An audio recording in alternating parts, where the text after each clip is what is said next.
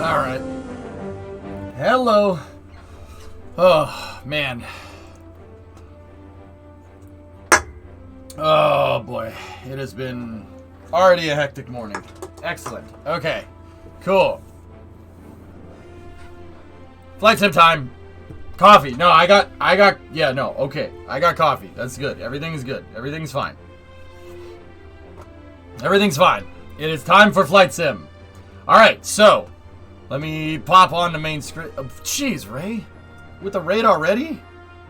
Damn, man. I don't even have my good mustache on yet. Alright, now we're good. I'm fine. How are you? Fine, thank you. Whose scammer life did we ruin today? Please. I enjoy you filling me in on scammers that you're screwing over. That pleases me. Please tell us. You have just had a stream that let everyone spy on a scammer with me. It was great.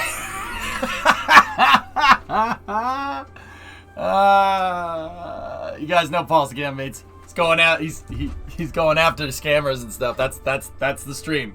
Just screw it. Making scammers' lives more difficult. God damn, do I love it. Oh, it was very revealing. Well, the guy didn't like. You know what? I don't want to know. I don't want to know. Hey Stone, what's going on? I'm so happy you're doing flight sim and so upset I'm on a trip and can't fly along. Yikes. Sorry, man. All right, so actually, that's a good thing to say. What? Actually, hold on. Pause that. Pause the flight sim conversation. Ray, thank you very much for the stream, dude. That's Paul Scambates, guys. You enjoy seeing scammers get wrecked. Go watch the stream. It's just that all the time. It's awesome. I love it. It makes me very happy, and it should make you happy too. So thank you very much for the raid, dude. I do appreciate it. You've been very good to me lately. I really appreciate it. I will not forget that you've been so good to me on the day of my flight sim stream. I will not forget. Buonasera. Buonasera. I will not forget that you're so good to me today on the stream. It was good. It was good. You're very good, you. You're very good, you. Mamma mia. Alright, thanks for the raid, man. Anyway, okay, so, flight sim. What do we want to do today? Do we want to keep doing the Maverick stuff? Just hit the pillar. Just hit the pillar. See how you feel. There's your freaking pillow. Feel better? Yeah, I do. 737. The crawler is under the mill. Yep, yes it is. Let's see how EJ handles whirlybirds. Bro, I know more about helicopters than I really probably should. The P-50? You want to give me P-51? P-51? No, that goddamn sneaky monster.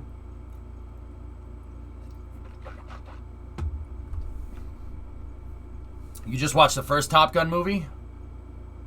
Get your butts above the hard deck and return to base immediately. When are we going to get that DCS World stream? Sopwich Camel? Ah. An old flight sim player, I see. Very nice. Very nice. I'm more of a Cessna 182S kind of guy. Or Learjet 45, Mark, if you're catching my drift. Learjet 45 out of Meigs Field. And then crash right into the Sears Tower. Hey, it was the 90s, okay? That was before that was that was a little taboo. Yeah. Also today I learned Top Gun is an actual thing. Yep. Navy Flight Training School, Alexis. Yeah. Top Gun is something that came after Vietnam, after pilots were getting their butt kicked by a bunch of Viet Cong flying 30-year-old, well, 20-year-old MiGs at the time around. Yeah, they made Top Gun to make sure that Navy pilots were up to snuff. Yeah, Top Gun's absolutely a real thing, dude. They're out in the desert all the time. All the time. Alexis, actually a cool thing before we get into it is that I've been to the airport where Top Gun was filmed. So Top Gun was filmed at former NAS Miramar. So Miramar is Spanish for I think it's Seaview. Sea view is what that means. And it's over here. It's north of San Diego. There it is. So that's where Top Gun was filmed, but it's not where the actual Top Gun is. Top Gun was there at the time, but they've moved. They're out in Nevada somewhere. So it's not 100% movie fiction? No, Top Gun's absolutely real. And where they filmed it was absolutely the Top Gun base. Oh yeah, no, Top Gun's a real thing, guys. Yeah, no, that's absolutely real. Yeah. They're at NAS Fallon. That's right. Yep. Yeah, you guys got it right. You did a contract job at Fallon. That's cool. Discovery, go at throttle up. Okay, Tessa, I got it. Hey, Joji. We could mess around with Maverick time, but Alexis, Das and I had the pleasure of seeing an air show here in 2019 because, so we were there. Both Das and I were in San Diego in 2019 for TwitchCon, and we skipped the last day of TwitchCon because we figured out that the Blue Angels and the Red Arrows were doing an air show here, and we tried to live stream it. I still have footage of it, but yeah, they had this nutty big air show. And we got to, it was unreal. We got to do all kinds of crazy stuff. That's the time where we got to climb into a tank. And yeah. Now, it's important to know that NAS Miramar is not a naval air station anymore. It's MCAS Miramar now. It's a Marine Corps air station. So the Department of the Navy still operates it, but Top Gun isn't there anymore. Top Gun is at NAS Fallon, which is just north of here. Tanks are so fun to drive in real life. Oh, I would bet. Yeah. Yep, Top Gun is here because they Discovery, go at throttle up. the main reason why they moved it to Fallon is because long story short, the US government owns like 80% of Nevada. Pretty much everything here. Like, it's pretty much here to there. That is all, it's all a huge test range, and it stops in basically just north of Las Vegas. That's all a gigantic test area. So what they do is they dogfight out there. They do it every day. They're out dogfighting, flying in and out of canyons and stuff. It's pretty nuts, dude. Also, in that same testing area is Homey Airport. You guys might know that. You guys might know what that is. That's where the A-12 and the U-2 were tested. And then there, in the next canyon over, there's the Yucca Flats. The Yucca Flats is where the U.S. did all their nuclear testing. Well, not all of it. It was done in a bunch of different places, but they did a lot of testing here in the Yucca Flats. See? Pretty cool, huh? Yeah, there's a canyon. The Yucca Flat Canyon is just peppered with nuclear blast craters. It looks like the moon. Yeah, straight up. It's cool. That part of the country is really, really cool. That's why we wanted to drive through it when we did Route 154. I wanted to drive. I want to see it.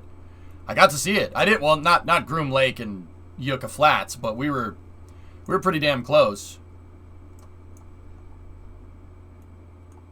Yesterday for the Queen's Jubilee, there were some awesome flyovers, including a Lank with a pair of Hurricanes and Spits. Nice. Group of Eurofighters, wingtip close, spelling 70. Very nice, very nice, very nice.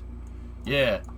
Alexis, if you've ever played Fallout New Vegas, right, this is a really cool part of the country because the Hoover Dam's like right here too. And we did get to see that. We stopped there. I had Tough Enough parked right here in that parking garage looking over the dam, and we were streaming it. And then we drove around over the dam, and then we drove up here, turned around, and went back. Why is the dam named after a vacuum? Yeah, I don't know. It's very strange.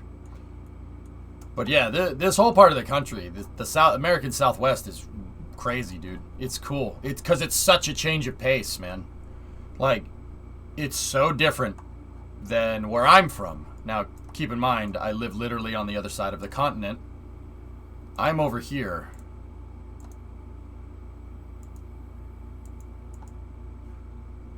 It's 4,000 kilometers away. So, it's very strange. Like, going out there. Just on a side note, it's very strange going out there and seeing all the road signs be the same, but the climate be completely different. It's very, very weird. Go Celtics, that's right. Yeah, Cirrus, that road to the dam, man, I'm really happy. I'm really happy Brimo and I did this. Dude, we went through Prim. Prim was... That's weird. It's just literally a hotel and a resort, literally in the middle of the desert. It's very, very strange. This whole road, man. Discovery, go at throttle up. This whole road is just very, very weird.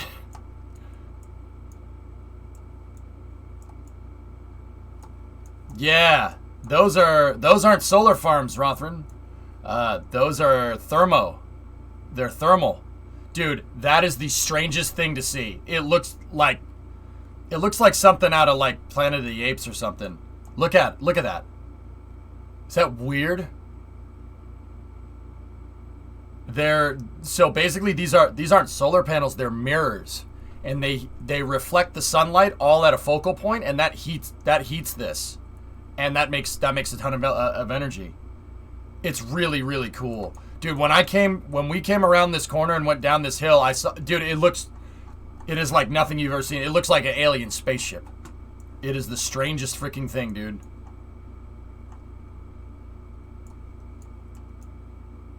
So weird. So freaking dude, like, yeah, no, you've never seen anything like that. And we did Route 154. We drove down this road. Right there. I've driven tough enough right down that road. That truck's been across the entire continent, man. The entire freaking continent. That's a long way. Can't believe the only thing that happened was the tire falling off. And then we drove it through Cajon Pass, which is famous for railroads, because the train literally goes up about I don't know, about 2,000 meters. Yeah, 2,000 meters. See this little squiggly? That's train track, which is nutso. It's so freaking cool, dude. If I'm not mistaken, they heat oil in to boil water. That sounds right, Hypersonic, yeah. Well, the front fell off. Yeah. You get out in Victorville, it's crazy. And that's actually out by Edwards. That's not far. I've been over there before, too. Been to Edwards. It's weird, man. Part of the country is very different. Like, visually, it's the same. It's still the United States, absolutely. But, yeah. All right, so, you guys, do we want Top Gun Maverick stuff today, or do we want, Hey,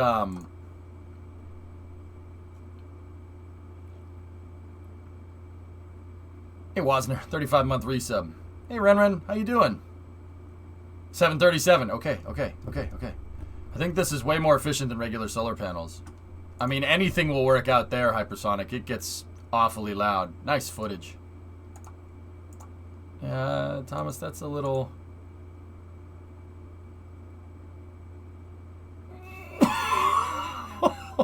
That's awfully close. Didn't someone get you the fancy 737? Yeah, but that guy's a jerk, dude. Yeah, well, okay. The reason why I ask is because I have to set up all the equipment. Are we gonna do... Dude, that HOTAS controller is amazing.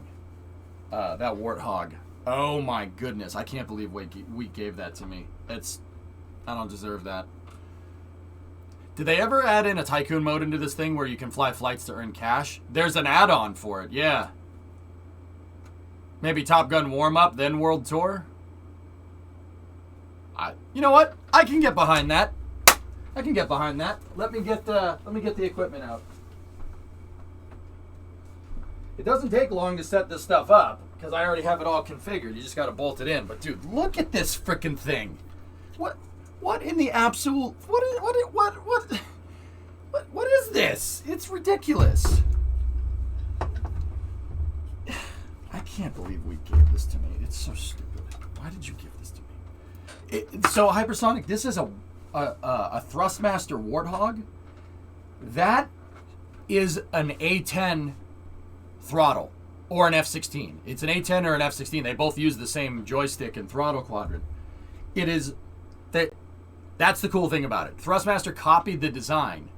And don't get me wrong, the Air Force let them. That it straight up is an A10 flight control or throttle controller, and look at this thing. Look at this freaking thing, dude. Look at what in the absolute balls is this? That's all metal. But look.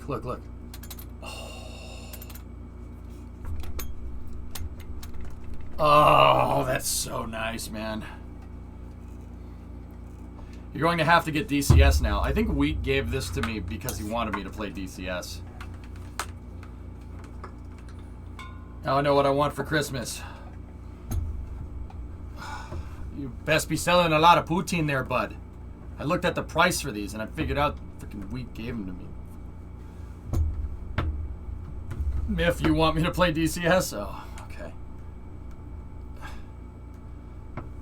Now get some Viper pedals. I have CH. My CH Pro pedals are fine.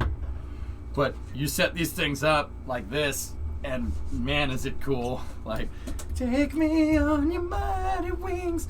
Take me on your mighty wings to fly. Brown, brown, brown, brown. Brown, brown, brown, down. But anyway, I can quickly configure this back over to 737. It's just going to take a second. I have a two-handed yoke for that too.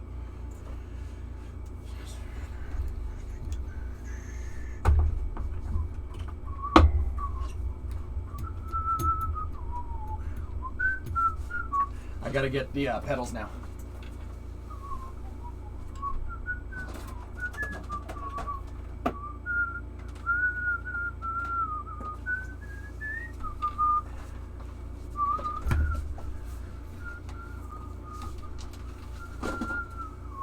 Yeah, I don't blame you on that one, Limprod. This flight equipment gets expensive very fast.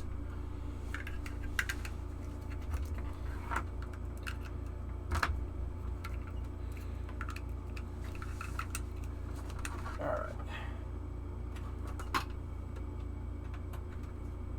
Okay.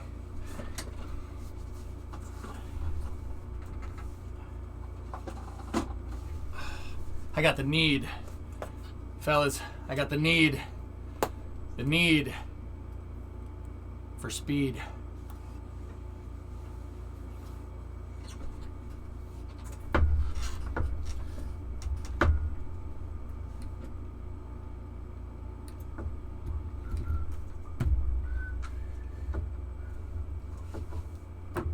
Microsoft Flight Simulator is expected to generate $2.6 billion in sales on peripherals alone. It's almost like people really like flying, Denver. All right. I have to make sure that we have the music muted. I hope there's a streamer mode for Flight Sim because yeah, we played before and Twitch, dude, this has never happened to me. We played before and it didn't like the music so much that it actually it didn't even publish the VOD. It just disabled VOD viewing.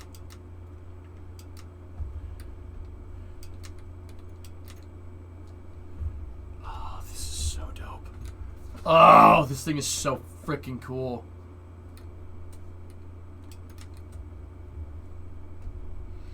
Take me on your mighty wings. Take me on your mighty wings to fly. I've got an extra VR headset too. I have Oculus, man. I have a headset. It's just not hooked up. Yeah. I'm kind of I don't want to go messing with my setup, but, you know, and have it good for like a couple weeks and then I have to take it apart, Miff, because house. I was doing more real estate stuff today. So, yeah, that's very much ever increasing. I really should probably start buying boxes and stuff. Yeah, Stone, I have to turn it off. I purposely I have a Track IR too. It's just packed up. I don't have enough room to do all that, to get all that stuff up and working in here, Miff. I basically stream in a broom closet. This room is not big. The camera makes it look a lot bigger than it absolutely is. This room is maybe 10 by 12. It's a small room. When are you moving? Hypersonic, if everything goes right, it should be sometime in the middle of the summer. But guys, I'm telling you, that garage is gonna become a studio. You know, I mean, and don't get me wrong, I'm not jinxing it. I'm not gonna say that we have it until we have it. You know, but that garage is gonna be my studio. It's gonna be, like, I will have the flight sim set up, and then the car, like a car racing setup. We'll do, and then I'll have like the actual cars behind me.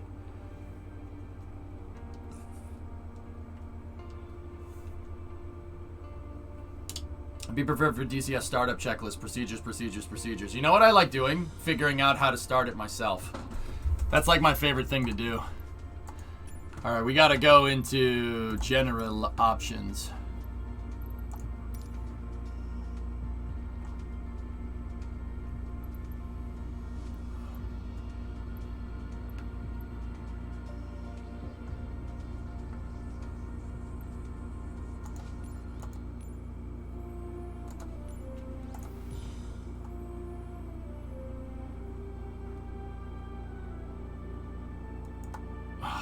Shut it off. You gotta try VTOL VR sometime. I haven't. We gotta do some flying after hours because I never get to because of work. Shades is back, boys. Alright, we're gonna warm up with some F-18 flying.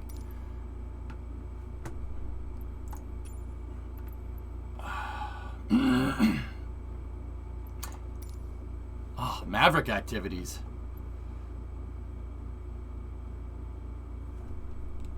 I know you do. I didn't say you should know. I said you should play it. No, I don't want to play it right now. That's fine. You want me to be freaking... want to be like that? Hey, Racer, what's going on, man? We're going to take the F-18 out for a little spin today.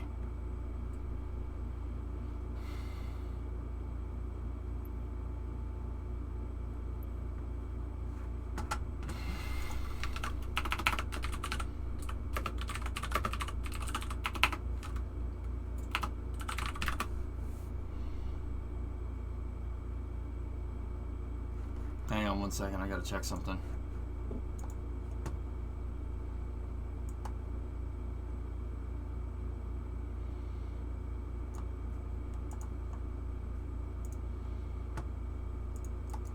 Perfect. Okay. If you can, I'd love for you to take off from Electric City in Washington, take off runway 4, fly north for a surprise. I was gonna do this stuff, but... Hey, look, your boy has an A. I got an A in carrier landings. Maybe we should, you know what? Let's warm up with that. Let's see how much I remember from this last week. Whatever, just think you'd like it. Okay. Have you seen Maverick? I haven't seen it yet. No. Actually, Alexis, are you still here? It's a good movie, Racer. I'm so happy. Believe it or not, man, like, I was a little bit worried. I've been really skeptical of remakes and sequels lately. They're usually not as good. But everybody, it looks like they get it, that they can't, you really can't, it's the burden of the first movie. You can't screw up a Top Gun movie like that. I'm wondering if Alexis is still here. I think me and Ewok are going to see it in IMAX tomorrow. Nice. Tom Cruise knows his stuff. Dude, the guy might be a little bit loopy, but dude, you know what I really appreciate about that guy? He does all his own stunts. The guy works hard as hell. Like, dude, what other actor goes to that kind of craziness? No, I want to be in the damn fighter plane, and I want you to film me in the fighter plane flying it. No, it can't be any other way. Dude, they didn't even do that during the first movie. They didn't do that during the first Top Gun. They were in a movie studio going like, oh God, we gotta go to the left. Now this one is cameras inside of the airplane. With Tom Cruise, actually, he's not flying. He's sitting second seat, but going, that's like actually him, which is, oh, that's so cool, dude. If I was gonna make a movie like that, not that I am an actor or anything, it would be like that. Correct me if I'm wrong. I think he was actually flying it. I know he knows how to fly. Yes, he's a good pilot. He knows how to fly planes. Guy owns a P-51. He has a P-51 and a Spitfire and a bunch of other planes. Like, you know, like I said, Tom Cruise might be a little bit out there, but also the man's aircraft selection is second to none. It's pretty choice. He did fly it? Yeah, that's awesome. That's so freaking cool, dude. He's got an L-39 too. Once again, immaculate choice in airplanes, man. You look a little like Johnny Depp. I suppose that's not a bad thing. Please don't crap in my bed.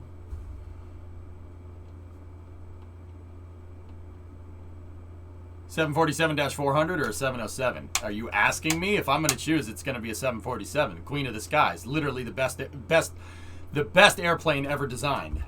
Maybe it's, well, Concorde. Concorde has the 747 just because supersonic. Concorde is the best passenger liner ever made.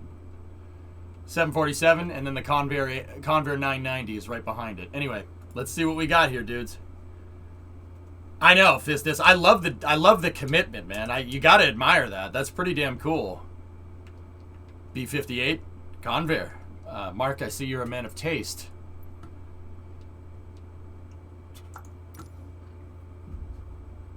The guy has immaculate taste in airplanes. Like, I gotta say, I admire that a lot. Concorde is slow. I mean, yeah, it's slow compared to the space shuttle, which ain't nobody got nothing on the space shuttle. Why do you think I like it so much? Because it's the fastest. Hey, Hinks, what's going on? All right. Do you have the Spitfire? No, I don't.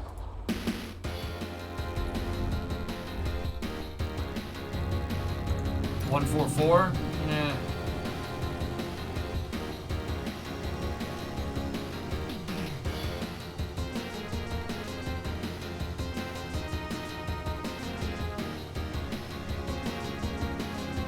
See if we can nail it.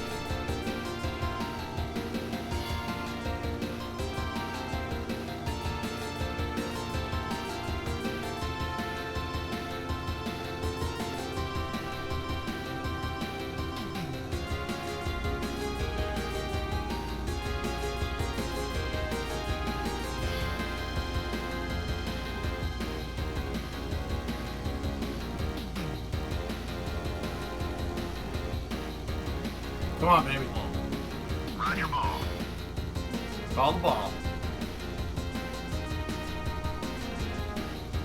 You're a little high.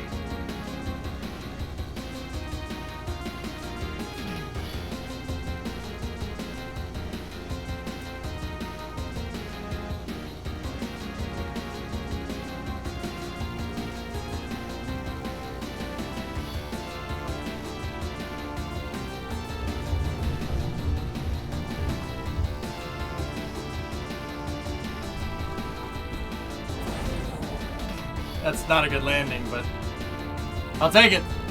All right. All right. All right. I came in a little bit to the side there, but we corrected at the last second. I brought her down. See, it's still a pass. Still counts. Nice. All right. All right. All right. I know, Miff. It's a hard balancing act. And honestly, that's hard to do because I'm a little far away from the screen, man. I'm about to sit... Like, I have a long desk because, like, my desk is probably, like, 3 feet. And the monitors are at the very back. So, my hands are over the keyboard right now. They're over the keyboard and the mouse. and the monitor's probably about another foot away. I do that to not get carpal tunnel because I hate having my hands hanging off the desk. So having the stick and the throttle quadrant and the rudder, it's hanging off the back of my desk. I'm about, like I said, like that's where my hand is. Look, I didn't move my left hand. I'm about 6 feet away from the monitor. It's only a 24-inch monitor, so it's a little bit hard to see the carrier at times. I haven't seen it yet, Clutch, no. Alright.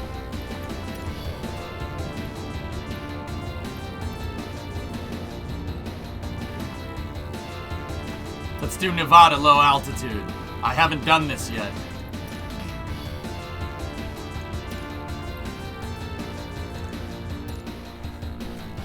Can't afford it right now, S. We'll get one later, though. Did you use the rudder? A little bit, yeah. I have pedals random. Yep.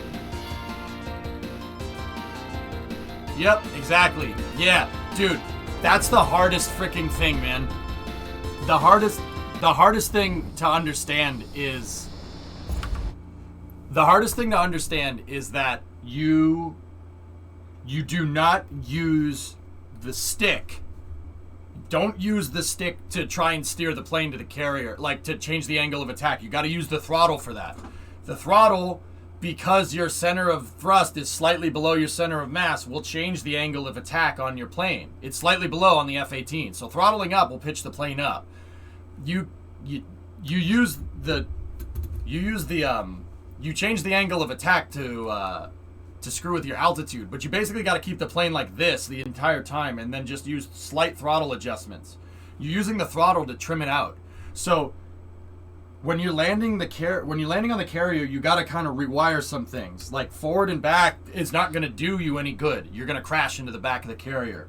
You have to kind of rewire your brain to have the throttle control be your AOA controller, like in your mind. Like it's very weird. It's very hard to understand. It took me for me.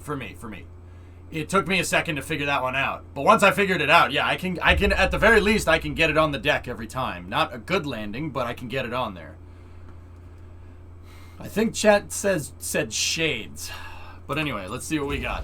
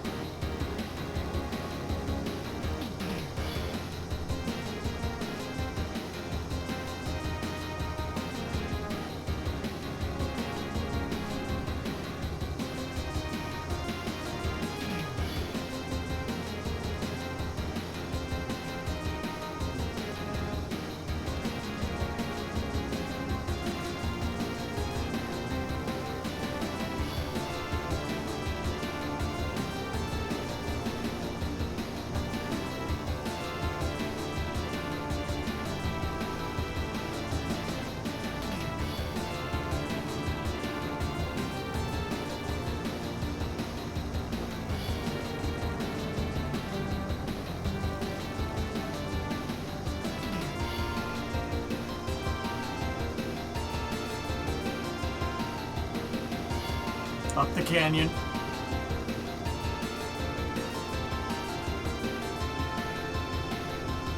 We're gonna go left.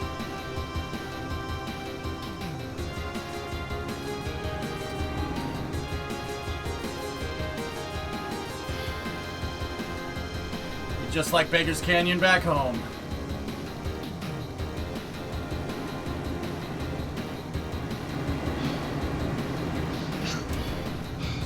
Burners, we're on reheat.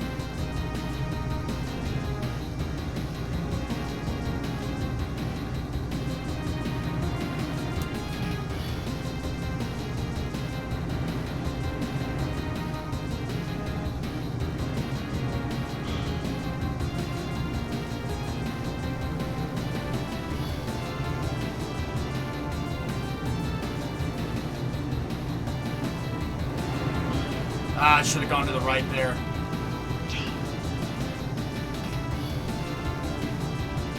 Come on, baby. Burn it.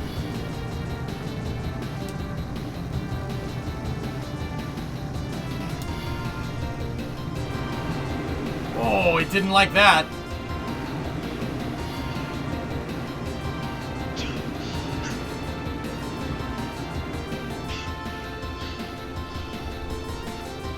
I don't know where I am.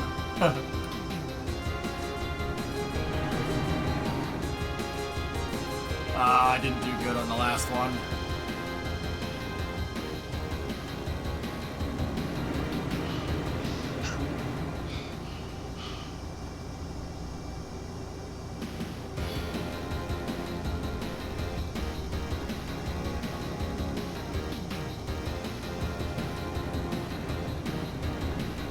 Whoa.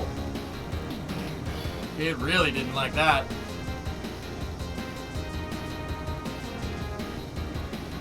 Sounds right. Yes. This is really easy to screw up, dude. Burn it. Dude, yeah. I'm not looking where the jet is going. I'm looking where the jet's going to be, if that sounds right. Like, that's hard to explain.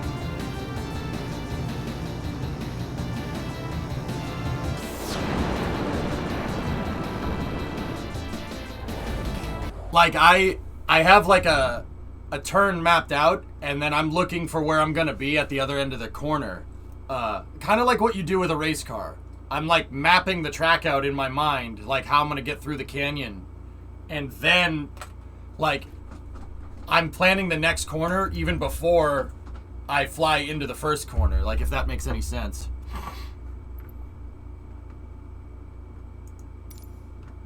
Oh, I almost got it right. Nice. Yeah, see, it went up here, and that's not the right area to go.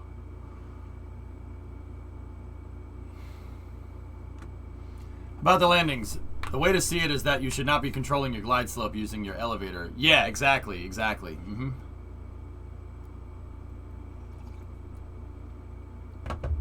All right.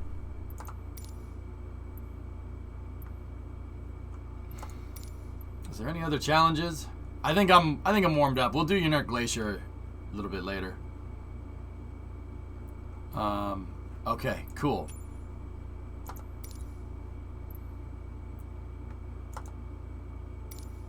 All right, so what I'm gonna do. What I'm gonna do is, if we're gonna do this, I need to unplug the HOTAS setup, and I need to get the yoke and the throttle quadrant out. Would love to see you do the stratospheric flight. Discovery, go at throttle up. Wood flight sim. Yeah, exactly. That's right, Vash. That's why I'm playing it.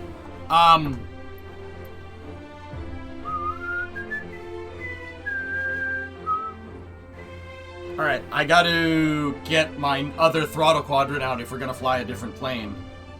Unless there's a plane that we can fly that has a HOTAS setup that's another plane here. But you guys wanted me to see the marketplace, right? What new planes have they released? What the frick is this?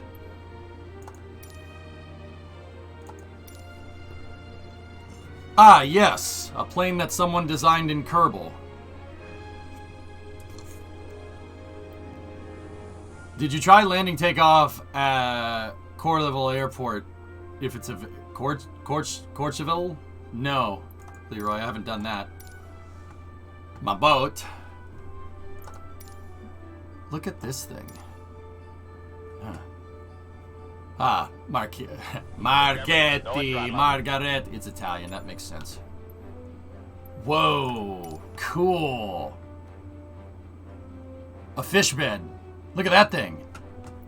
That's not Soviet colors, though. That Romanian. That one's Romanian. I don't know what the other one. Gorlami. I don't know who's. Oh, East German. East German. People probably don't know what that means. Anyway. Ukraine.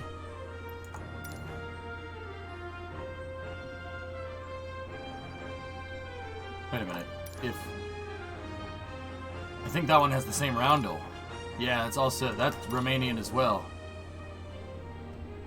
That's the Soviet one with the red star. I'm not interested in dogfighting, Myth, to be honest with you. I want to fly. I like flying the plane. I'm terrible at dogfighting. Wow. An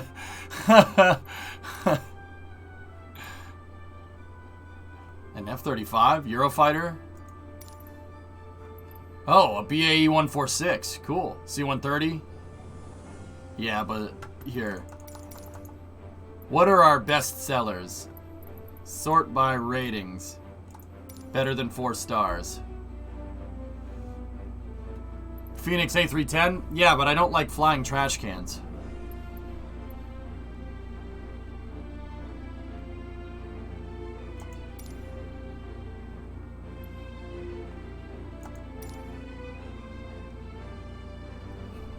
Looks like that looks like Rook's plane. 4 out of 5, dude, for the MiG-29. That plane's really... MiG-29s are fun to fly. It's about... I'm not going to say it's as maneuverable as an F-18, but it's close. It's because I was inverted.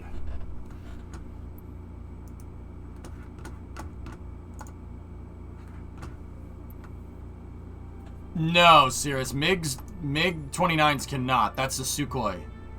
MiG-29s are an air superiority fighter, analogous in function to an F-15. It's like somewhere between an F-4 and an F-15. That's what that thing is designed to do. You got to remember, MiGs for the longest time are interceptors. They're interceptors. They're not fighters. They're interceptors. They're designed to shoot down American bombers. That was the idea. That's why the MiG-21 is literally a jet engine with some stubs on the side. Like an F-104. An F-104, also an interceptor. Yeah, Homing Pigeon, I don't want that. I have no interest. I already have the PMGG 737. I'm just going to keep using that. Look at all this stuff, man. Ah, CRJ. That's a nice plane. CRJs are good. Get the boat? Nah. There's stuff that we have in the hangar that we haven't even flown yet. There's stuff that I bought in the hangar. Like, I have the PMDG, but I also have this. Discovery, go and throttle up. I mean, MiG is the company. They made all sorts of fighters. EVA, but most MiGs are interceptors. MiG-21, 23, 25.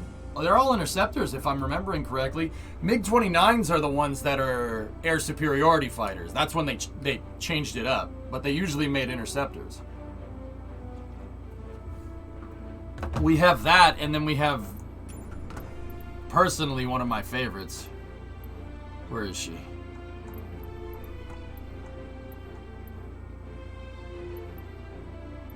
Yeah.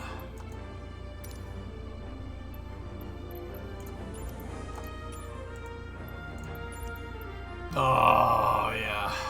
Yep.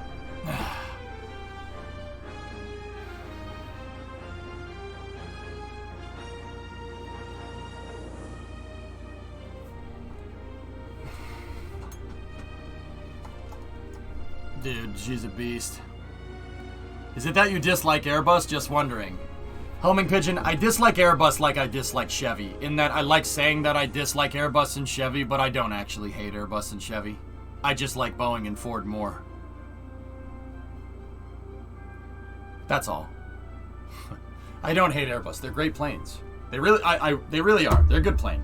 They're not bad. If I'm going to choose between an A320 and a 737 business jet, I'm taking the 737. And I know people are going, oh, VJ, what about the MAX? I mean, yeah, they've had some problems with that plane.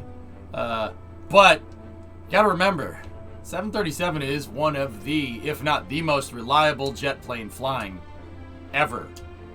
737 has been flying in different variants since 1966. It's been in continuous production since. The 737 has been produced for 50 years. 50. More than that now. It's 54 years. Unbelievable. I mean, don't get me wrong. Airbus is almost that long. I think when did the A310 and the A320 come around? 80s or something?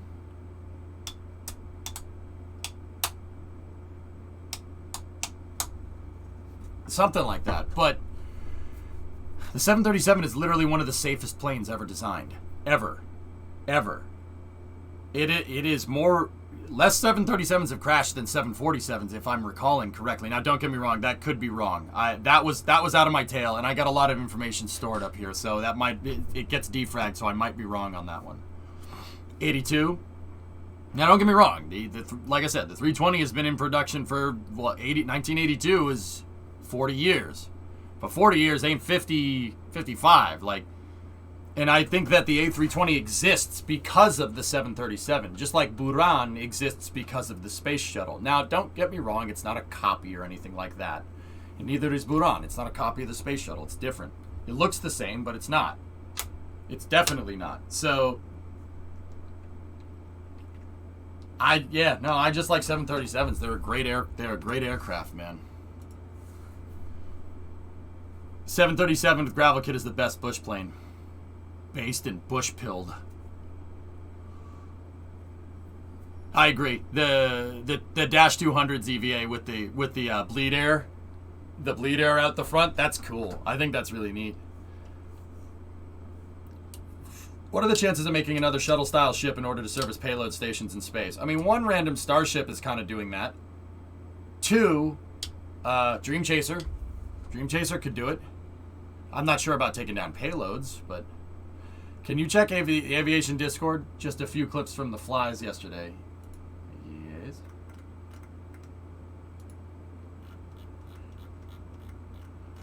There was like a lank and hurricanes and stuff, right? Let me see.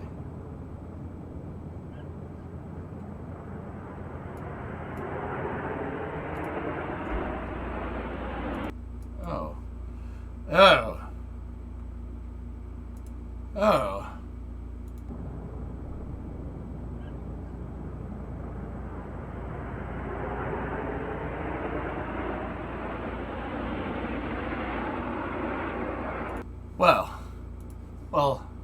Well then. Oh, but wait, there's more. Oh, yes. Oh, yes. Yes. Quite nice. Quite. Yes.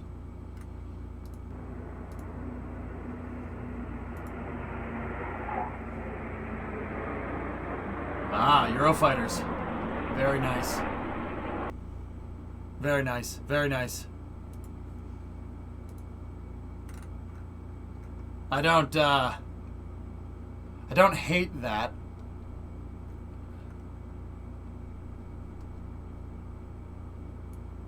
I don't hate it. Those were F-35s, but the compression said no. Alright, anyway. Let me switch out the flight controls here, and we'll go from there.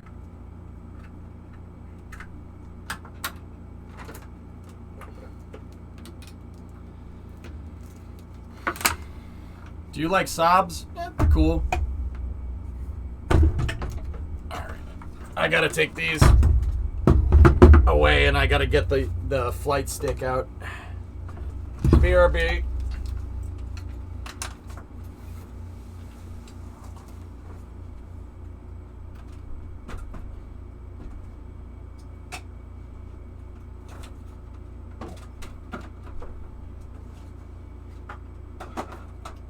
See, get that garage, we won't have to worry about this.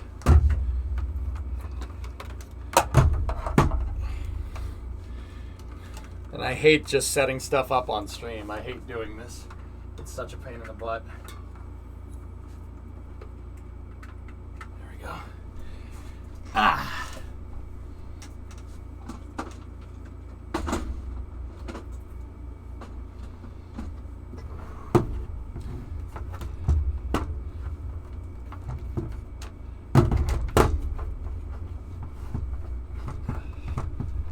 Are you going to invest in a sim rig chassis? If we have the space to do it and I have the money, Lunchbox, sure.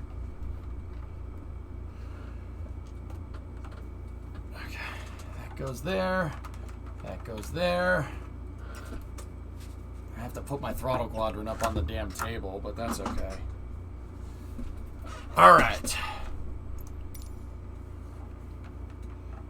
All right, we're configured. Where did we leave off on our world tour? Let's do a poll for planes. Build the chassis yourself and stream it, big brain. That's probably what I'd end up doing, man. Because I'd weld it together, and it would be way better than some stupid kit. Or buy the kit and instead of bolting everything and just weld it. If you want a great general aviation plane, check out the Milviz C310. Okay. I do want to look at the marketplace again for a second, but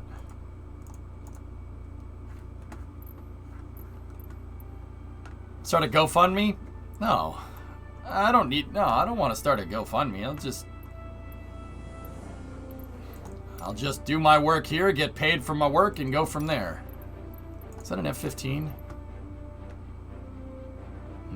Interesting. Let's go look at the best sellers again. I just want to see what's going on here.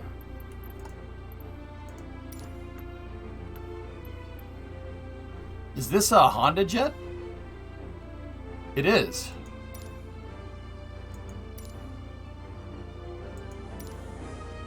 Look at that. Cool. MiG-29. There's the Neo liveries. That BAE is pretty damn good. Look at it. It's got a 4.6 out of 5 rating. Honda makes a good plane. Yeah, believe it or not. You wouldn't expect it. Oh, look at this. We don't see these over here at all. These are I've never seen one of these in real life ever.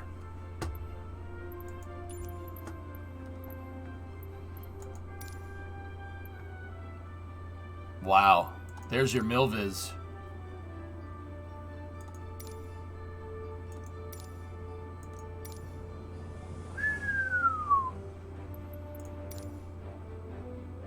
What kind of... Milviz is the author, isn't it? You saw one yesterday? What is this a... It's a Cessna 310. Okay, cool. Cool.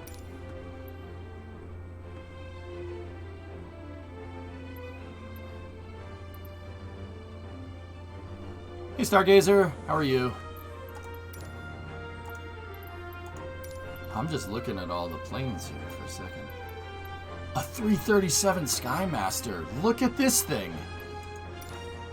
Dude. Yeah, it's got the motor in the back. And the front. What a strange person. Yeah, it's twin engine. Dude, I can't believe that plane's in here. That's cool. Yeah, I don't know if you guys ever seen that plane. It's pretty neat.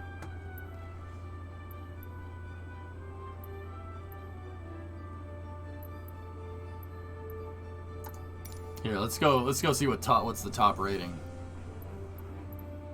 Bush plane. That Milviz 310 is super realistic, huh?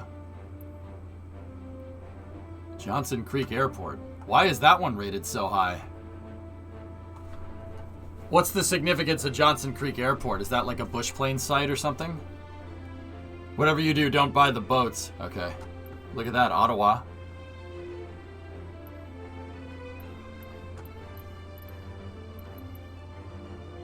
How to go broke in 5 minutes. See? Yeah, this is dangerous. Yep. The Freedom Fox is from a YouTuber.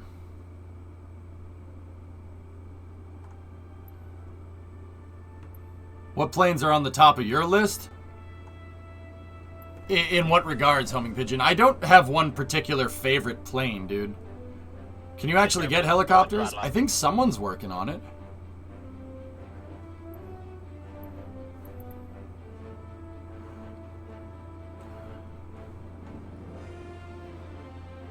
You should model something that's obscure but cool looking and see if you can get it in there. More money. Oh, I could model... Dude, we could model a plane.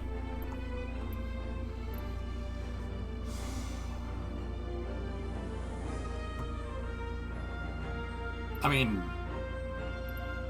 Actually, you know what? S, are you here?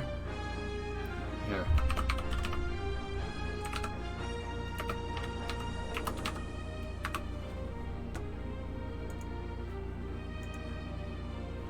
That would be a good plane to make.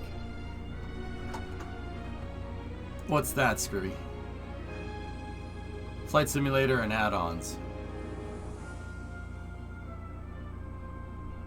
Interesting. Rebuild rescue. Should put that in the game. Should put the rebuild rescue plane in the game.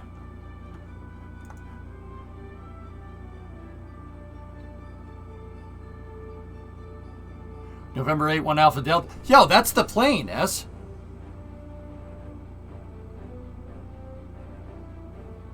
What the hell? It's on the wiki page. That November 8, 1 AD. That's it. That's the plane. What the frick? What are the odds of that? What? Yo, that's it. That's the rebuild rescue plane. How is that That's funny as hell. Oh, that just made my day.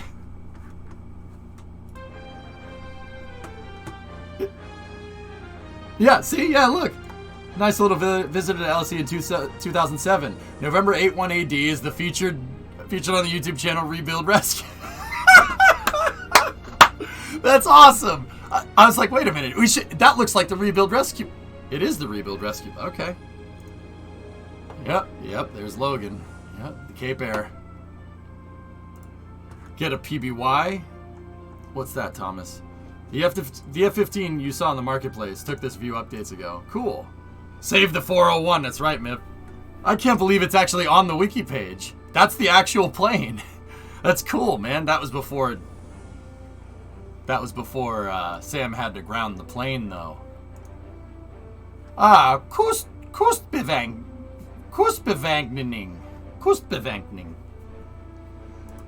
I saw it. I keep up with that channel, Miff. It easily became one of my favorite channels on YouTube. Yeah. Rebuild is great. That guy does. I forget what is his name? Jason, I think is his name. He does a really good job. Yeah, that's a great channel. Anyway. Really? What the heck are we gonna do with this?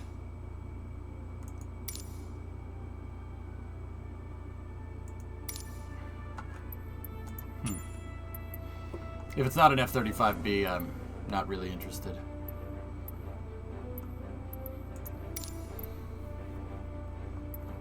You can get a DOJ. Wow.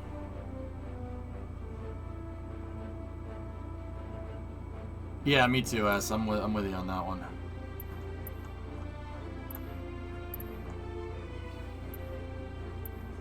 Man, the Flight Sim marketplace is really taken off, huh? Jeez.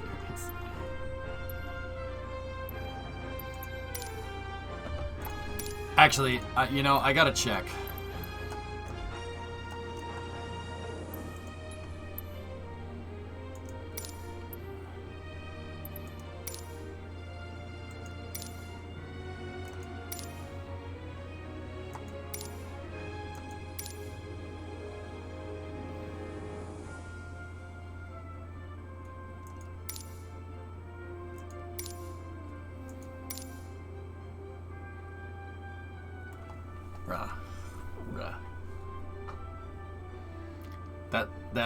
That doesn't look like it at all.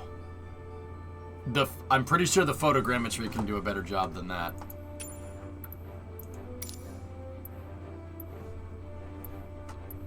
That MiG's cool. Turboprops.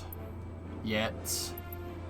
Yeah, how do you get on this thing? Could we model a plane for this? Like, is that possible? Whoa.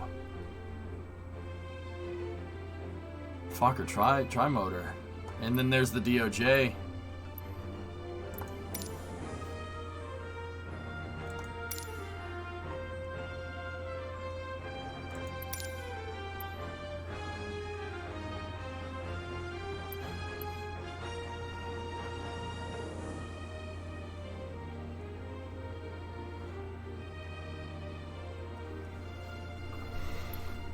They have a Pac 50, the Su-57.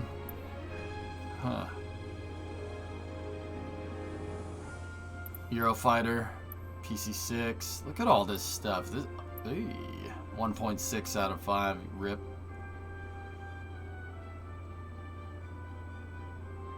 Yeah, Smutty. I'm sorting by rating, dude. I sort it by rating. I know that. Yeah, no, I'm particularly stingy about mod content. If you really want to know.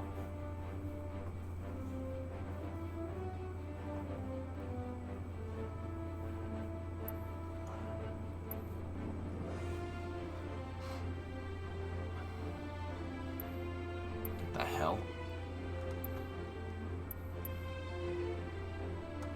F-14. See, that F-14 is 4.5 out of 5 with 1.3 thousand votes on the rating, so that tells me that it's probably good.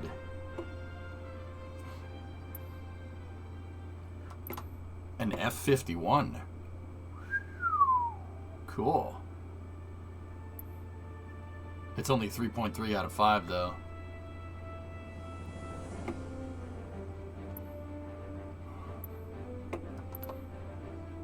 F-16, 4.3 out of 5, not bad. Fulcrum liveries, yeah, okay. I was gonna say.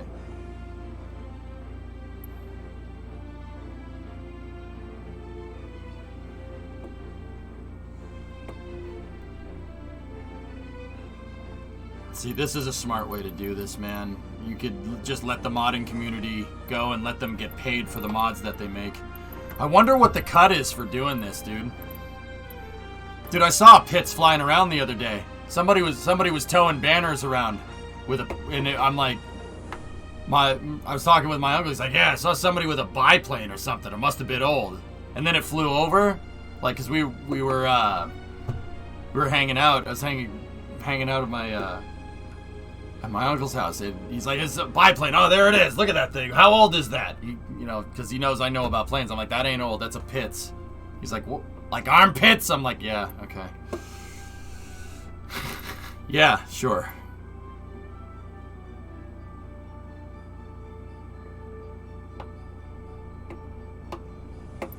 I was like, yeah, fine. T-45 trainer right there.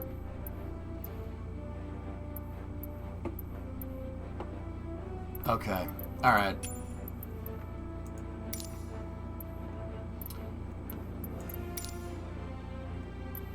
You know what? Let's get the 737 out. No, I keep clicking on Marketplace. World map. Alright, where did we leave off, fellas? We're doing some world tour, or US tour action. I think we were at Stennis. I don't know where the hell we landed, and I totally forget what we were doing. We were last flying around Michoud. So, I would have landed the Citation somewhere.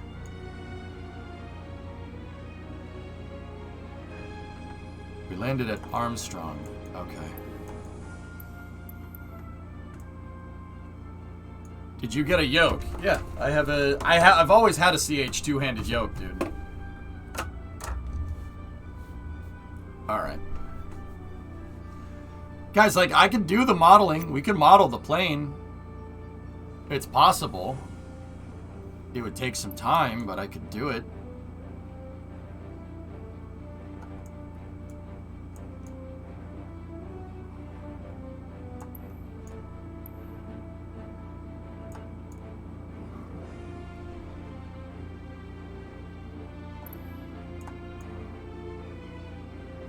You can look at your flight profile in your log.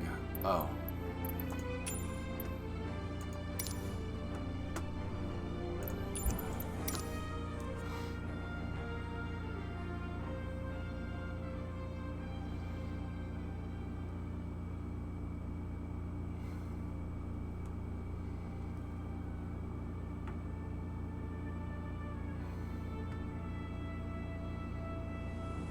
Here we go. The Aerobat. KMSY. And then, yeah, we were flying this... Okay, KMSY. Thank you, guys.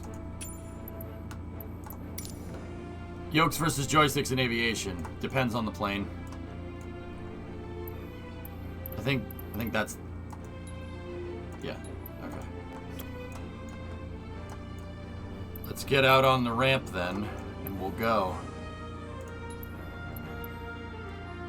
So where are we gonna fly to? Where do we want to fly? How about...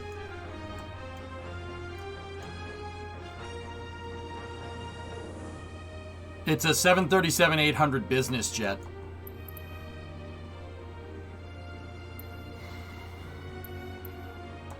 KXTA? Why does... No, we're not even close to that.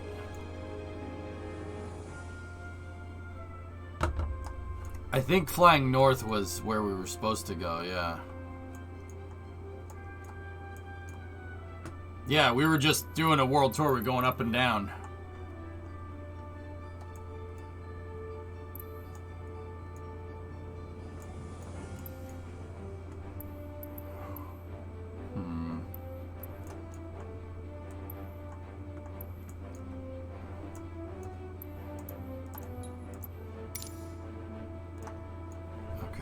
Discovery, go at throttle up.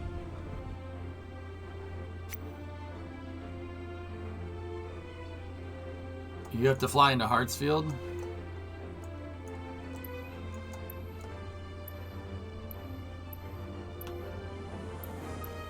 Hartsfield should be...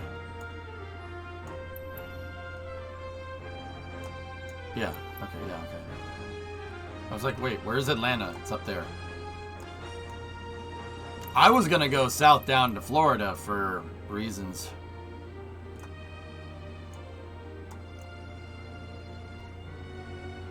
Discovery, go at throttle up. Pete gifted a sub to Maverick. Thanks, man. Have you flown the ERJ-175? No, Zems, but I could probably do it. You know what, fellas? Yeah, all right. You know what? We'll learn on the 737. Let's I'll set it to Orlando. Let's go to McCoy. Let's see if I remember how to do this. Yeah, it'll take about an hour. That'll be good.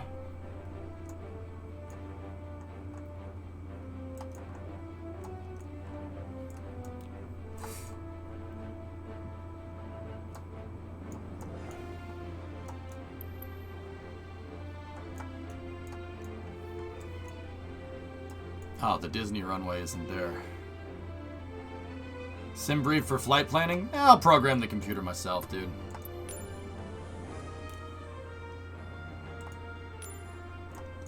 I mean, this is already going to pre-program the computer. I kind of like seeing if I can do it myself, because it's me.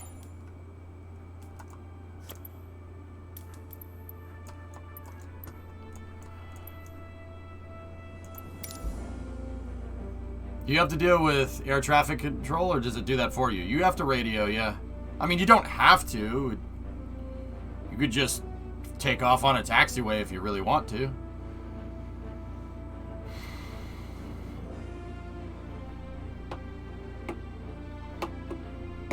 Yeah, I'll program the FMC. This is going to take a second, dude. I got to remember how to turn this thing on.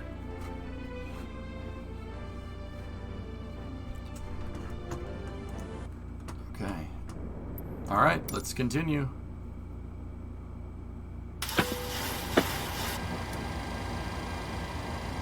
All right, see if your boy can remember how to do this.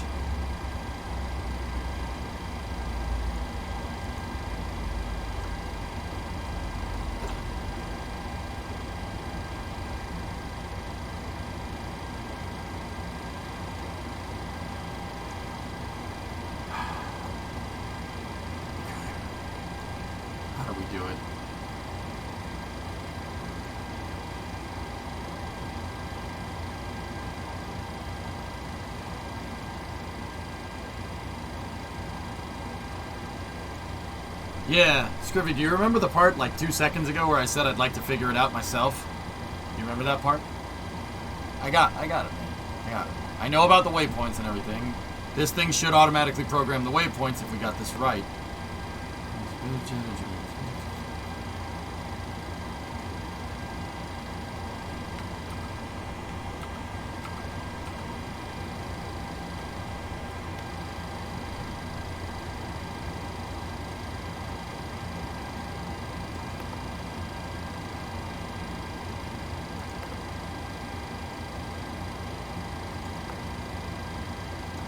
I don't know how to use this FMC, dude. I know how to use it on the citation. KMCO.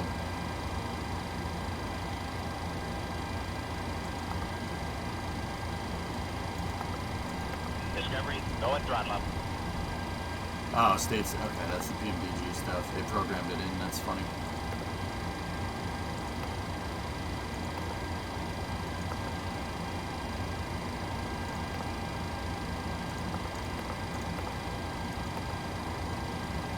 Huh. Have you done the Florida tour yet? Yeah.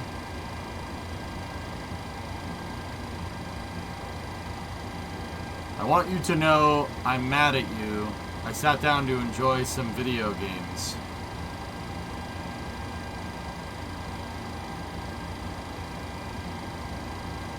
What?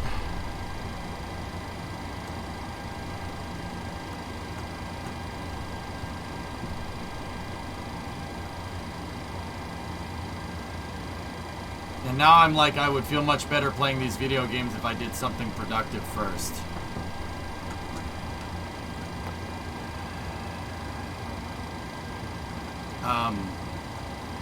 Yeah.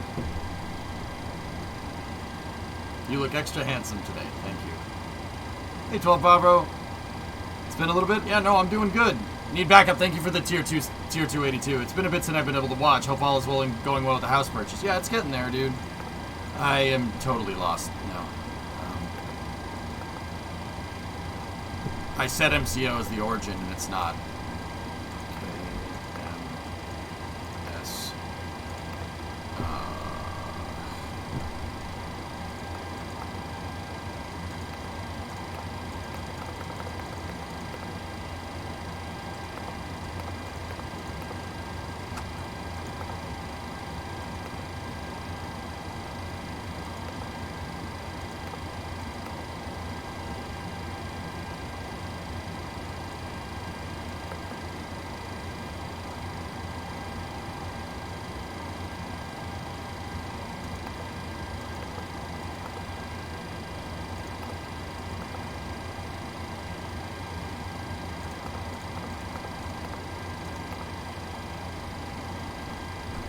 There we go.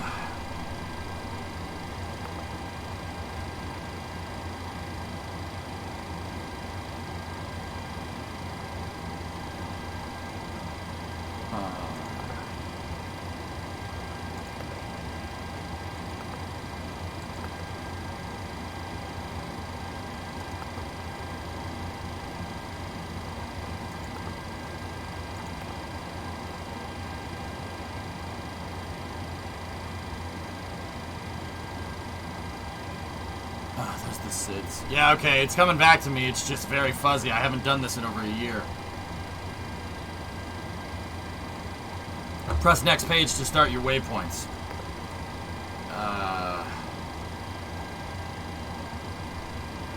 Huh?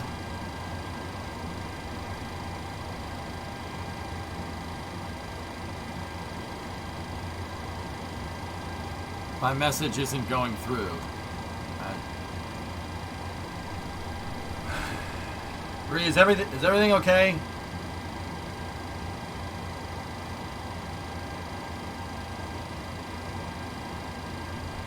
And you said be productive and play games, and I said no, I don't want to. But now I sat down to play said video games, and I can't enjoy it because I feel like I need to do the productive thing first, and this is your fault. Sucks to suck.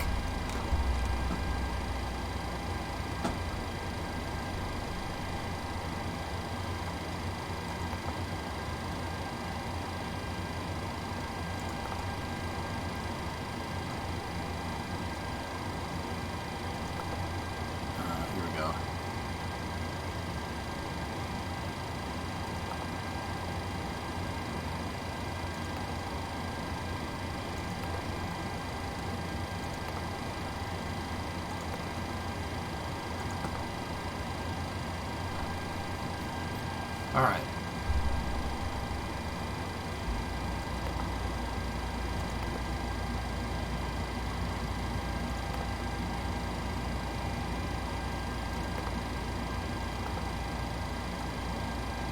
Okay. Now the FMS is programmed. So now we gotta turn the stupid plane on. Oh frick! How the frick do I do this? I forget. So what did we do? Okay, power. We're set to ground power.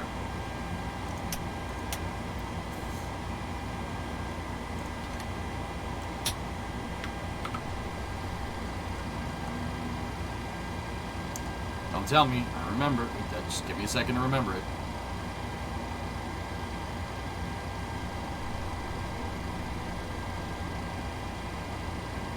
Yeah, that sucks, Gage.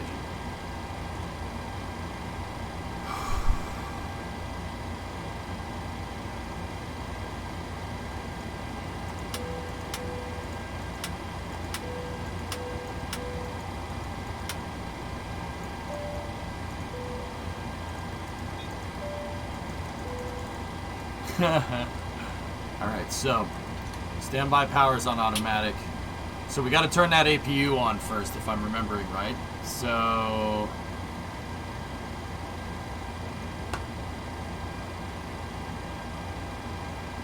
buzzed any towers yet? No.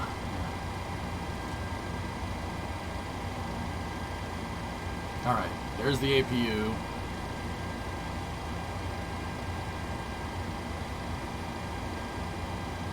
We got to start it, but it also needs fuel.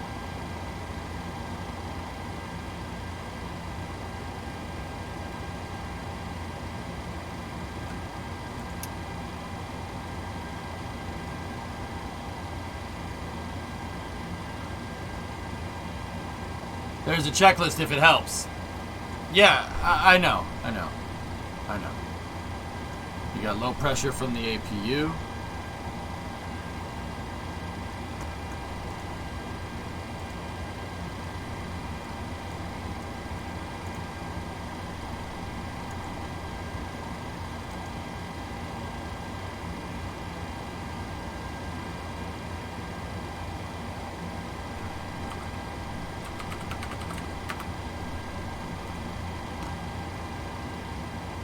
Passengers are getting anxious. It's a business jet. It's fine. Sorry, there's other messages that I'm getting that are distracting me.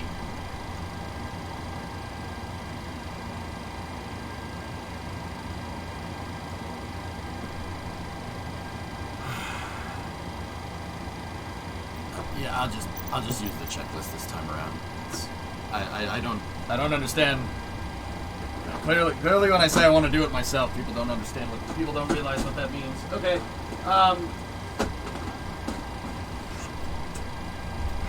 Give me the checklist. Where is it?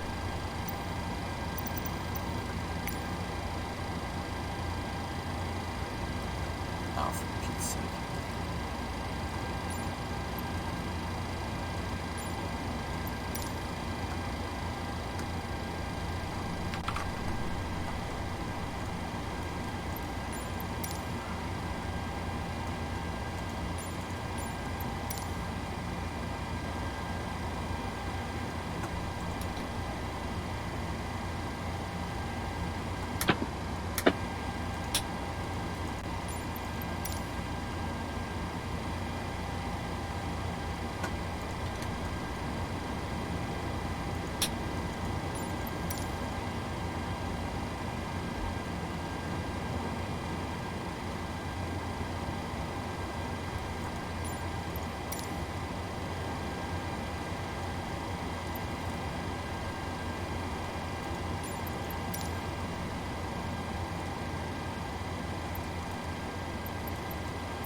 Those need to be set to off. Landing gear lever should probably be set to down. I know where that one is. Landing gear. We got the green light. 3 red lights are off. Ground power. Where's the ground power?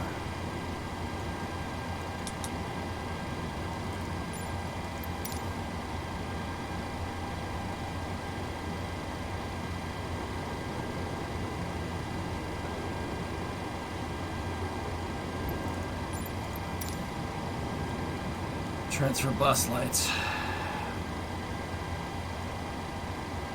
Transfer bus lights are off. Standby power.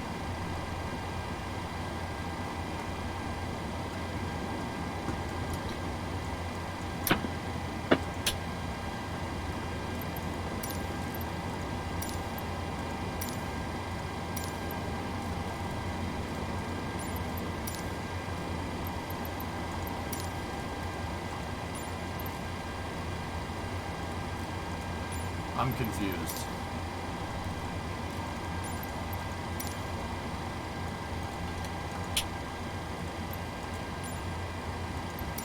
Guard closed on standby power, right? I'm confused how this checklist is working. Use my business jet for giving people the business. Click ticket item. Oh, I get it.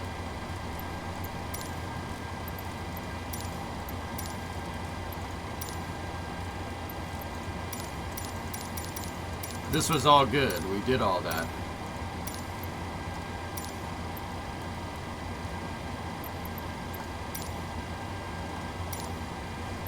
Oh, that's for external power. We want APU power, right?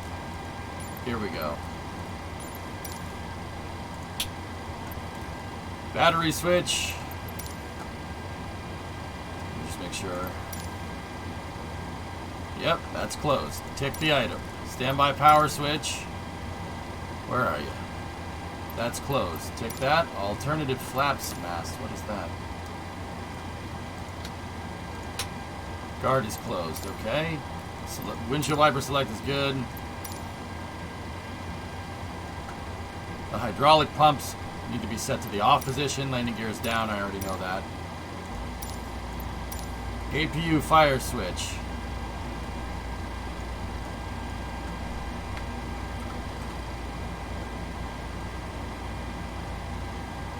Yeah, those are fine.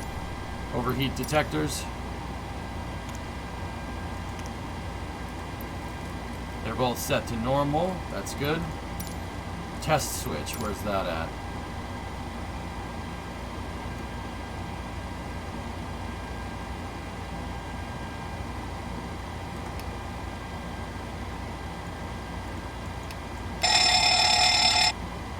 That works.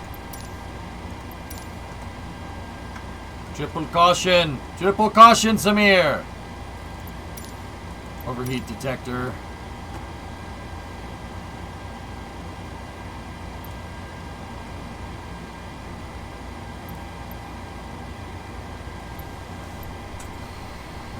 Samir, you're breaking the car. Sammy, come on, man.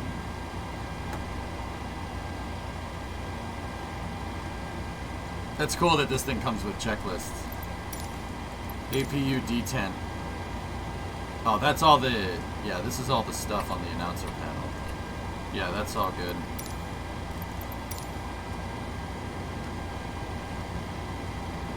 Test switch. Hold overheat fire. Here comes the alarm.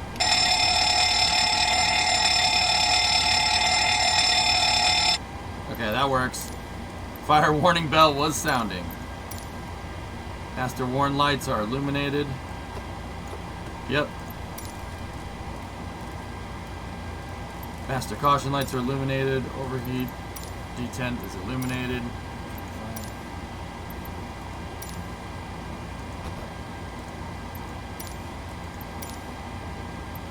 Yeah, okay, that's working, right?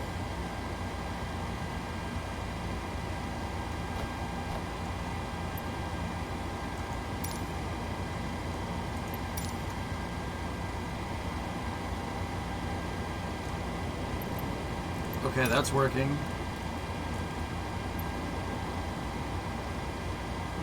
Engine 1 and 2 overheat. Illuminated test switch.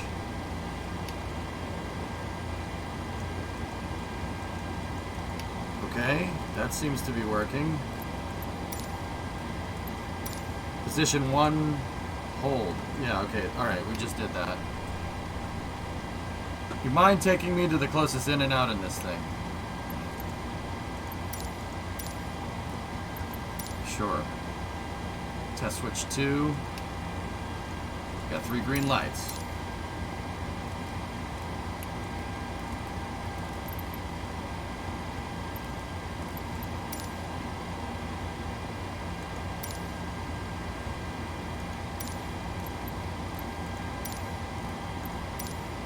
Suitable fuel pump. Alright, here we go.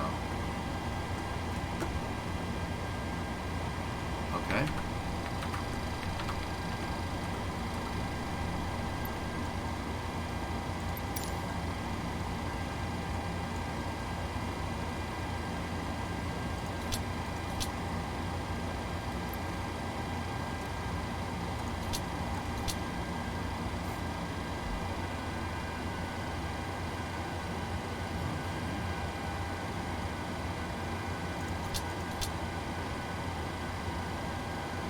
Okay, system is primed. Okay, APU switch to start. APU generator off, bus light should be, where's that?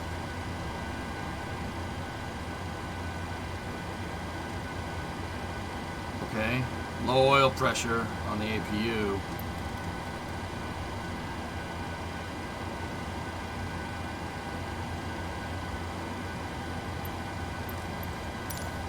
Okay, APU EGT is up. Okay. Alright, let's check the power panel. We can switch this to APU. We can switch it off. Well, I'll go by the checklist, but yeah, that's the next thing to do, I'm pretty sure.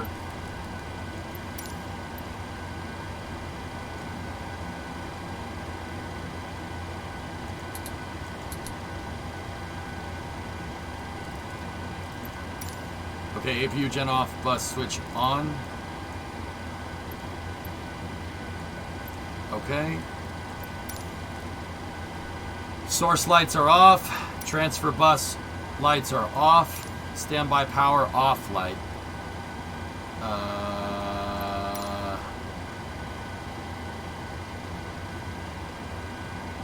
Wait.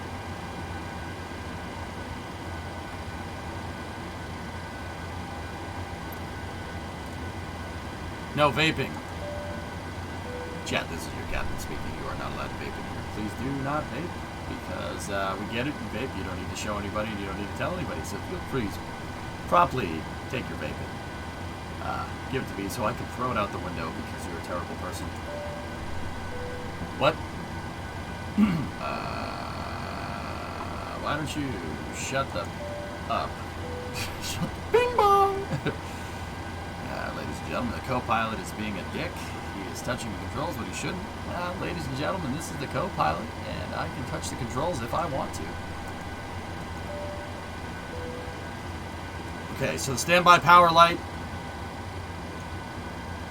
is off. Okay, APU maintenance light.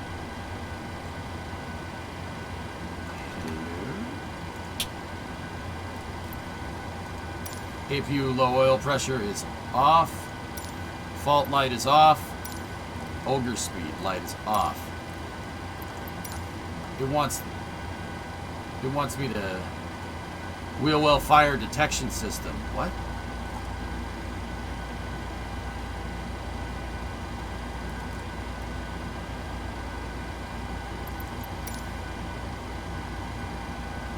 Yeah, that's fine, Peter.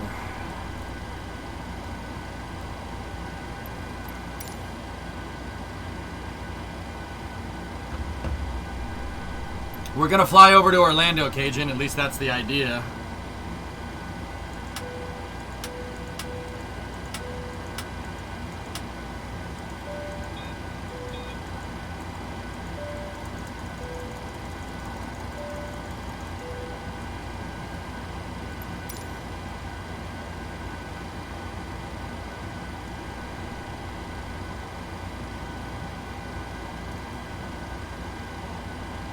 Going to see Mickey? Yep. From where? We're in Armstrong in New Orleans.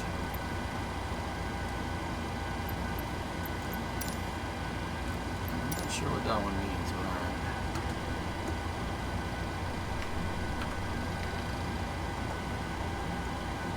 But test switch, hold overheat fire. Okay, that works. Master warn lights. Okay, master caution.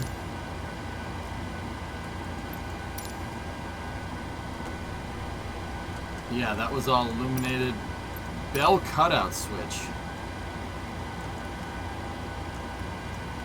Push. Okay.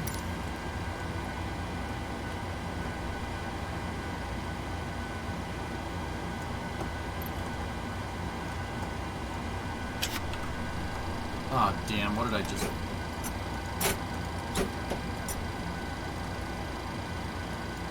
Yeah, that's fine. Whatever. It's probably working.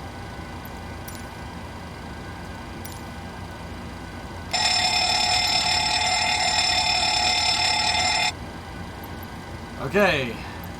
That's working. I didn't tick one. What one did I miss? If you switch to start, I did get that. Okay, I did do that. Preliminary flight procedure. Alright, here we go. The little eyeball tells you where to look. Yeah, I know, Nuclear, but when you get it... What was that noise? When you get the damn thing on, when it shows you where to look, but when it's on your screen, it doesn't tell you what button it is. You have to go look for it. It's a real big pain in the ass. I'll take my time out. Good morning, I'm awake, I promise. Are you sure?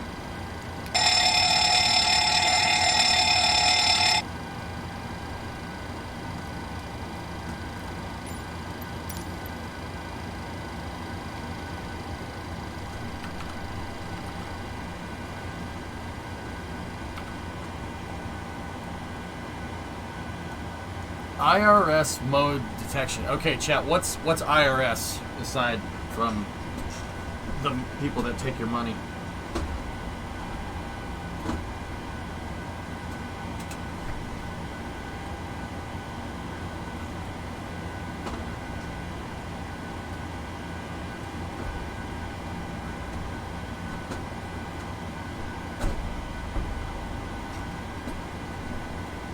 Hang on, I have no space. There's no space.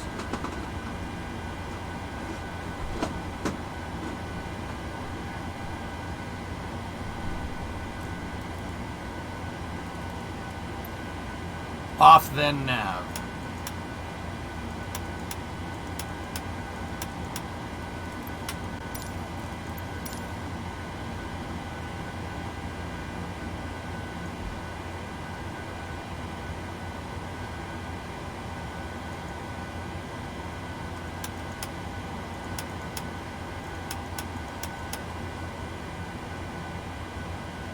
Inertial reference system.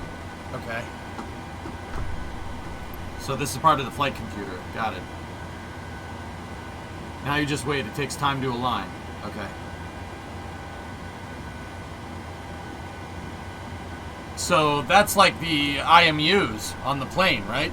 The inertial measuring units for flying like IFR and stuff, right?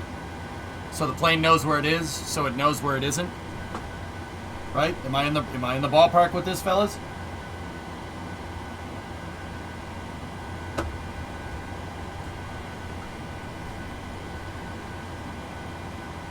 Yep, okay. It's like a rocket. Only a rocket, this would all be automated. But yeah, it would be all controlled by a guidance computer. If you want to learn more on how that works while I'm figuring this out here.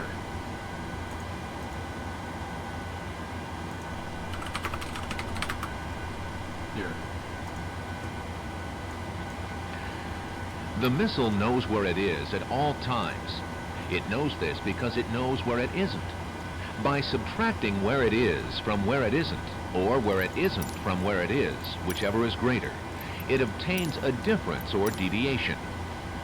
The guidance subsystem uses deviations to generate corrective commands to drive the missile from a position where it is to a position where it isn't, and arriving at a position where it wasn't, it now is.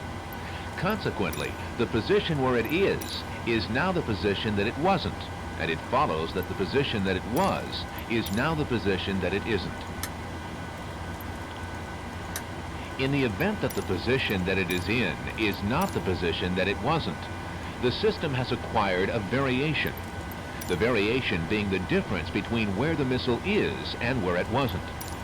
If variation is considered to be a significant factor, it too may be corrected by the GEA. However, the missile must also know where it was. The missile guidance computer scenario works as follows. Because a variation has modified some of the information the missile has obtained, it is not sure just where it is. However, it is sure where it isn't, within reason, and it knows where it was. It now subtracts where it should be from where it wasn't, or vice versa. And by differentiating this from the algebraic sum of where it shouldn't be and where it was, it is able to obtain the deviation and its variation, which is called error.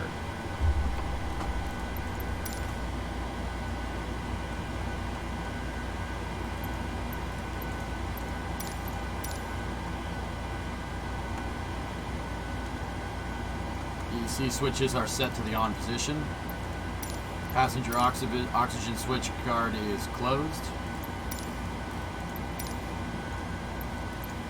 On light, landing gear indicator lights, verify Illuminati.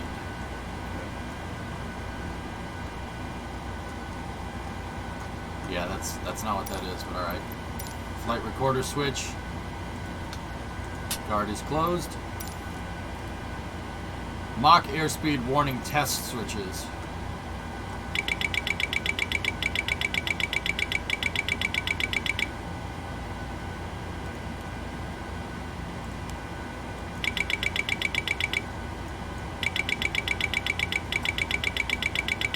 Sounds like Duck Hunt.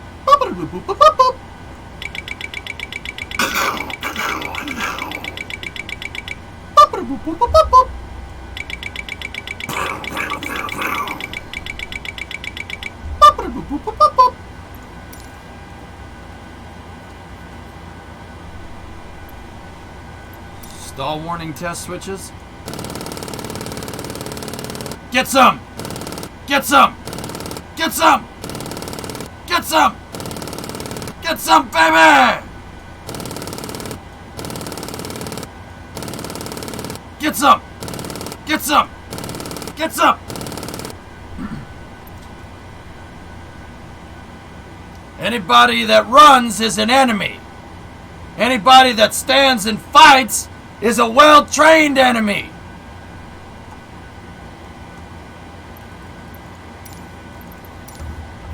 Hydraulic quantity. Where are those at?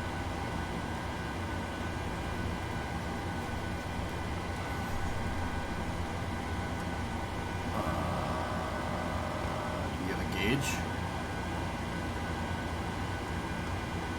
Per blue there, go for tomorrow's liftoff.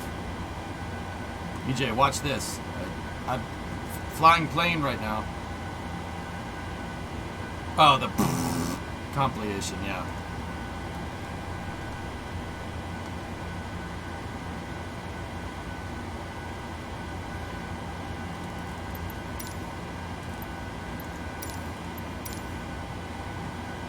It's still pointing to the stall warning switches. We'll just assume that our engine oil is good. Manual gear extension access door. Yeah. Probably be a good thing to know where that is. Can we get some fresh air already? Oh my god. Yeah. There you go. Parking brake as needed.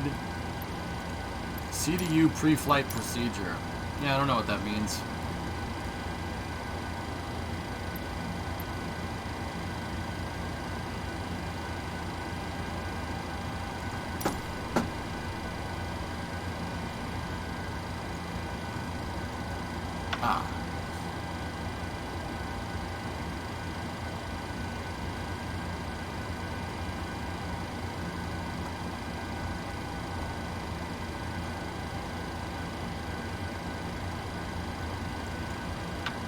Yes.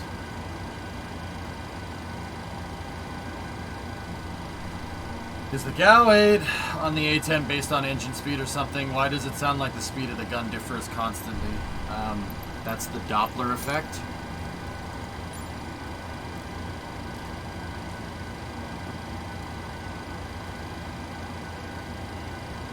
What does that seat cover? Comfy. You're gonna be sitting in it for a long period of time. It better be comfortable. That's what it is. It's comfy.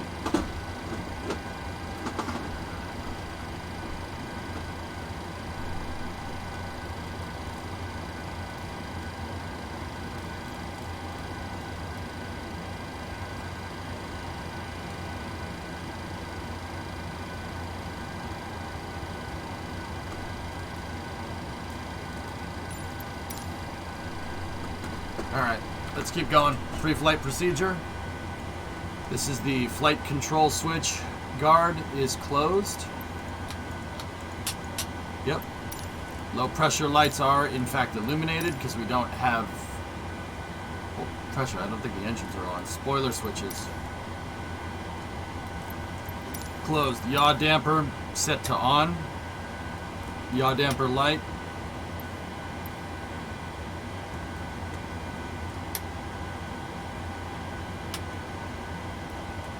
Oh crap. Hey, Yeah. I have appraisal news if you'd like to hear it. Oh yeah? Yeah.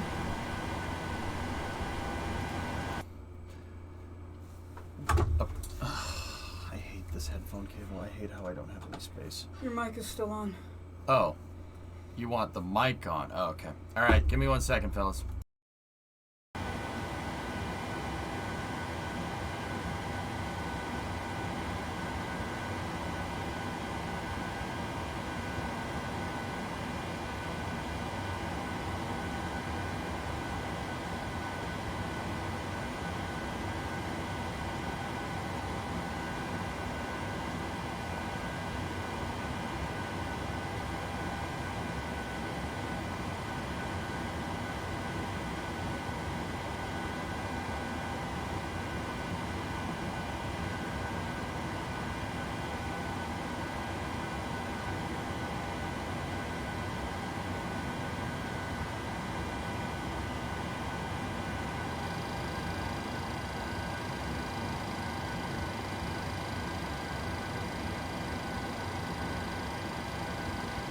Wow.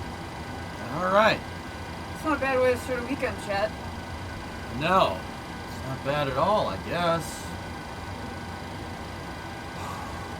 Fellas, house news.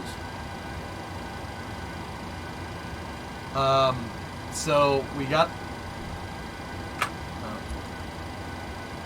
realtor's calling me. Maybe we should answer that. Fellas, alright. I'll be right back. I gotta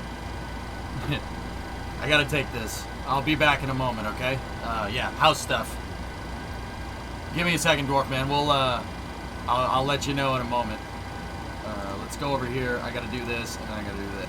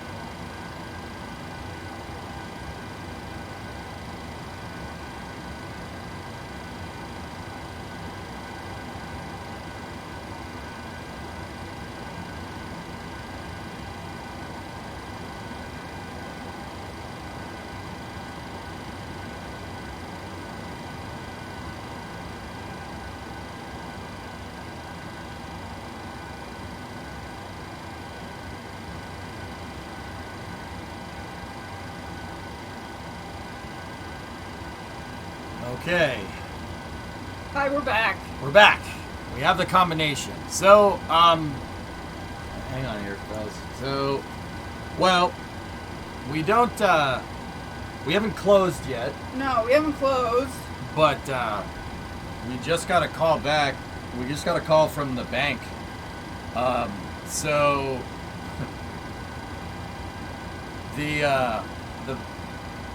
so the bank has been appraising the house. So what does that mean? Here, let me shut this for a second. Give me one moment. Let me turn that down. So the bank has been appraising the house, and when you go to buy a house, if you have a mortgage, right? You go to buy a house if you have a mortgage, the bank basically has to make sure that they're lending you the right amount of money for what the house is worth. Okay? So, let's say, hypothetically, these are just made up numbers. I wish it was this cheap. Let's say we paid let's say we paid $1 million, okay? Say we paid $1 million for a house. And the bank goes and they see that the house is worth $650,000, right? That means we're on the hook for 350 G's because the bank isn't going to lend us money for what the house is not worth, right? So, wish it was this cheap. Yeah, you don't know where I live. Sorry. But I was going to say 100,000, but the analogy works better with $1 million and 650, but whatever. Seriously though, look at prices in Newton. Yeah. Yeah. That's actually not 650 would be really nice. That's Boston. So so long story short, that's not what I wanted. I flipped the wrong switch. Yeah, I should probably put the landing gear. There we go. So long story short, the bank just appraised the house, and it turns out that in the time between us buying the house and now during the appraisal, it has grown in equity by 10 grand. Yeah. So let's say we paid 100 G's for the house. The bank just appraised the house and they said the house is worth 110. So, yeah. That's strange, but yeah. Yeah, it's not bad. That's very, my realtor told me that's very rare that happens. Not strange? Yeah. Basically, we've already made 10 grand off buying this house because the prices are still going to go up. So they do that. Just appeal the appraisals with comps. No, Corsi, this is good news. They appraised it at more than what we paid for it, even though we thought we overpaid at the time. Yeah. Meaning, so what that means, guys, is if we just turned around, bought this house, and then just decided to sell it, like right now, we could just make 10 grand. Like that. You don't even need to flip, like house flipping right now. You could, and that, don't get me wrong, that's just right now. I mean, that's what the bank says it's worth, and that has to do with all the bank stuff. Yeah, but if the bank says that's what it's worth, that means that's what it's worth. We could sell it, pay off the mortgage, and make 10 G's right now. So, long story short, that's really good news. Yeah. That they appraised it for over what we paid. That means that our mortgage is already less than what the house is worth, which is good. That's a good thing. So you would only make 4% because of realtor comps. Oh, yeah, thanks, B Money. Yeah. I'm trying to keep it simple because it's almost like this stuff is complicated, and I don't know if you picked up that I was trying to speak very generally, but that's fine. That's fine. We want to make things more complicated, It's not like we deal with rocket science all day or something. So, yeah, guys, the appraisal went through, and it went through at over what we paid, which is really good news. That's good. We're like 99% of the way there. We're not clear to close, but... We're not closed yet, but we're extremely close. Are you currently playing PMI in your mortgage payment? I think so. I think so, but I Yeah. forget. I'd have to go look. So, house is still go. That's right, Black. Yep. Mm-hmm.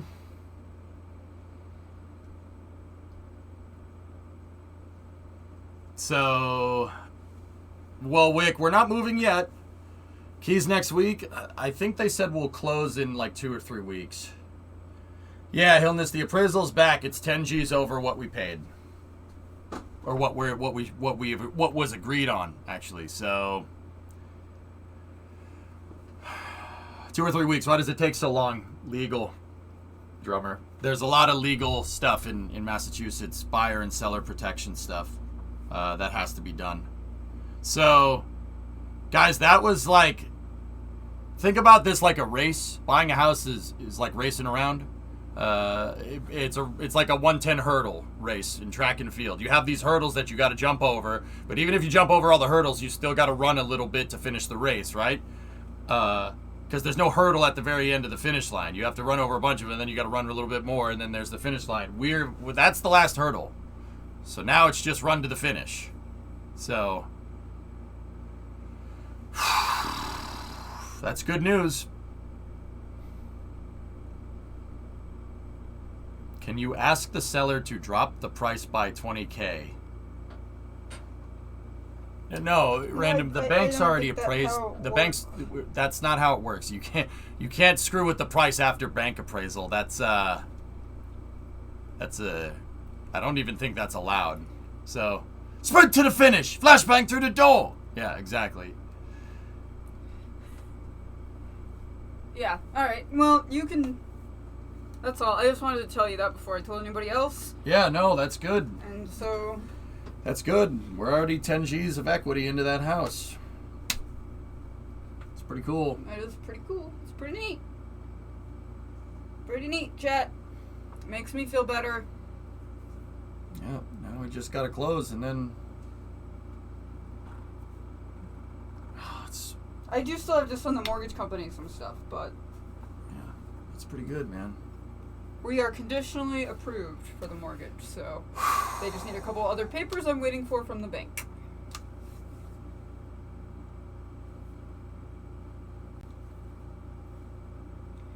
Drummer, if they had said it was worth $10K less, we would have been on the hook for that $10K.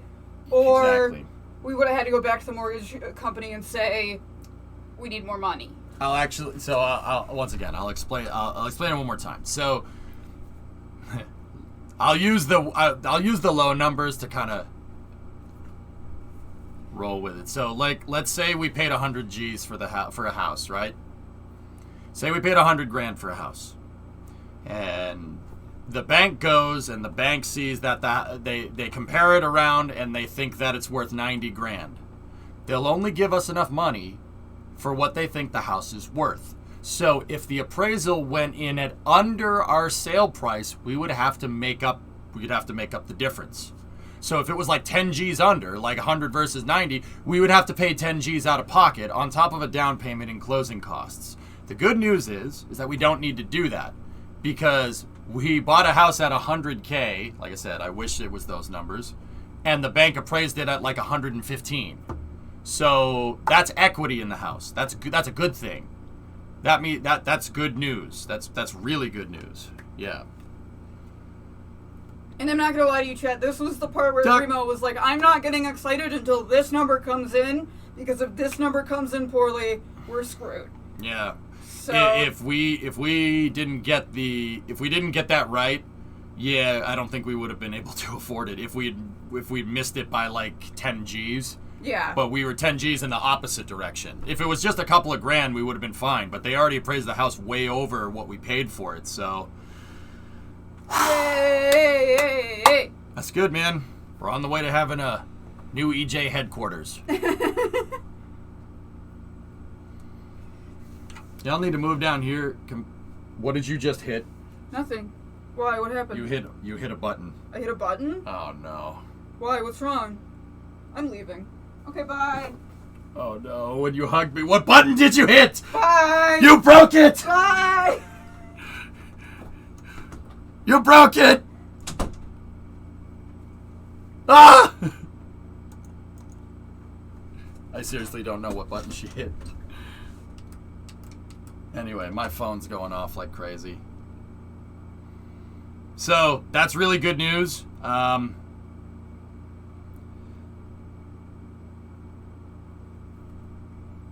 RJ, it's been a long and crazy trip, dude. Does Massachusetts have similar property taxes to Texas? The value of property goes up and so do taxes. I don't know, Padre. I'd have to go look. You have an idea when you're moving. It's going to be during the summer, Ender. Yeah. Don't worry, I'll keep you guys in the loop as much as we can.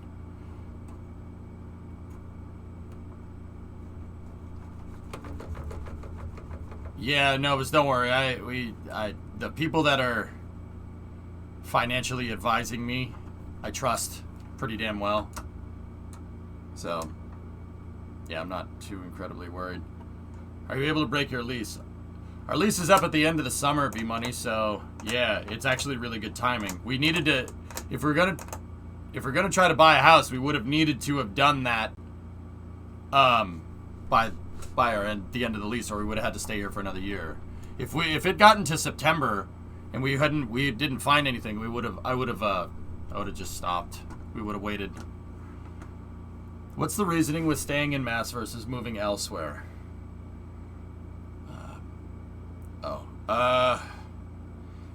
Family. No, I want to be near we want to be near our folks, Primo and I. We want to be near at least somebody's folks. It's good to have your parents live close to you, close-ish. Don't get me wrong. We could have bought something crazier in Florida. We could have bought a much bigger place in Florida, but Bree's job is not fully remote. It isn't fully remote.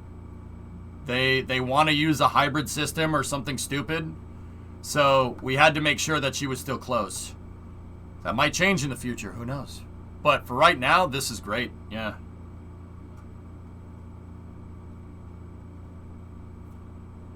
So, yeah.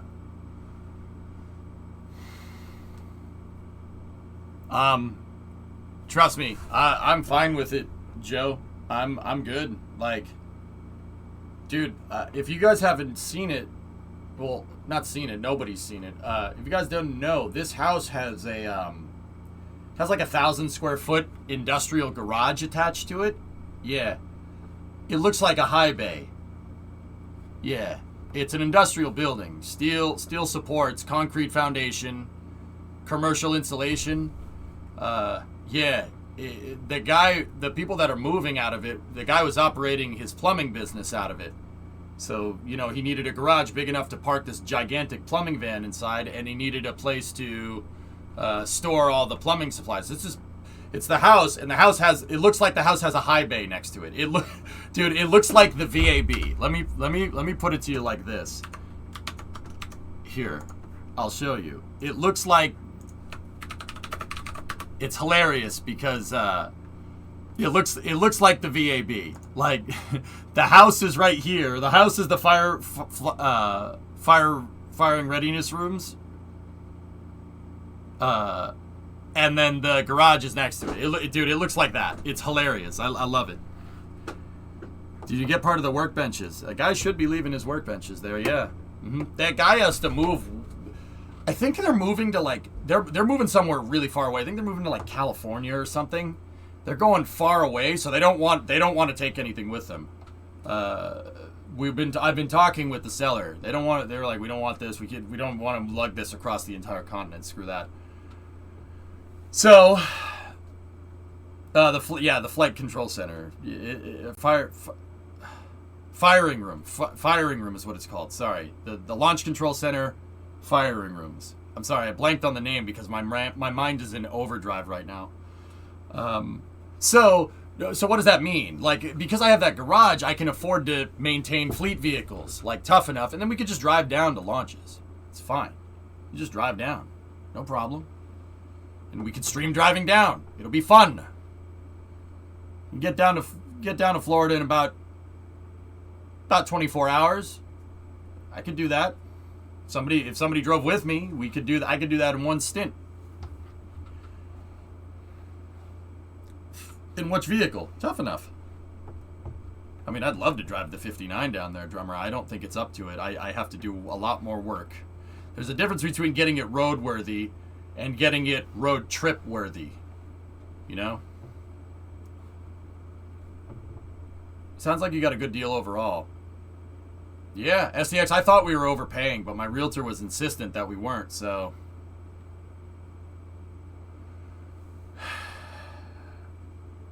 Yeah. Just make sure to pack a spare wheel.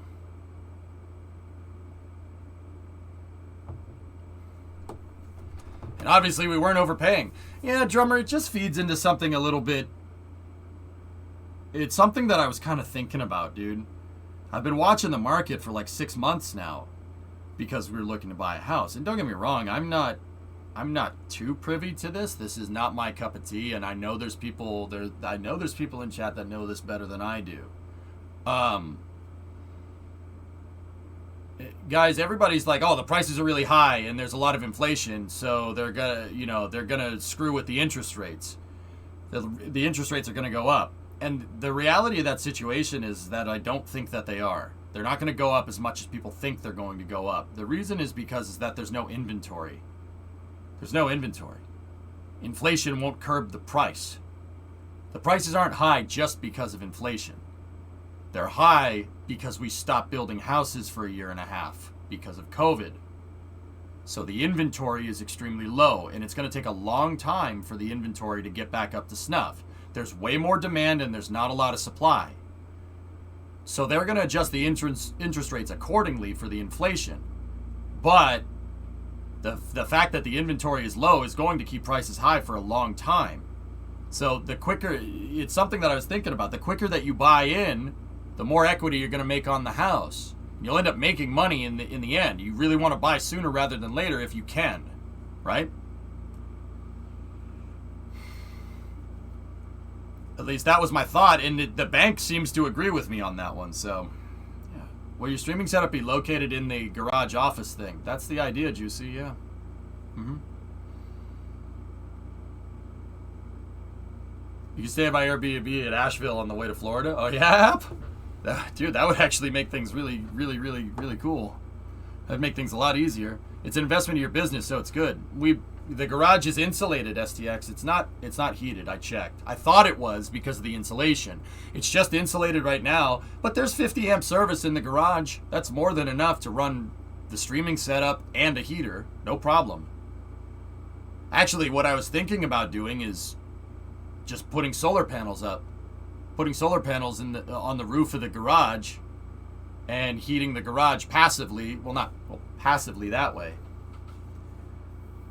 I'm serious? Well, App State, yeah. Well, when SLS, when Artemis 1 goes to launch, if I'm not in the middle of a move, I would really want to go down. So, has it got 220 in the garage too? No, there's no 220. I could get that. Podwe, I have, like, look, you know how I work a lot? My cousins work in the trades, and they work just as hard as me. I have a cousin that's an electrician. I have a cousin that's a plumber. I have another cousin that's a fireman. I have another cousin that's a fireman and a plumber, and a National Guardsman. Like, trust me, like, I got the trade stuff on lock. So if we want some, like, plumbing in the garage, like a bathroom or something, or if we wanted, like, we wanted 220 volt with like 200 amp service, I can get that done pretty easily. Take me with you to SLS, please. No, I can't. You have COVID. The streaming setup is the heater. 5-head solution right there. So, yeah. Sorry. If you're coming in this directory because of Flight Sim, yeah, I should get back to playing it, but...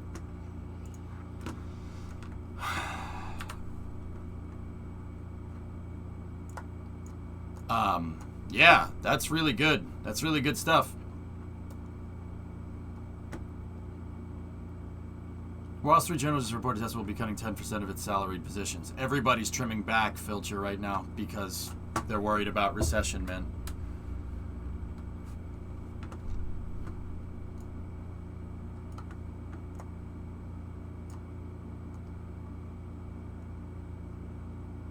I totally forget where I was in the checklist, so you know that's good. Yaw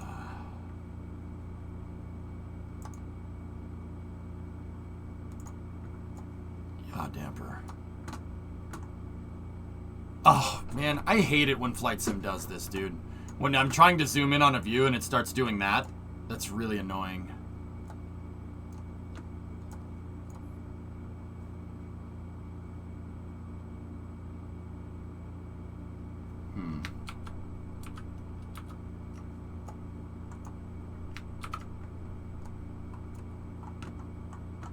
Oh, look, airplane. What's going on, Tech? How are you?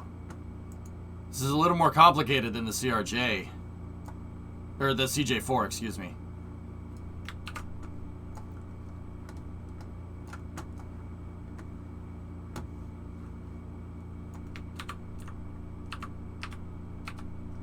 Come on. There we go. It's PMDG failures. Yep. Yaw damper on.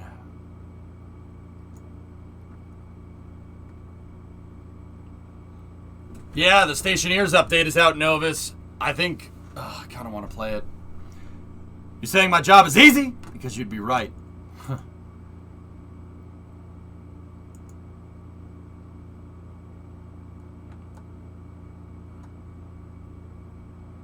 I know, Hillness. Yep.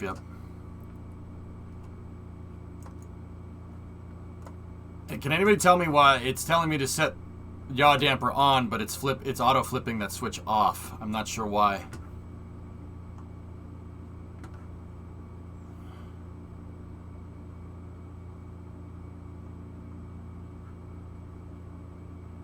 EJ last. Okay. FMC, you have to do some work. Int ref.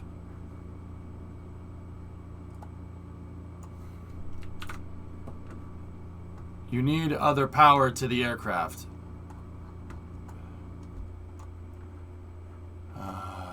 Okay.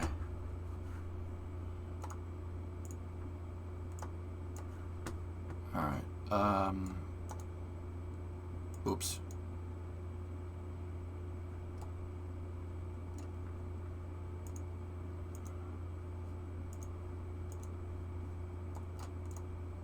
Okay, that was... Batteries on. Okay. We're on auto power. I hate that the camera gimbal locks in this game. That's really annoying. Hey, GNAC, what's up, man?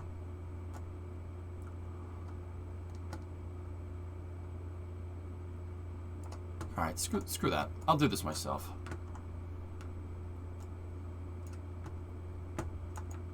Okay.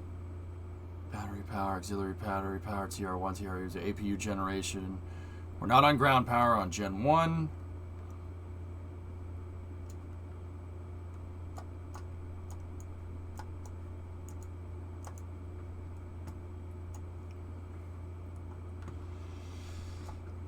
The APU is on, which is good. This is wheel well. Okay. Control panel on. FMC on. Inertial reference system is on. VHF nav is on.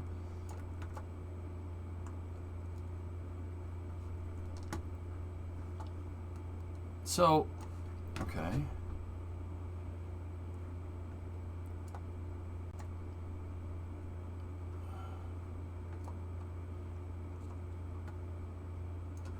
You flip it now, like the checklist says. Right, we need to do the initial steps in the flight computer.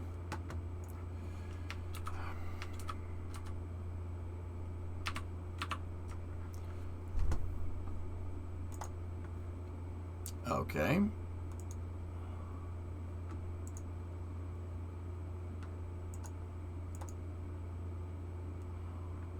Huh.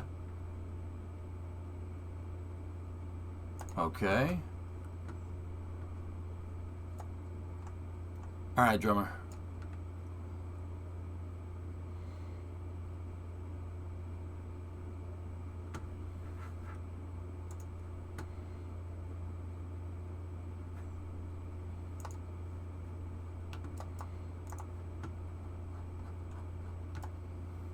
remember how to freaking do this.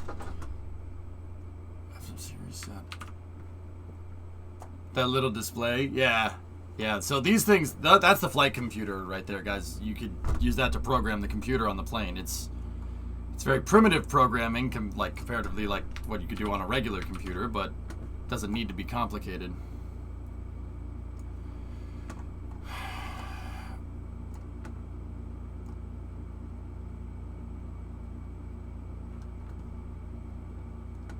Yeah, Filcher, I'm pretty sure that the FMSs don't really have much power problems, right? Like,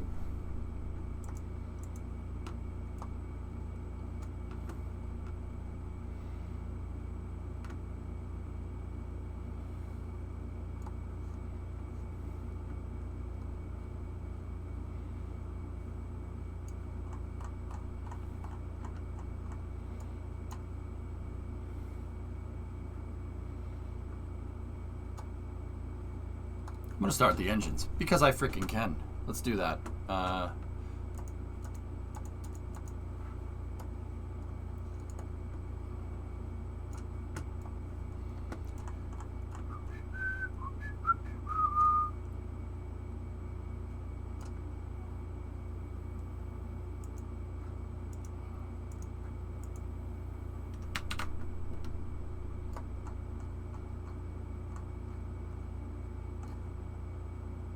We're not getting power to that.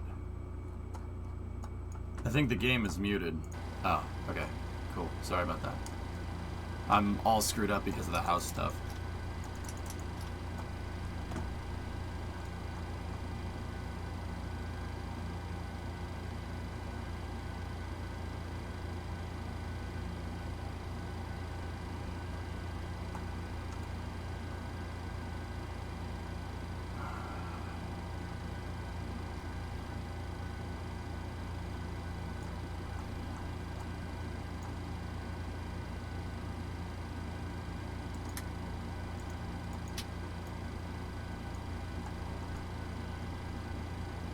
One Stationeers, dudes. When I feel like playing it, I don't know. I'm not really focused on that right now.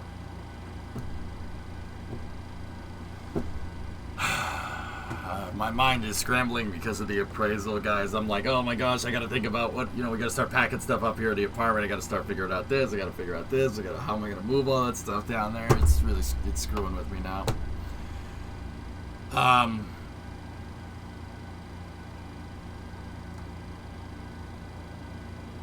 Yeah, we got to get the bleed air for the APU. That's right.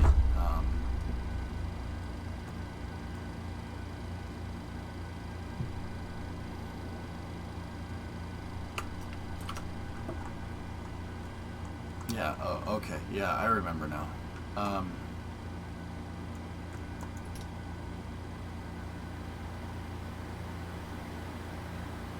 There we go.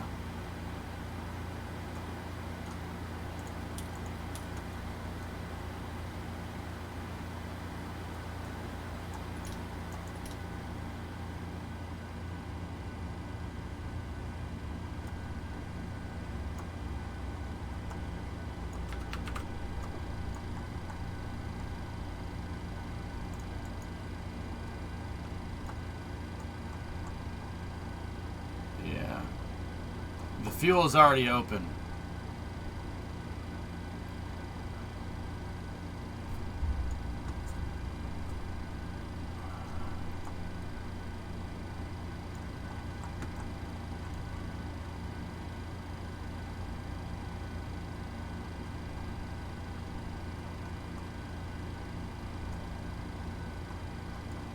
You guys mind if I restart? I'm all screwed up now. I'm totally screwed up.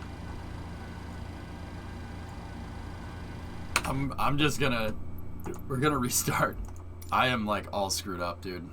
Because my pre-flight checklist, I stopped the pre-flight check halfway through it. Okay.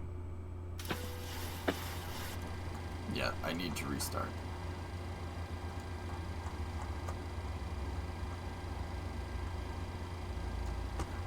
It looks like something you made. Yep. Yep. I'll stop advice and watch. Sorry. No, Tech, it's not you guys. It's me. It has nothing to do with you. Get over yourself, man. No, it's me. So, Tech, I know you just came in. We got an appraisal back from the bank. The bank appraised the house 10 G's over what we paid. So, like, now my brain's like, oh, frick, this is happening. Now I gotta get into moving mode. Like, I'm like, my brain is just paced right now. I'm like,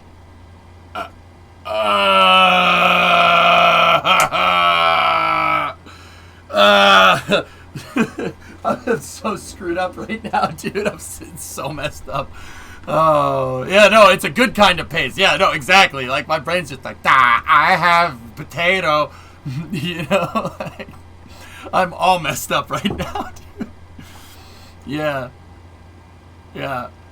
No, it's not a bad thing. It's not you guys. Like, I am, like, totally fricked up right now. I can't even, dude, I can usually do this. I did it before. I figured it out by myself, like on stream last time we played Flight Sim. But I'm all screwed up now. My brain is like, hey, I have chocolate ice cream, you know? Oh, man. Yeah, no, Filter, I'm pumped, but I'm like super distracted now. Thanks, Tech. Okay. Ship 24 has been disconnected from the quick disconnect that was used for cryo testing. Next up is the move to suborbital pad A for cryo testing under load.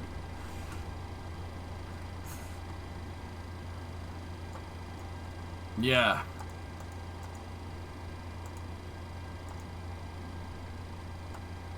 All right. Okay. Let me remember how to do this then. So, we're plugged into ground power. I'm going to talk myself through it.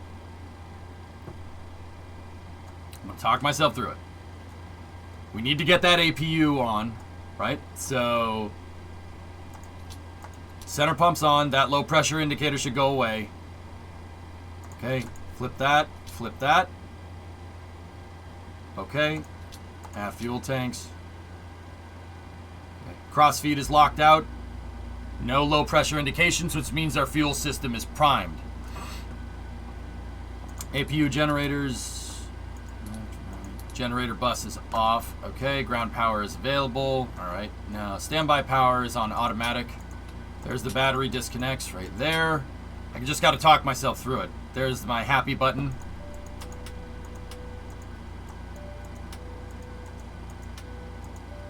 There we go. Alright, cool. Emergency exit lights are on. Okay. Not that I care about that.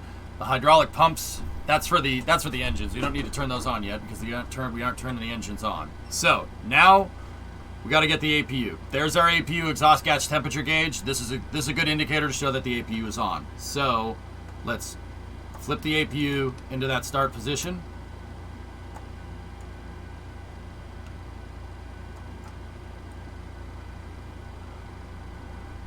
The problem with the yaw damper is that the plane had no idea where it was. And the FMC on the first page would have asked you where you were. Where you turned off the IRS, it forgot where it was. Oh, yeah, okay. Yeah, I got you. We got low oil pressure on the APU. That low oil pressure, the system should prime as the APU turns on, so that should go off. Bingo. Okay. Bing bong. All right. Yeah, the center, yeah, I got you. The aft fuel pumps. I got you, man. I got you. Okay. So now we need to switch to APU power generation.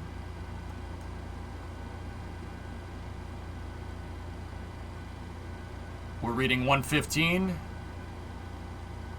Alternating current volts. All right, cool. Now we need some amps. We need the amps. We're on just straight battery power. That's on. Okay. Let's go right here. Alright. What was I doing? What do we do now? We gotta get the bleed air. We gotta turn those motors on, right?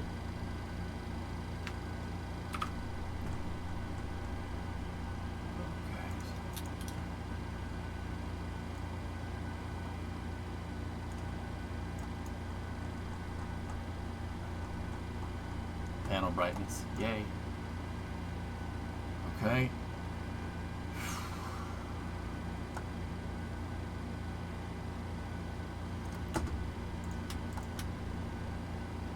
Probe heat. Probably a good idea. It's going to get cold where we're going. Alright. So the APU is on. It is generating power. Let me shut ground power and see what it does.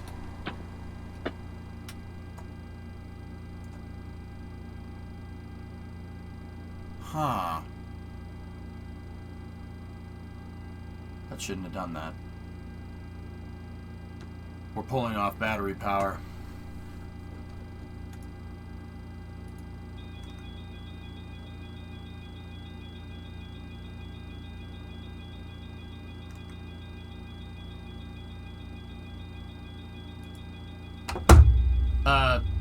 App State, hold off on that right now, please.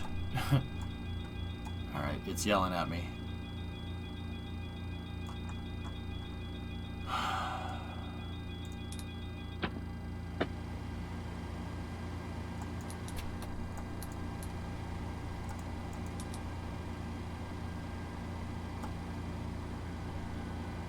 Okay, alright, there we go. We had to flip the generator switches right there. Transition, ground power, off. There we go.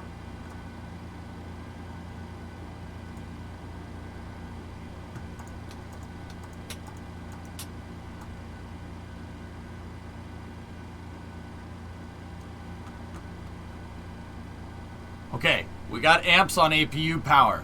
If we have amps, that means we're generating. That, well, not necessarily, but that means the power is on. 115 at 54. This is a 24 volt system, and we have it set to just the DC source is battery power. The APU is generating alternating current, and somewhere on this plane is an inverter to convert 115 AC to 24 volt DC. Somewhere. Lord knows what the hell that thing looks like. It's probably in the back of the plane. Oh crap, sorry. No, it's good, man. It's good. But I'm not even thinking about that right now. Well, we will talk later, though, and I appreciate it. I really do. I'm like, scrambled eggs, man. Like, I have chocolate ice cream.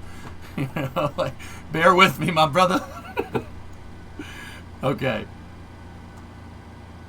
All right.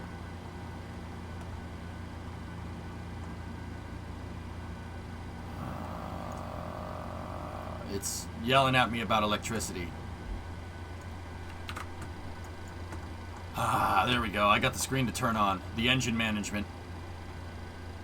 Okay. Okay, EGT. N1. N2. So N2 is the turbojet. N1 is the turbofan. Well, it's all the turbofan, but you get the idea.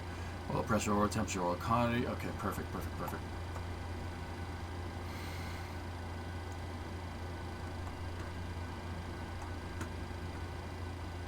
Those dials under the volt amp meter show what values are displayed only. The actual power bus control switches are below the ground power switch. Yeah.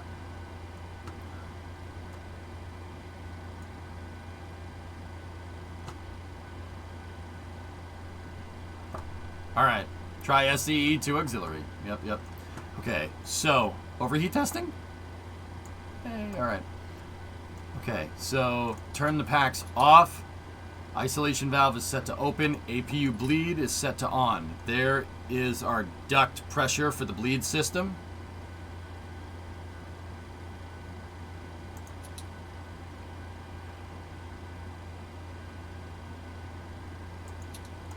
Close the isolation valve, turn that bleed on. We should see the two needles go different here.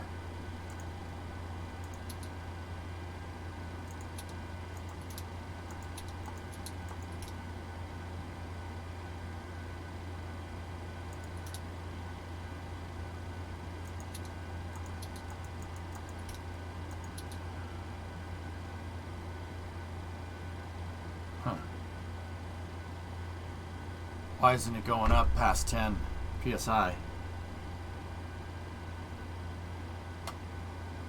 Maybe if I shut the recirc fan? No. Set these to automatic, maybe? Well, that equalized it because the bleed air is going through the system to the right engine. But I don't want, I want that off. We want those off, and that should get these things, I need these things to go up here. I'm using the AP, so the APU is taking compressed air. The APU is a jet engine, but it's a jet engine that's designed to generate power. Auxiliary power unit. It's basically a gas turbine. It's a helicopter engine that's built into the back of the plane. It's not a helicopter engine, it's an APU. But, so what it's doing is it's compressing air, right? Because it's a jet engine. And there's pneumatic tubes that, and the intake for the pneumatic tube is at the APU, and it takes what's called bleed air. It takes some of the pressurized air from that jet engine working, and it's using that bleed air to spin the turbines. So we got duct pressure right there at 10 psi, right? And if we go back to this view here, it's not even turning the damn thing. Maybe we need to set these things to G&D.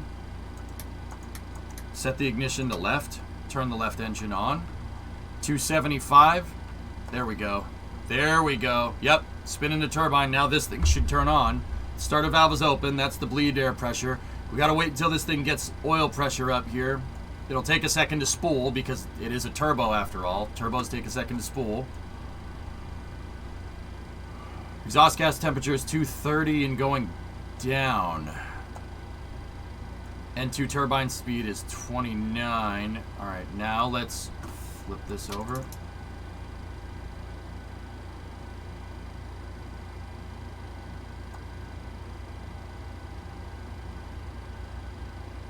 No.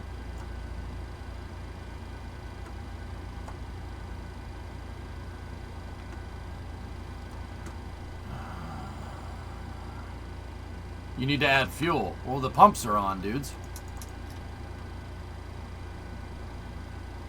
Spool is spinning. It takes a second to start spinning, yeah. Master fuel control for the engine located below the throttle. Oh, the cutout. That's right. There we go. There we go. Now it should do. Yeah, the right engine showing engine failure because I don't have it. It's not spinning. I don't have the bleed air going to it. Thank you.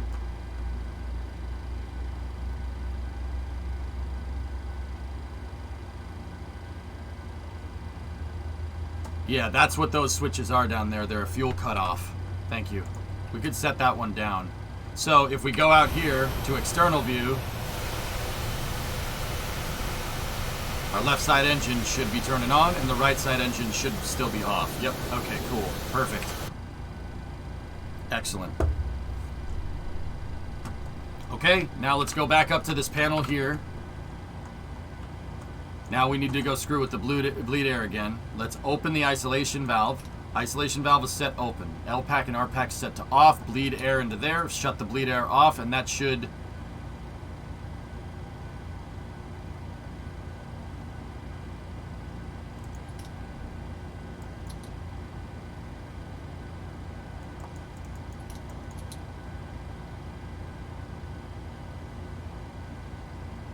Okay. The hydraulic pump, we don't have low pressure. Dual bleed, ram door full open.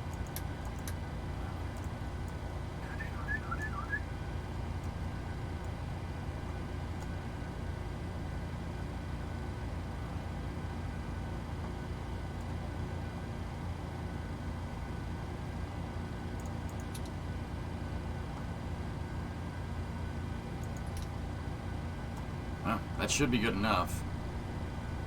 Okay, just like before, set the fuel cutout, put that over there. And now move that over here.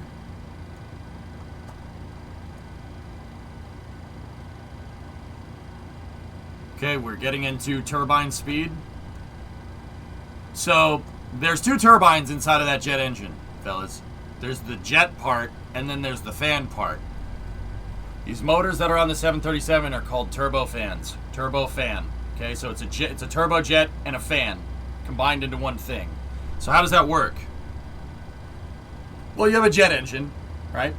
There's a jet engine. You have a compressor, and then you have the compressor that compresses the air, and then the air is ignited in a combustor. Fuel is sprayed in. It's ignited in a combustor, and it shoots out the back. When it shoots out the back, it turns a turbine. And that turbine spins the compressor, and you can keep going. And you just your fuel regulation is how much you throttle up, right? It's just regulating the fuel. Now, there's an additional turbine at the end of this turbojet, and that turbine is on another axle. The axle actually goes through the turbine axle. There's an axle inside of an axle. Discovery, go at throttle up. Right? Here, I'll show you.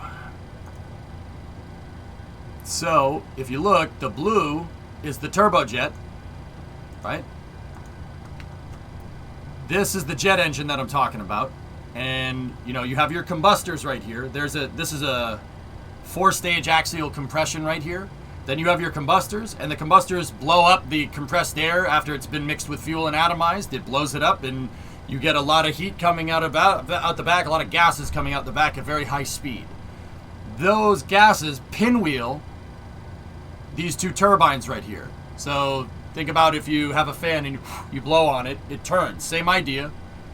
One of those turbines is connected on the axle to these 4 compressor the 4 compressors up here. Okay. The other one is on a separate axle. It's an axle that goes through the other axle. That goes to 2 additional compressors up at the front, but that also goes to the main fan. So turbojet, fan, turbo fan. In this particular scenario, like what you're looking at here, that's what the 737 engine kind of does look like. You have an insane bypass. So there's air that gets pushed with the fan that bypasses the turbojet. So this is called a high bypass turbo fan. This is what most commercial airliners have, unless it's a propeller engine. Most airliners have this. A320s have this, 737s, 747s, 77s, 87s, A340s, A350s. They all have high bypass turbofans. The reason why is because this is ridiculously fuel efficient. They're basically using the jet through a planetary reduction gear to turn this at extremely high speed with an insane amount of torque because the blades have really low moment. Long story short, the jet engine can spin stuff really, really fast. And that's really, really efficient because a ducted fan basically creates a vacuum and it pushes air over the blades a lot quicker. That's the bypass. The bypass really, really, really, really, really works nice for moving a lot of air. These things suck going supersonic though. The high bypass turbofans are really terrible at going past the speed of sound. Does that mean that fighter jets don't have high bypass turbofans? No, they usually have a low bypass turbofan, meaning that front fan is a little bit smaller. And fighter jets have an air intake that's designed to create drag to slow the air down. That's why fighter jets can go faster, amongst other things. Now, these things out here, what are those? It's the thrust reverser. Basically, a valve opens here and it takes some of the bypass and it shoots it out the sides. Thrust reverser. That's what those are right there. So just it brakes basically when you're on the ground. This is what's working here. Now, on the displays in Flight Simulator, you have N2. N2 is the blue. N1 is the green. Okay? So you're going to have 2 different axles and they can spin at differential RPM, but ideally you want them to be about the same.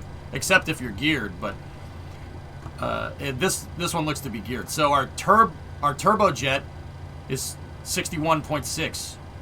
I don't know what that is. I don't know if it's RPMs or not. I forget. And then that's the turbofan right there. It's 21. CRS 25 update. Okay.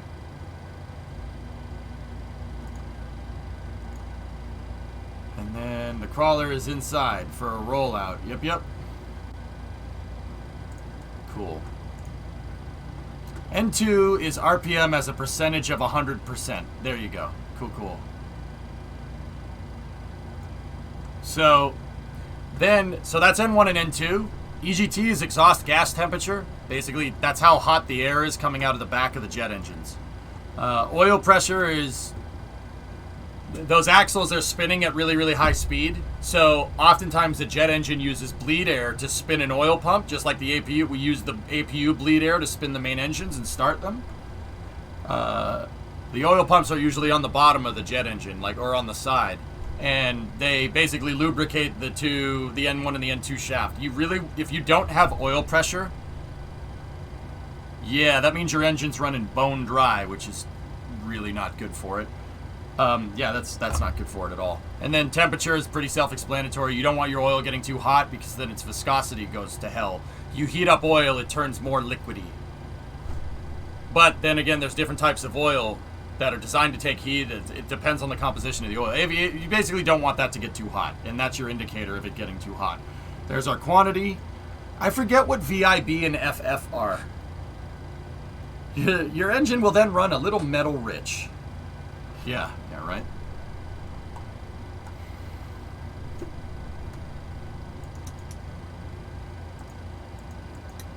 Okay.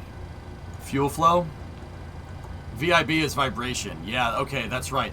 Yeah, Jamie, you do not want vibrations. Vibrations means something's unbalanced inside of the engine, which means bad stuff. Anytime you have something that spins, it doesn't matter if it's a car engine, doesn't matter if it's a jet engine, a wheel, turbo pumps in a rocket engine, anything that spins needs to be balanced correctly, or else you're gonna have a bad day. It'll start doing this instead of just spinning. It'll start whirly-birding around. That's not a good thing. That's measuring the vibration on the engines. I remember now. Are the engines cooling air or something else? What do you mean? And thanks, Jamie, by the way. I appreciate it. All right, I think we're good.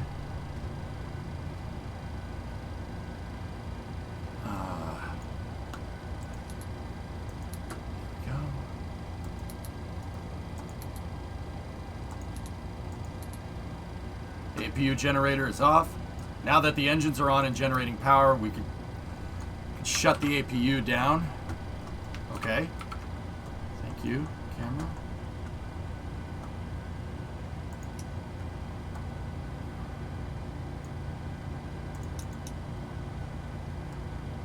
Okay.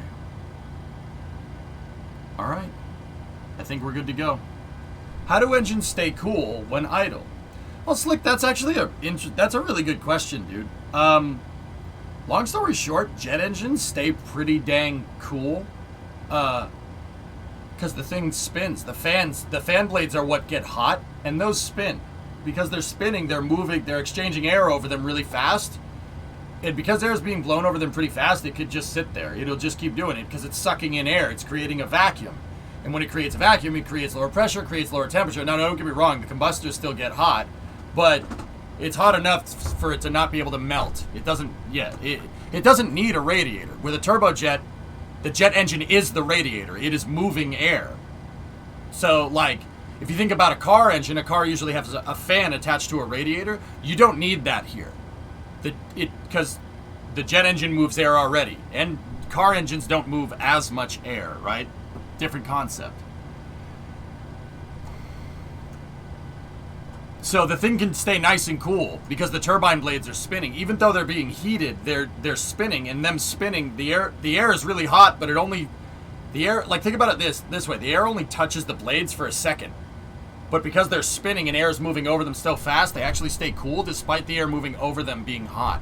I know it sounds stupid, but yeah, no, that's absolutely a thing. Yeah, Moody, exactly. And keep in mind, we're talking about relative heat here. It's relative. It's hotter than outside, that's for sure. I wouldn't stand behind it unless you want to barbecue yourself. But you got to remember, we're talking about relative to the metal blades. For whatever the turbine blades are made out of, it's probably Inconel. Inconel can withstand the heat. That's no problem.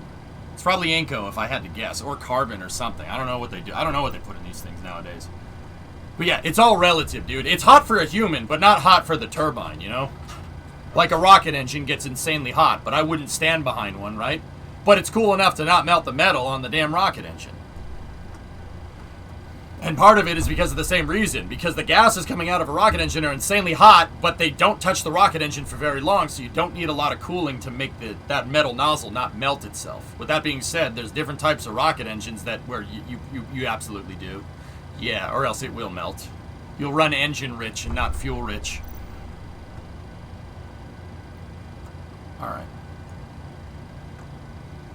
Pretty much Al Dessert. Yeah. Same thing as a car turbo on the hot side. It's made to withstand the really hot air. The turbine is what's going to get the hottest days. Yeah, absolutely. And the jet, dude, what this and a car's turbocharger are literally the same thing. So that's an axial compressor though. Axial means that air flows this way over the turbine. It flows on the axis of the turbine blade. A turbocharger on a car is a radial compressor. A radial compressor sucks in air and pushes it out to the side. That's a radial compressor. So the snail shape that a turbo is, that's what it is. It's a radial compressor. Now, the big difference here between a car engine or a car turbocharger in this is that the car engine is what does the combustion. So you have the intake air getting compressed and it gets forced through a pipe into the car engine. Car engine blows up the air-fuel mixture, right? And then that air-fuel mixture goes out of the exhaust of the car. It goes out the ports on the head, and that goes into a manifold, and that manifold collects inside of a radial turbine. So air goes in the turbine from the side and then gets shot out axially out the back, and that's what goes to the exhaust. The only difference is that on a jet engine is that there's no car engine here. There's just a combustor, and the air just goes right through. So with a car engine, you'd have the air get compressed, it would go out to an engine up here, and then the engine would shoot the exhaust gases out, and the exhaust gases coming out of the engine turn the turbine. You can make a turbojet out of a car's turbocharger. You just need to make a combustor. A combustor is a little bit different than what an engine does. Combustor is constant. There's no like intake, compression. So intake, compression, power, exhaust, right? There's no 4-stroke cycle here. It's just all one thing. So the air and gas gets heated or gets compressed in here. Fuel gets sprayed in right around here, and then it hits the combustor. The combustor works in a very similar way to how like a grill works. You guys, you ever have like a propane grill? Same idea. You know, what do you do with a propane grill? Right? You turn the gas on, and then you need a source of ignition, and then it just stays lit, right? You don't need to keep sparking it. That's how a combustor works. Same idea. That's literally the same thing. In fact, there's YouTubers, like Colin Furs is a YouTuber that literally made a jet engine out of a turbo by using grill parts, and he made it into a grill and grilled hamburgers with it, with a turbocharged grill. Yep. Using the exhaust gas. True story. Yeah, TurboQ. Great video. You just need to make a combustor. Yeah, the combustor is the hard part. Yeah.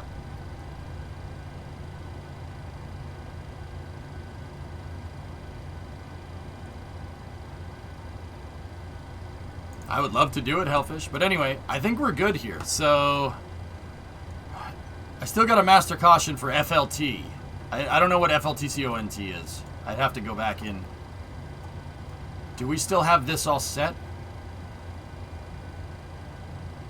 I always suck at doing this.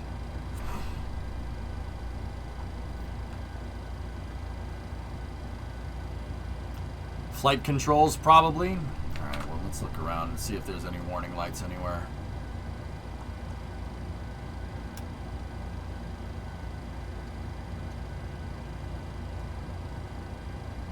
Flight controller, master caution, and turn the yaw damper on. Okay.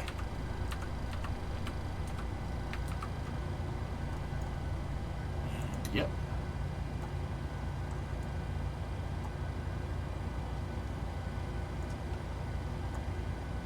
Okay.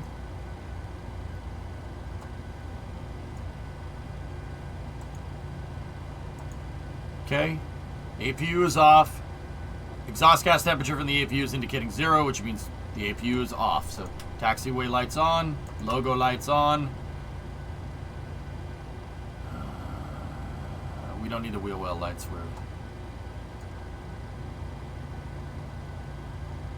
Are the doors closed? You need to go into the FMS.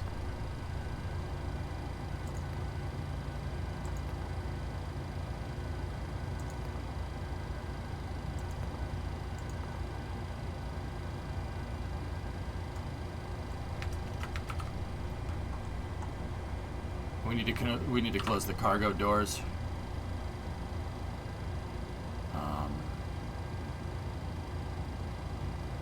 What's next? I forget how to do next. Next page. There we go. Close the cargo doors. Return.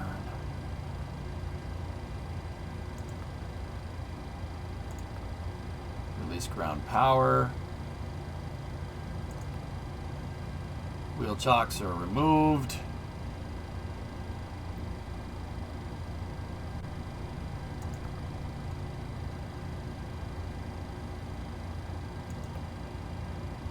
Huh.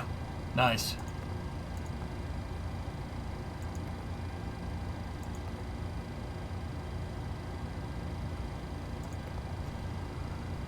Are you getting any of this heat wave up there? No, it's cold and rainy up here.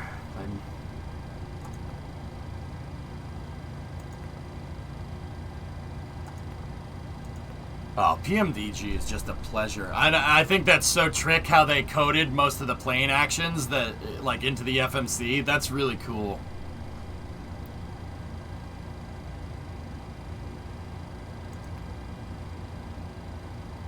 Ignition should be cont, not fit. FLT.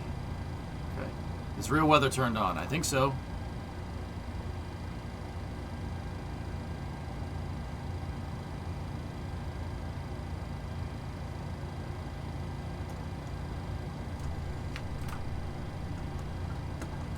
Oh, master caution went off, whatever it is, so we shut it off. I think we should be good.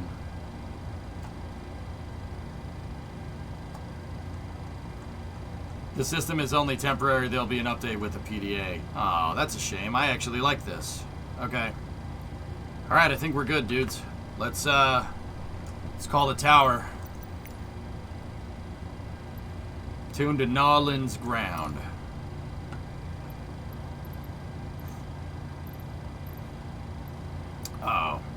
Oh, we gotta program it. Damn it. Alright, hold on. Shut that for a second. Let's go back here. FMC. Nav data out of date. Oh boy.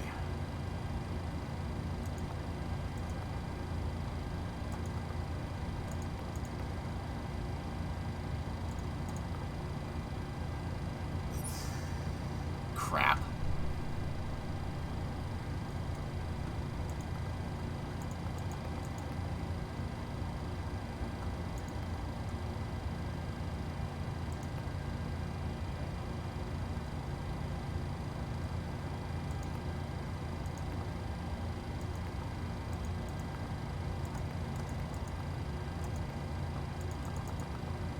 Clear button in the bottom right. New Orleans ground generic November 6 Juliet Lima taxi to parking. Generic November 6 Juliet Lima taxi to general aviation parking using taxiway Delta. Departure arrival. So departure is okay. So KMSY departure. Taxiing to general aviation parking using taxiway Delta generic 6 Juliet Lima.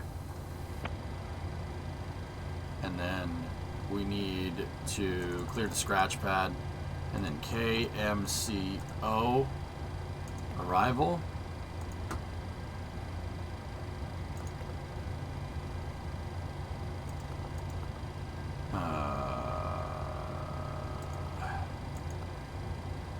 I didn't do this right.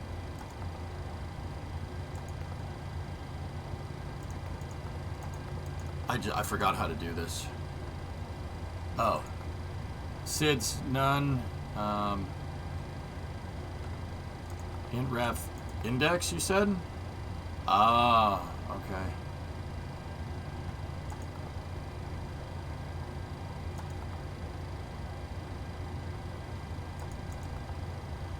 Ident, then position.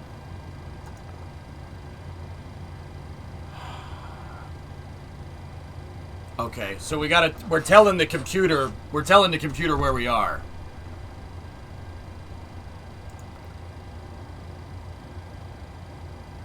Reference airport is your departure point.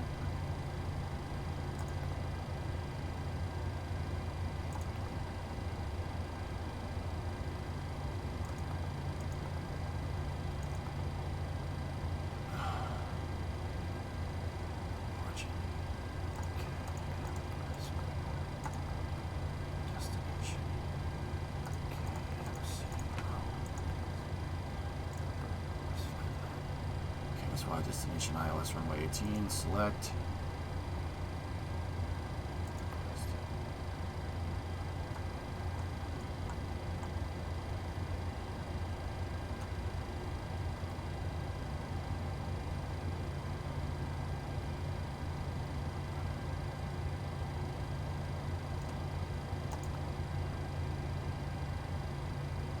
Route that, baby. I'm telling it where you gotta fit. The computers on the airplane needs to know where it is.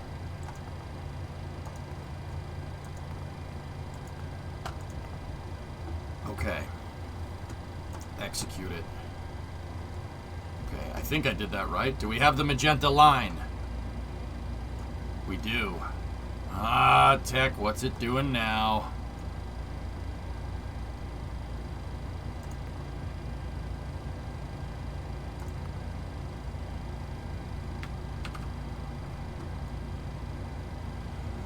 All right, I think we're good. So we should, when we go to talk to the tower,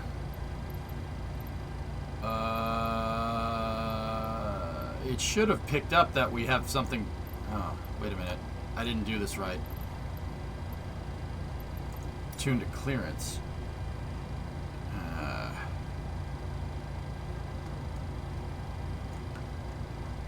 Did we do the position initialization page? Yeah, I think I did it right. I think.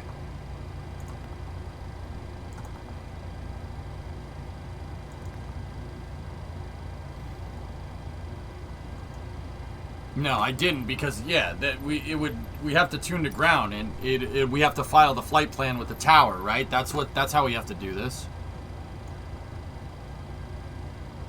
I forget how to do it though.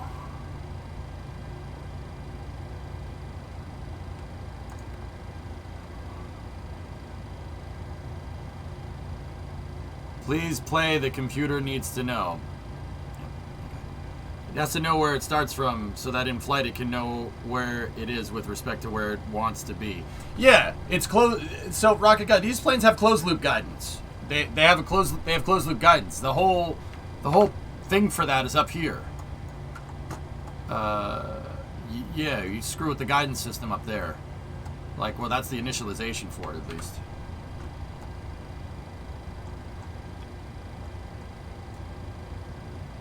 Go back to the index position. Position. Index. Oh, excuse me.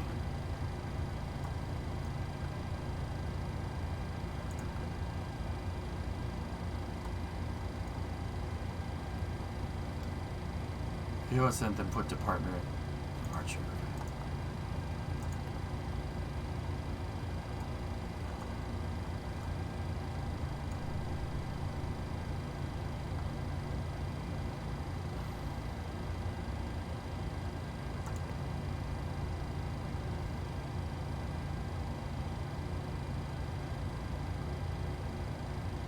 Oh, reference airport. Got it. Okay, so KMSY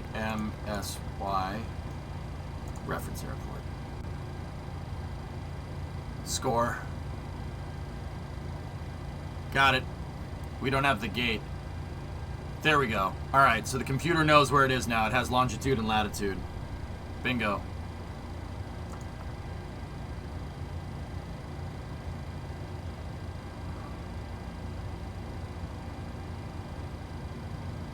Okay, let's go back to the menu.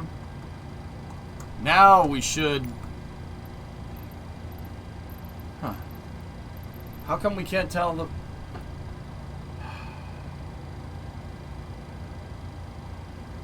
Perf in it.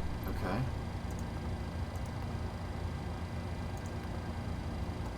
Now what? Just gotta remember how to do all this, dudes. I'm sorry, it's been a while. I don't mean to waste your time.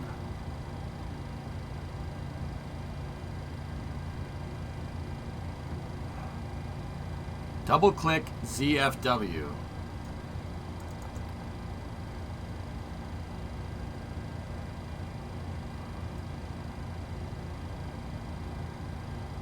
All right, Arc.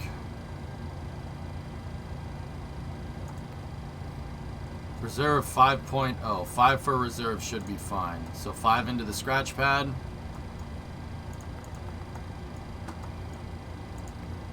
Okay. 80 for cost index. What am I doing here, fellas?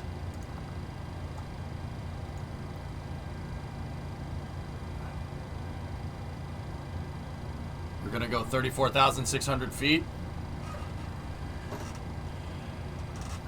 This is just juice content for us procedural sim dorks, though. Yeah.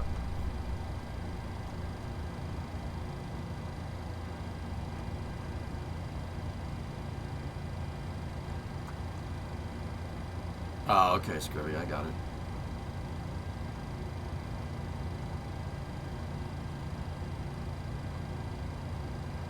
All right.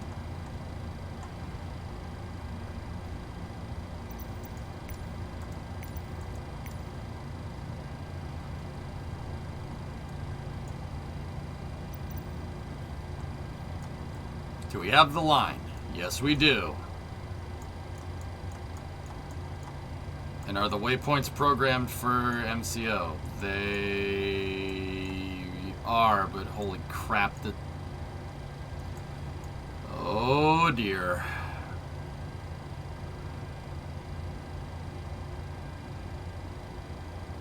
That will change though, right? Oh, man.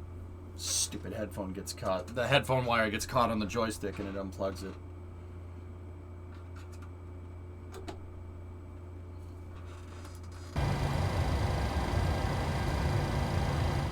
Sorry about that. Every time I plug it back in, it blasts the sound to full.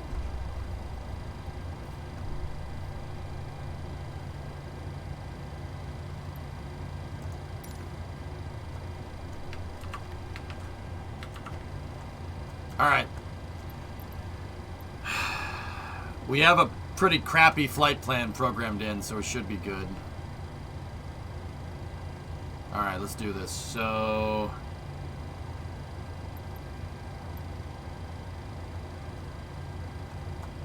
let's go. New Orleans ground shades 154 with Mike request taxi for takeoff departing straight out. Shades 154 taxi to and hold short of runway 29er using taxiway Delta Bravo, cross runway 29er Alpha Charlie. Contact tower on 119.5 when Alright, ready. let's go. Taxi to and hold short runway 29er via taxiway Delta Bravo, cross runway 29er Alpha Charlie shades 154. 154. Contact tower on 119.5, so...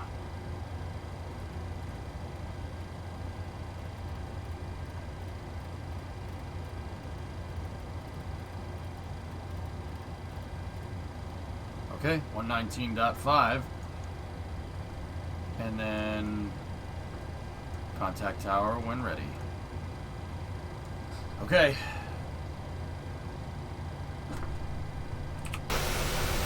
Did I push the stupid tower back? Yep. Okay. Yeah, all ground services are away. Alright, let's do this.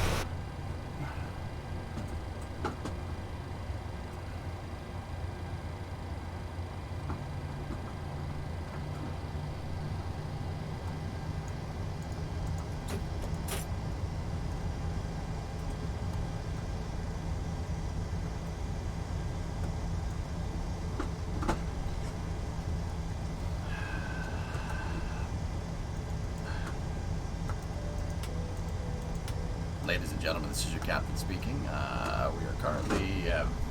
We currently have started moving the aircraft here.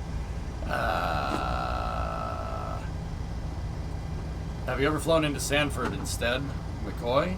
Yeah, in real life.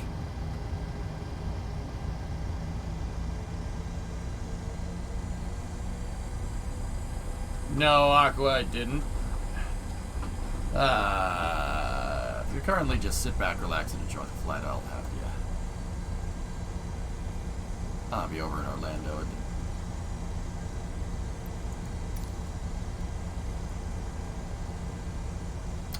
Could have done without that.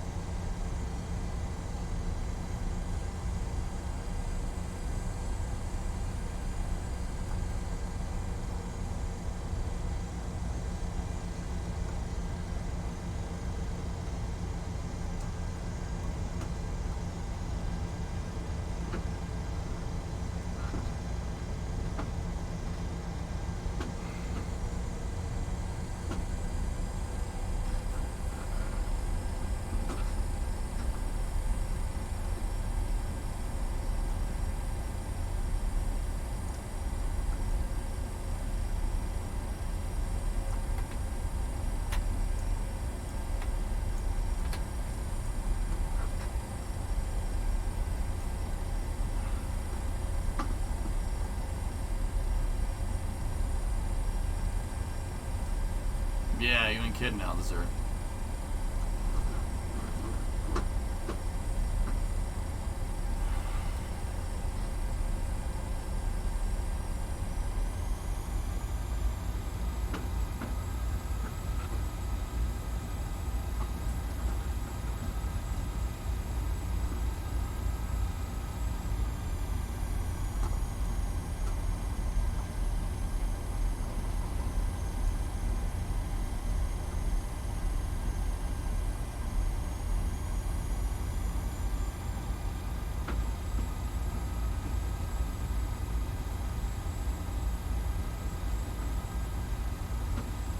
This plane is going to complain because of it has no takeoff. Yeah, so, you know, maybe we should have told EJ to do that, and if you did, I missed it. Sorry about that.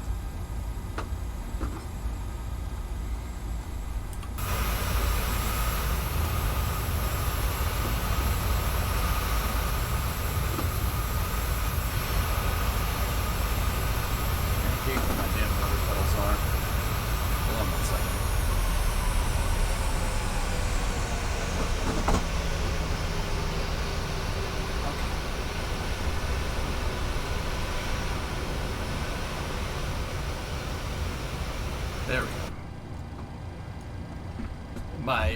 The car pedals are getting in the way. You're all good. Running the FMC takes quite a while. Well, they're in the FMC on the CJ4, but I think the PMDG one is different.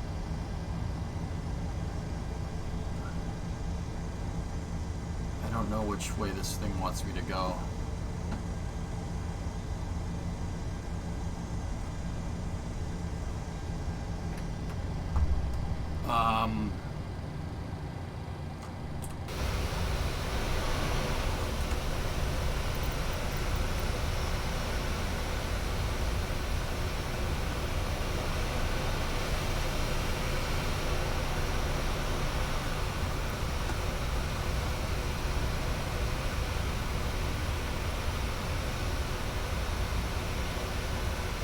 I don't know where I am in the damn airport, though. They wanted me to cross. Hold short of runway 29 using taxiway Delta Bravo, cross runway 29 Alpha Charlie, contact tower on 125.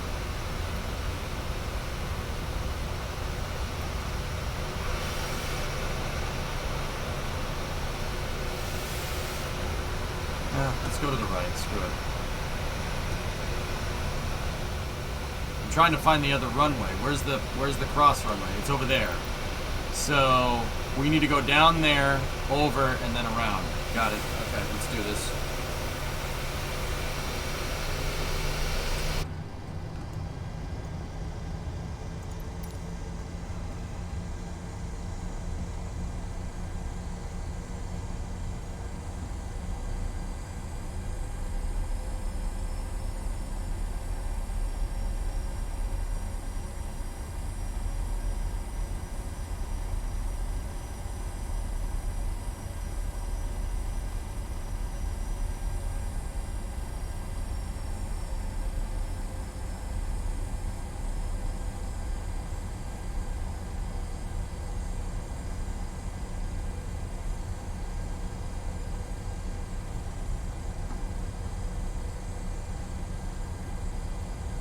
We're at Louis Armstrong Airport, in New Orleans. That's where I left off last.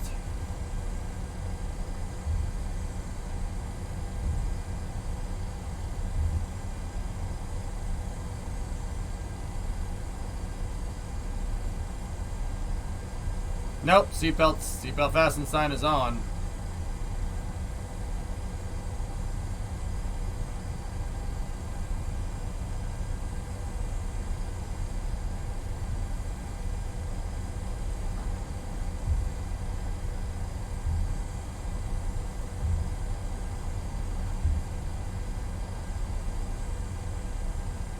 Discovery, go at throttle up.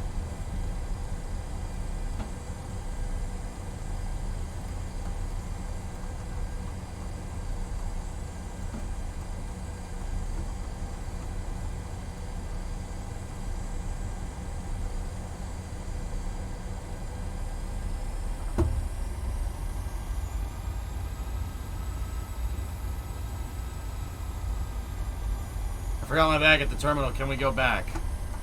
Nope.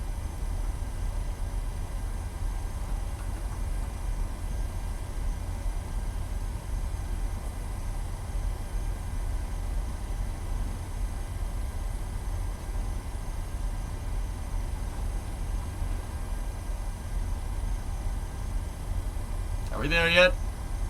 Yes, actually, here. Jump out.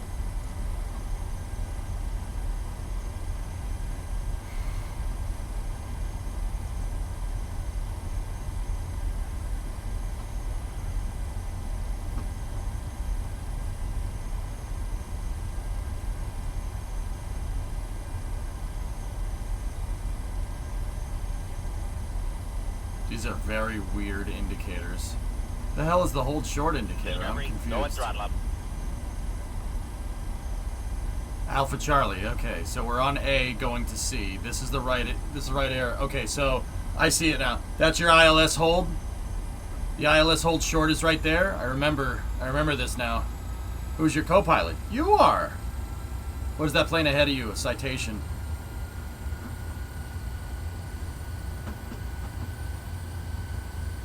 Is this online? Yes. There's the ILS hold short.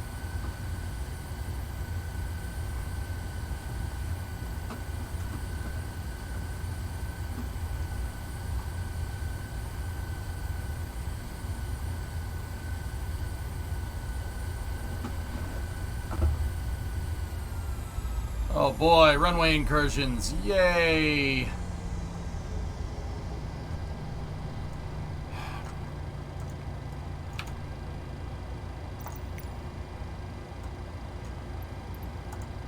New Orleans Tower shades 154 at runway 29 are ready for departure, straight out departure. Shades 154 altimeter 29.85, wind 041 at 14. Straight out departure approved. Cleared for takeoff runway 29er. Cleared for takeoff runway 29er shades 154.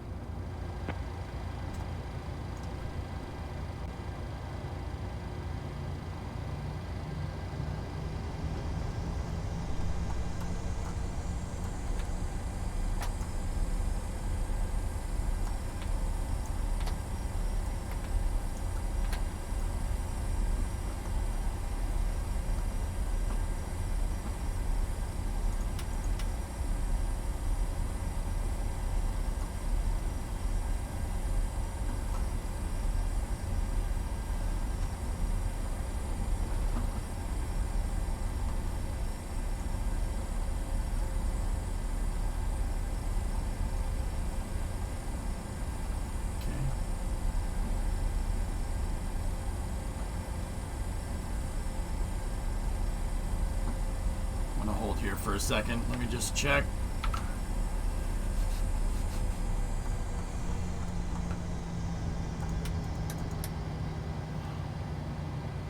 Okay. All right, let's do this.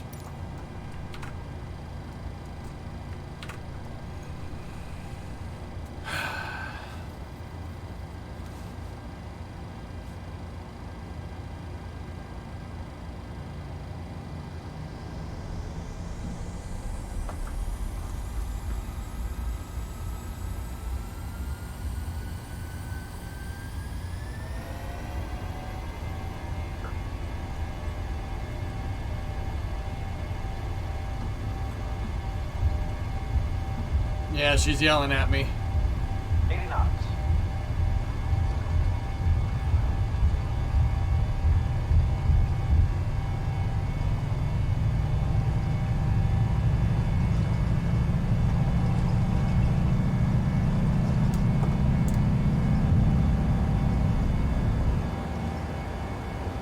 Positive rate of climb. Okay, we're positive rate. Gear up.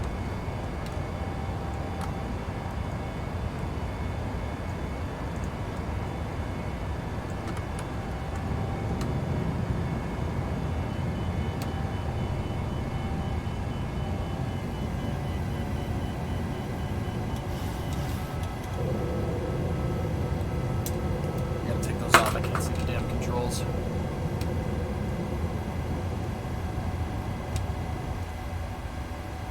That was, I mean, normally... 15 for leaving my airspace frequency change approved. Okay, lady. New Orleans Tower shades 15 for frequency change.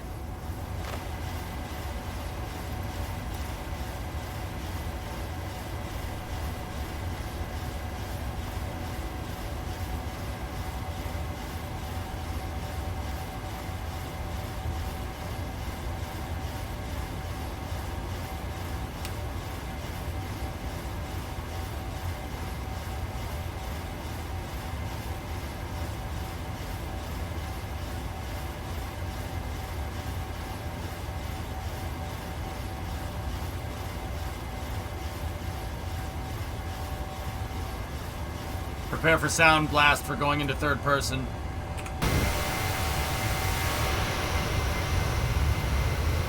Hell yeah.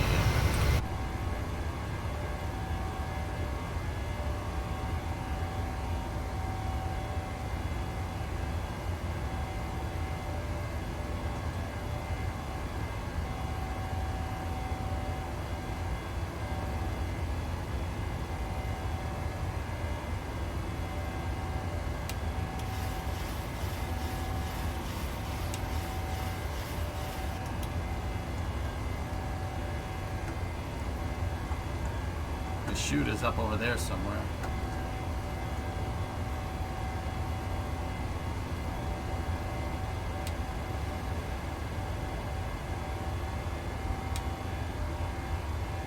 There's someone on the way. Some thing. There's the, okay, so we have auto throttle here, which is cool. That's something we didn't have on the Cessna.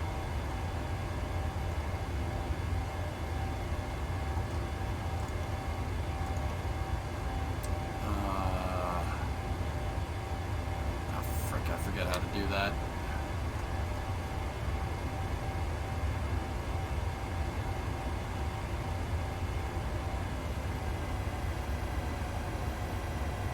The FD switches don't need to be on. Yeah, the flight. Okay, yeah. Flight direction.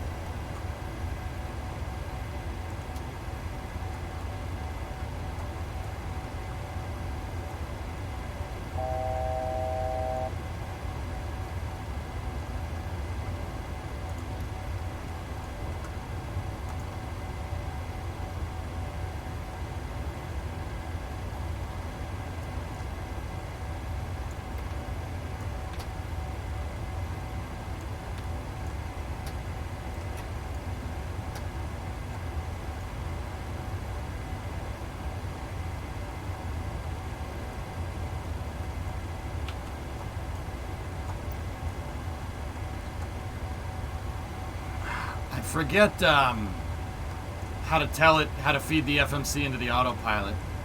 I forget if it's LNAV or... It's not VOR lock, I know that. Approach. No. No. Shut up.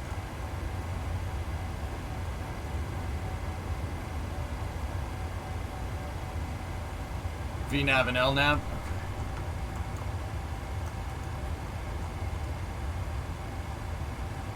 Nothing.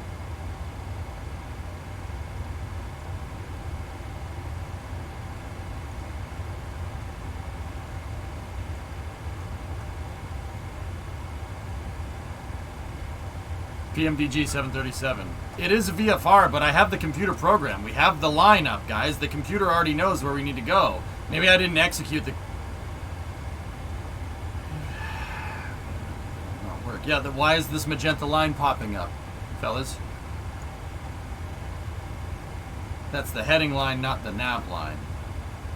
Oh joy.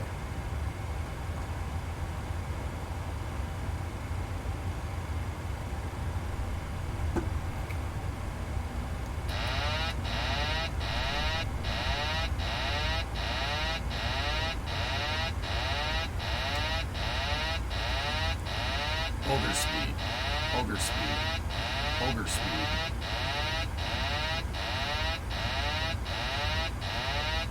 Don't picnic!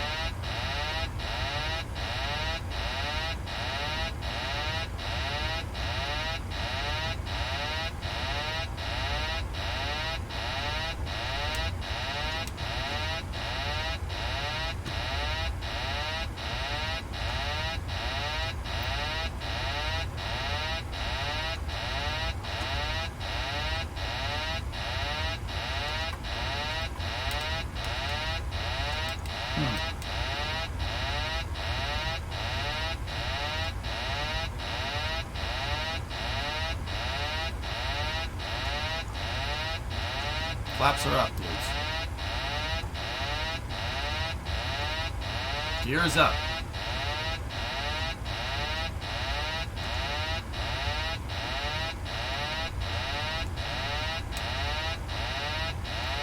For God's sakes, hit the AP disconnect already. Ha ha ha ha.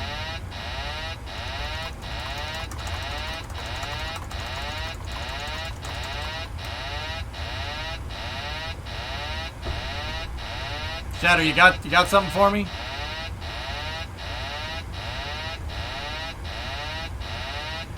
No? We got a missile lock. Press Z. Z doesn't teach me anything. Left thumb button on the yoke. Ah, thank you.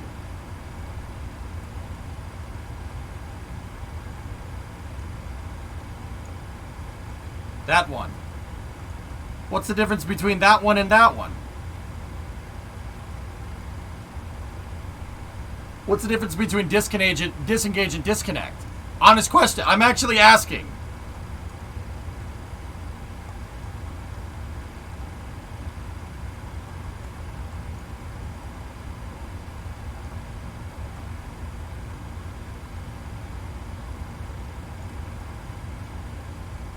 Your engine bleed air looks like it's not on.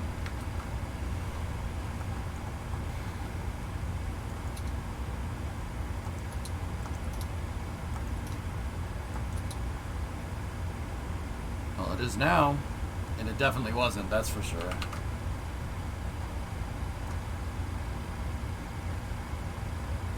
Hit trip reset. Thank you. For the auto. Oh, what's it doing now?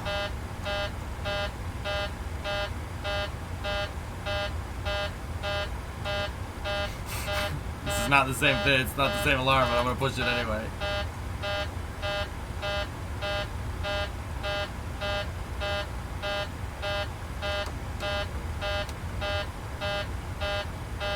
Fly the PMDG, they said. You'll have fun, they said. This is great, EJ. No, don't fly the plane you know how to fly. Let's fly this plane that you don't know how to fly. And then we can make fun of you when you don't know how to fly it. Thanks, guys. Real helpful. Thanks, fellas. Really appreciate it.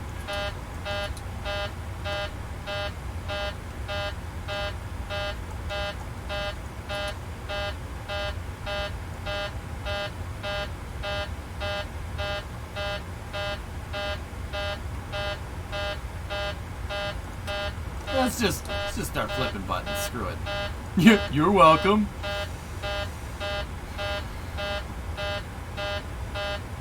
Okay. Oh, what do you want now? Oh, that's bad. Yep. That's bad. That's really bad. We almost died.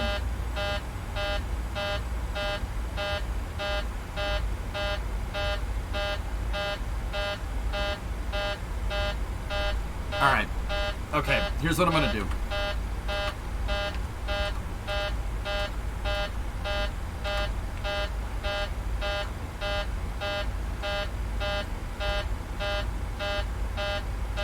Okay, flip on the auto throttle. Set our altitude.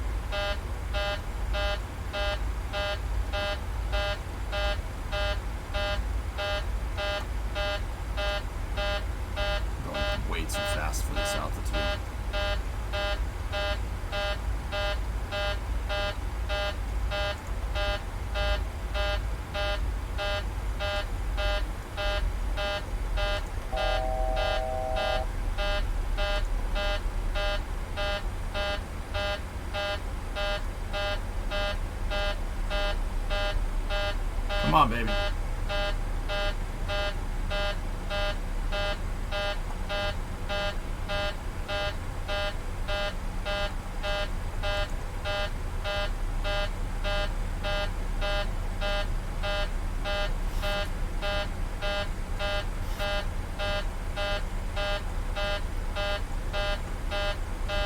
You have a cabin pressure altitude warning.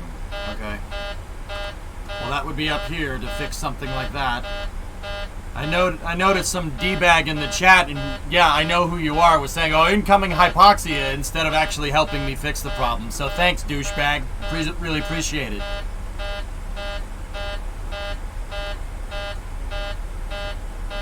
Yeah, you know who you are.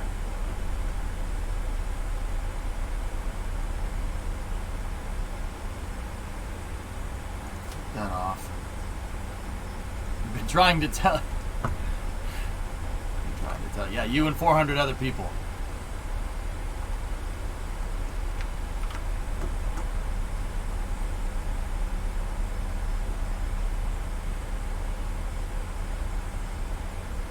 Shattermage is like, I enjoy every second of this. Yeah, thanks, man.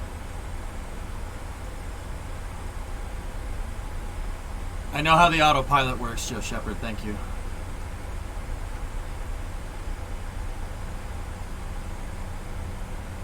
Thanks, side stick. Right side, far top.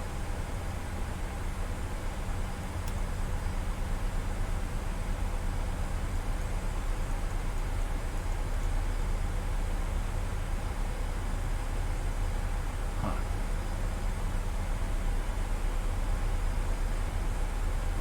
Are we talking about this one?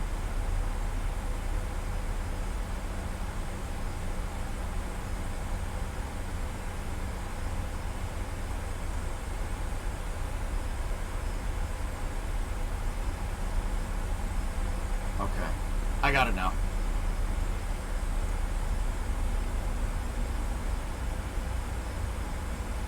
Alright, cool.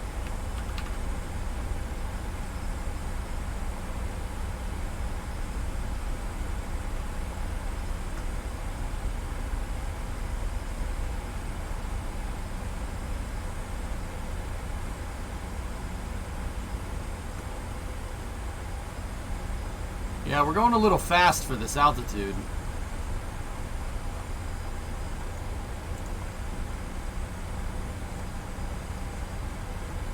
There we go. I don't even know where we're going, man. We turn the map on. Where did we end up? Yeah! Alright. Alright, let's set the heading to 09.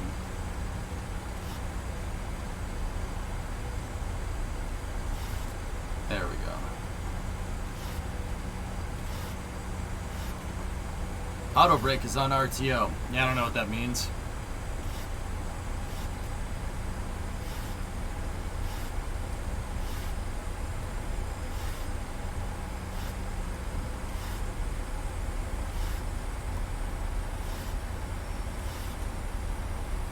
Set to off.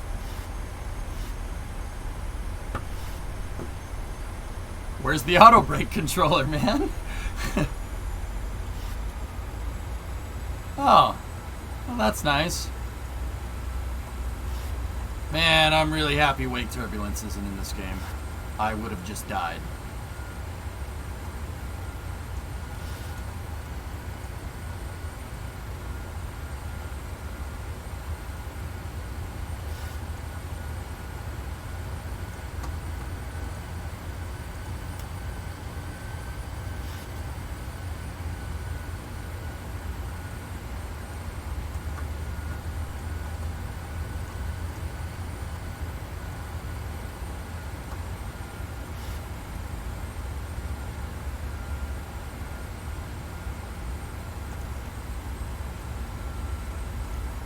No, altitude hold, not vertical speed.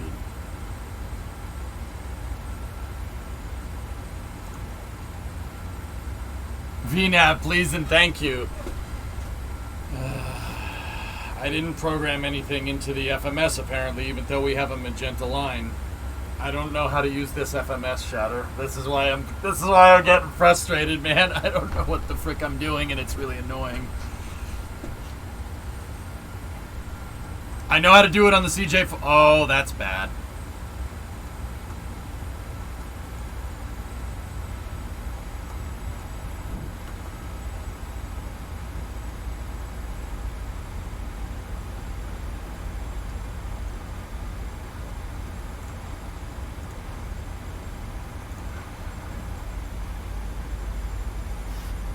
Okay, we'll put it in at 1,000 FPM.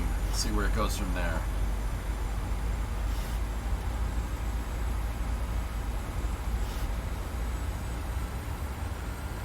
Fortunately, it's not like the CJ4. The CJ4 has no auto throttle control, so if I told the computer to climb, I'd have to manually throttle it. This thing has AT. It has auto throttle, which is very nice. It'll control the throttle for me.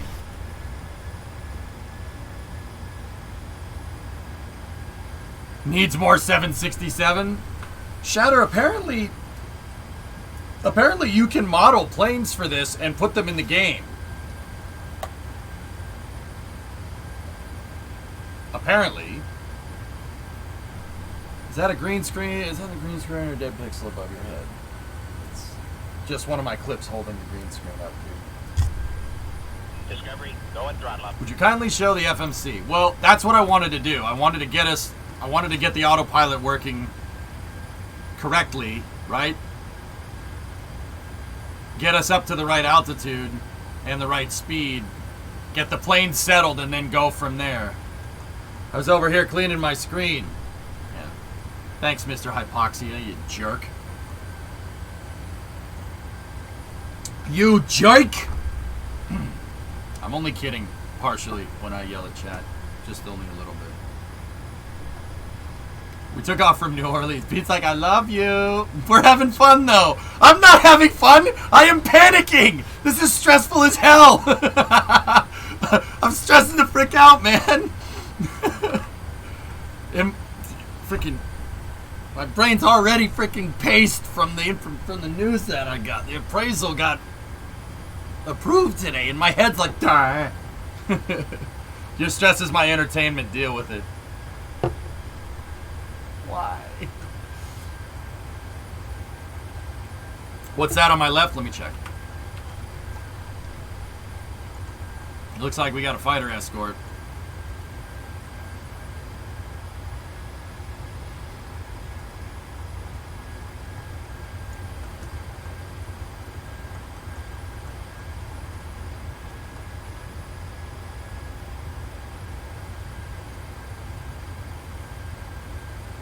I'm on USD's Ghost One, yep. Yeah, 10K over accepted on the appraisal illness. Yeah. Meaning I've literally done nothing, and that the price of the house has gone up. Yeah. Yeah, no, FMS, let's go. So, let's go to the menu. All right.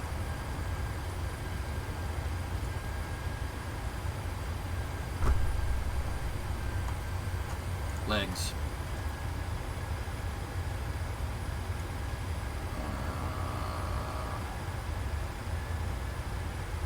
Jeez. I do appreciate the online element. Then when I mess up, I know people are laughing with me or at me. Yeah. Aaronus, I just want to get it right, dude. It's tough, man. Turn your anti-ice off, please. I did that for funsies. Clear. Okay.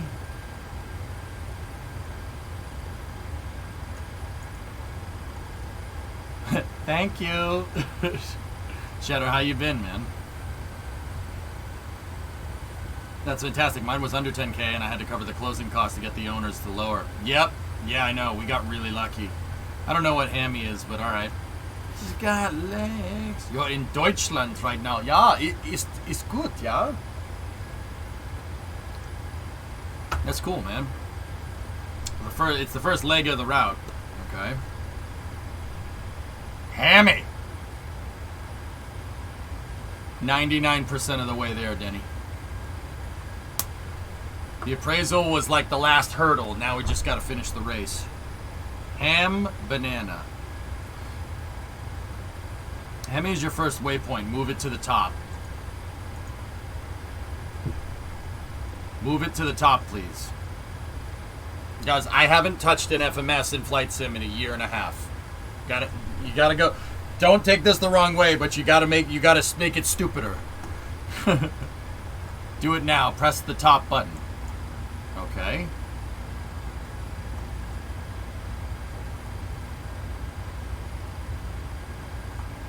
Execute.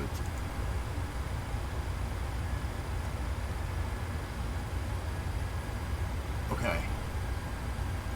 Please, you go to Hammy, or I will be execute. Okay, so now we gotta. Are we programming now? LNAV. Yeah. Okay. All right. Refresh my memory. What's the difference between V and LNAV? I know that, well, obviously there's a difference because there's two buttons.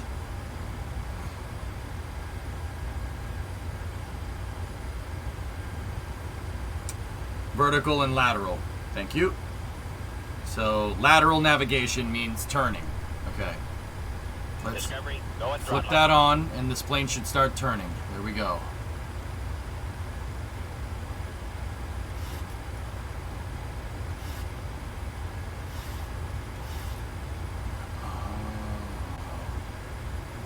Oh, dude, this thing is freaking money, dude. I see what it's doing. It's adjusting my FPM.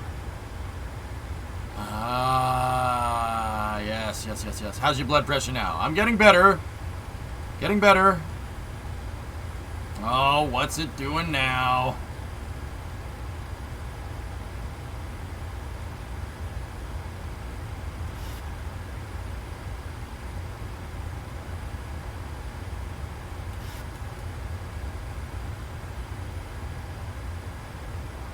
It's getting you back on course. I know, that's a joke.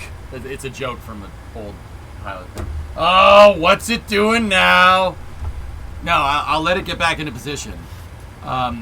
It looks like it's adjusting FPM, and if I'm looking at this right, it's going to take a second, and once this gets up to 15, that's when it should automatically switch from, it'll switch over to alt hold, right?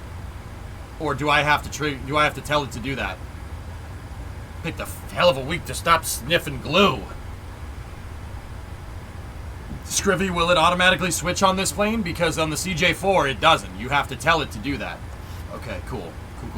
Man, now I understand why people say that this is a dream to fly. This thing is really, there's a lot of stuff. It's a more complicated plane than a CJ4, obviously.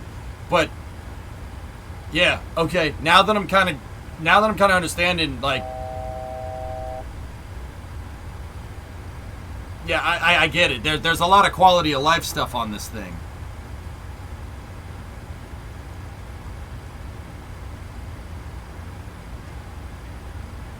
I'm getting it now.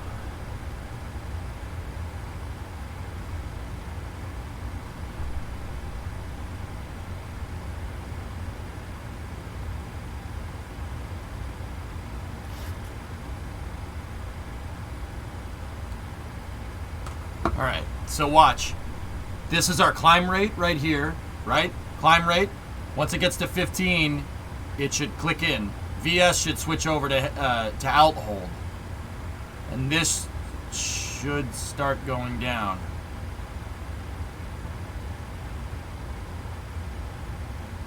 Oh, yo, that is cool, man. Oh, dude, the Cessna does not do that. The Cessna doesn't do that. Oh, that's nice, man. I like that. Yeah, see, it switched to alt hold. That's cool. All right, now I feel a little bit better.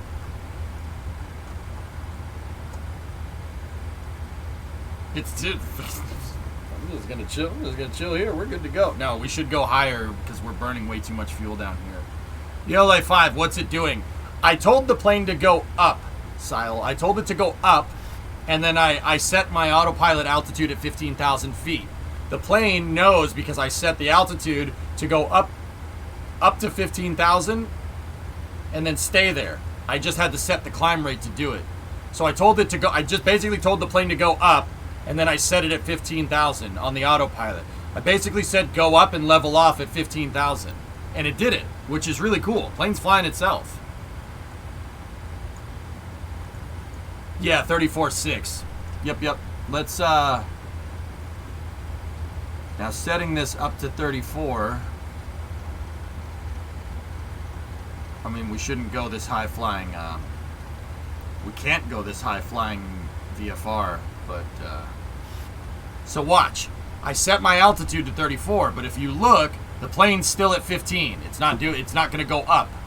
You have to set your climb rate. So I'm going to initialize the vertical speed, right? And I'm going to tell it to go up at 1,000. Let's do 1,500. And then we could throttle the plane up right here. Setting that with the automatic throttle means the plane will throttle itself. See? Look. Oh, that's so cool. That's so neat. Did we request a flight level increase? Houston Center, shades 154, is type 5 miles north of 4 Mike Sierra, 15,500 feet. Request flight following. I don't, Shatter. At least I don't think I do. Shades 154 Houston Center. Squawk 7 tree. Where's the transponder, Shatter? Squawk 7 tree, shades 154. Shades 154 radar contact 5 miles northeast of 4 Mike Sierra, 16,100 feet. Altimeter 29.88. 2988. I gotta set it.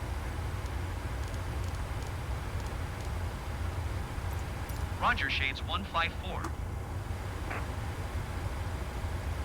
The FMS cruise, VNAV. Okay.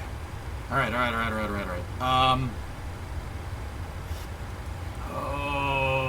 Cruise.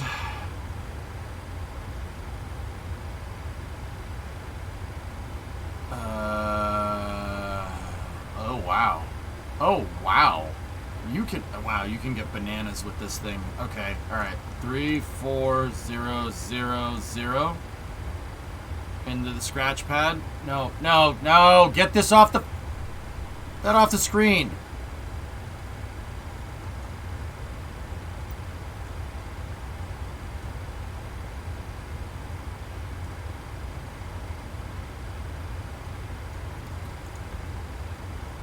All right. It went magenta. So that means it's in the computer, right? So that means if we go back up here and we set that the VNAV, right, it'll do it.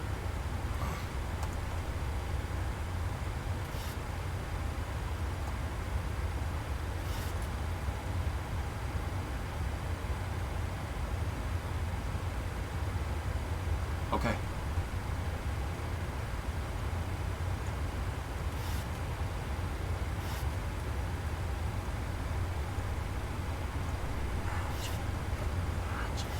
Yeah, see? Look, I only look like I got my head up my ass, all right? Just, you got it, like, once I figure it out, we're good. 7 traffic is 1 block 4 miles at flight level tree 20 generic. Report them in sight. Blue Streak 5315 traffic is 11 o'clock 2 miles at flight level 290 generic. Report them in sight. I got it, Denver.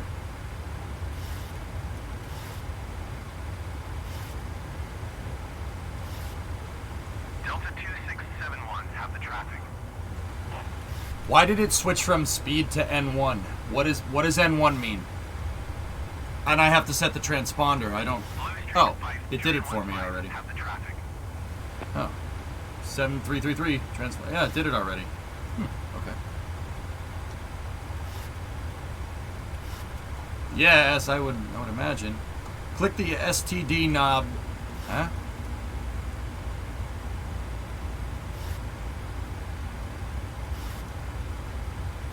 N1 is engine power, N1 is the throttle position. Okay.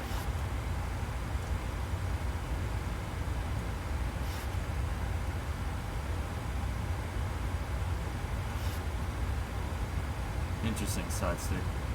It's maintaining climb power and flying at a vertical speed that maintains climb rate and power. So yeah, Tech, that's why I asked, because I'm not That's why I asked, because CJ4, no auto throttle. I don't know how an auto throttle works. I mean, I know what it does, but I don't know how it works. What Tech said. Shatter, yeah, Tech taught me how to fly the CJ4 in this game. So I know how to do that. This is kind of the same, but it's not. The gist of it is there, but there's still a bunch of different things. And this is PMDG, so this is like as real as you can get. Like every button freaking works, dude. Every freaking button. Set altimeter to 2992. Were we above 18,000? Yeah, okay. Yep.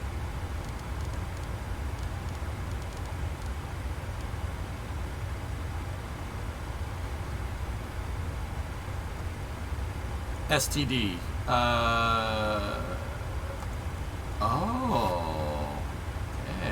Standard barometer. Does the foot air button work?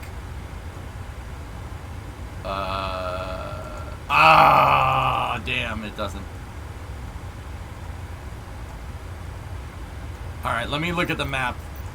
Just so people can see.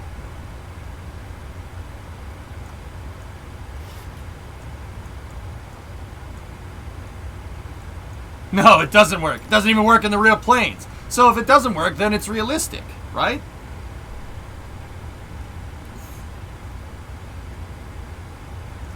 That about playing squad again? I don't know, Hart, maybe.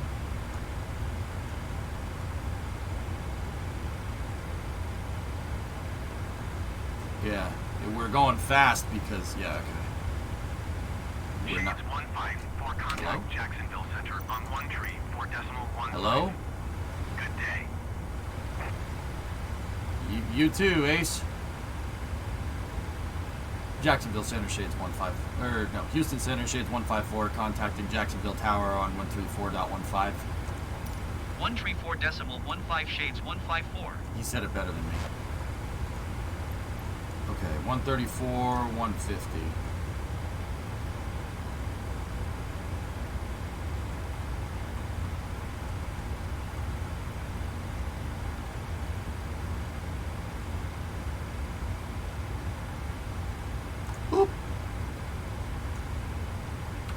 Jacksonville Center, shades 154, flight level 225. Generic Niner Delta Mike, you are 26 miles east. Descend and maintain 10,000 feet. Expect vectors, visual runway, 18 approach. It's the placebo knob, like the door close button on an elevator. Descend and maintain 10,000 feet. Expect vectors, visual runway, 18 approach. Generic Alright, we're going third person. Prepare for third person sound. Hello. Hey, alright. We have a fighter escort. Ah! Don't do that.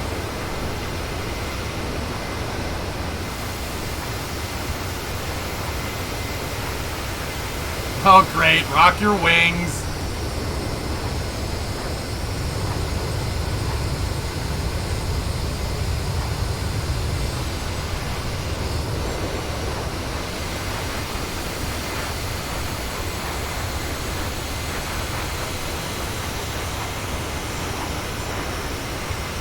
Whoever's in that other F-18, you gotta get on the left wing, man. Oh, don't crash into each other, Jesus!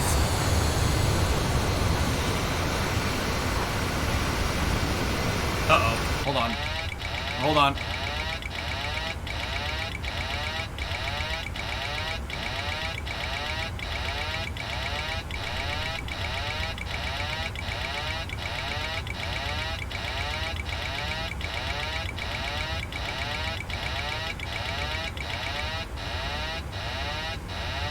I am speed. I am speed.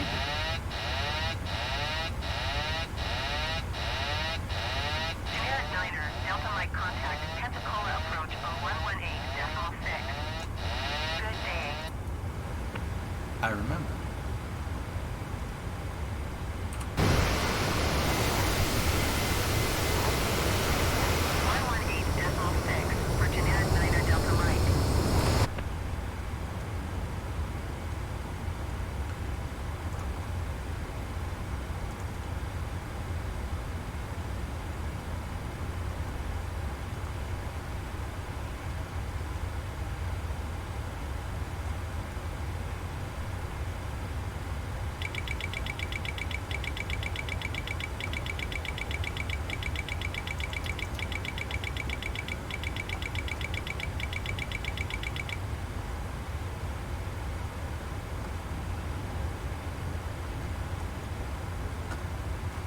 Which one, fellas? Oh, Command A, there it is. Alright, I got it.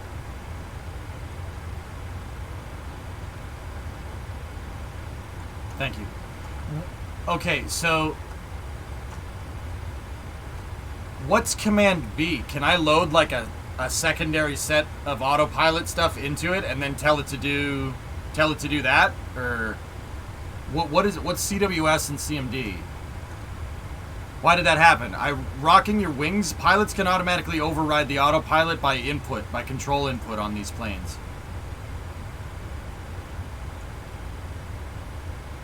Left or right pilot's flight director as guidance probably. Nah, it just couples to the right side instruments. Oh, okay. Okay, cool.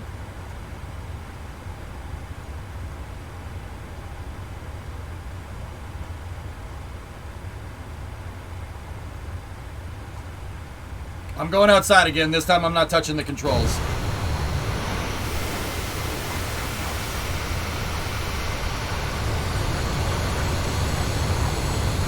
Only 2 autopilots?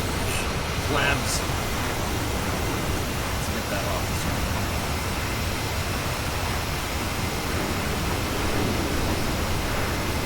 Well, that's pretty neat.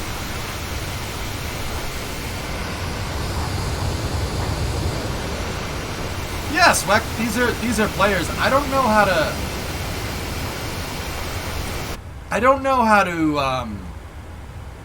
there's a way to see their names. I just don't know how to do it. Show names. Yeah, Jason, I don't know how to do that. I forget. I haven't played Flight Sim in like a year and a half.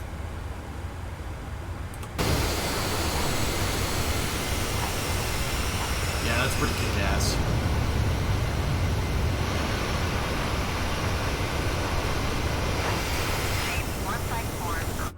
Ooh, oh, I hit pause. Yo, I hit pause and desynced everything. Yeah, it's confused everybody that was playing with me. Jacksonville Center on 132.5. Okay. Let me key that in. Shades 154. Did you hear my last transmission? Oh, I heard it. Oh, he's trying. 2.1 for Shades 154. Hit the brakes, he'll fly right by. Click. Oh, wait.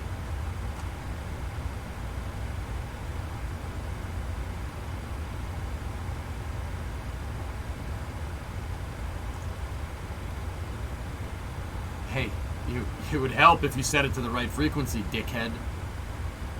Generic 1 Charlie Echo, you are Jacksonville Center, Shades 154, flight level 270. Shades 154 Jacksonville. You said it, not me.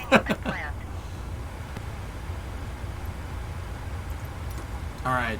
Yeah, we should probably... We're in Jacksonville Center, so we should probably figure out...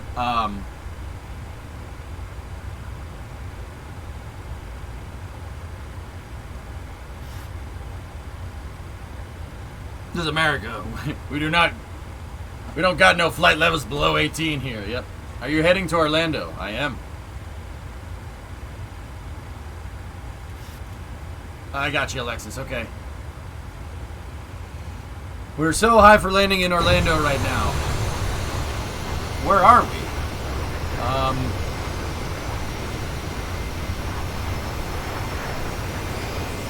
Oh, this is Pensacola, isn't it? It is Pensacola. No, we're alright.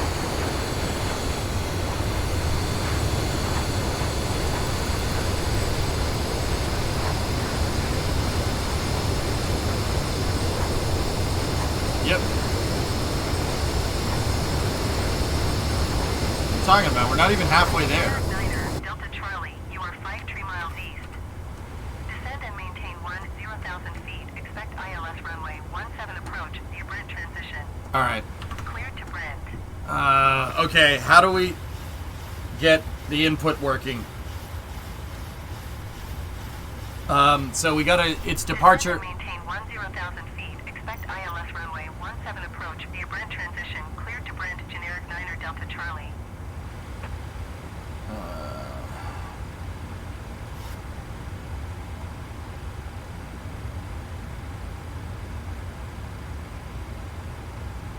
Jacksonville Center, generic November 561 Charlie Echo is passing. I don't want to click 8,800 anything and screw this all up. descending 2,000 feet. Generic November 561 Charlie Echo Jacksonville Center altimeter 29.80 continue as planned.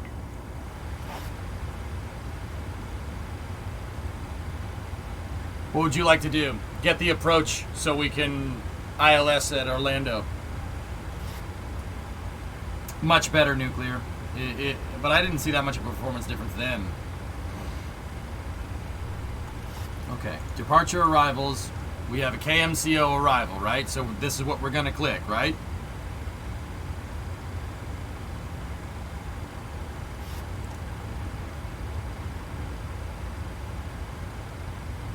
Oh, frick. Well, that's the active. 18 right is the active runway. So we want Generic this one, right? Charlie Echo Airport is at your 9 o'clock 14 miles. Arrivals on left, Present approaches on the heading right. and altitude, report runway in sight.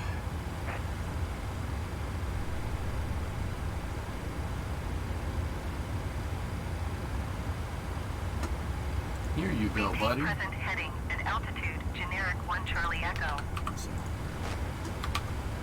Generic 1 Charlie Echo runway in sight. Generic 1 Charlie Echo, you are 13 miles northwest of Kilo Delta Tango Sierra. Turn left heading 115. Contact tower on 118.45.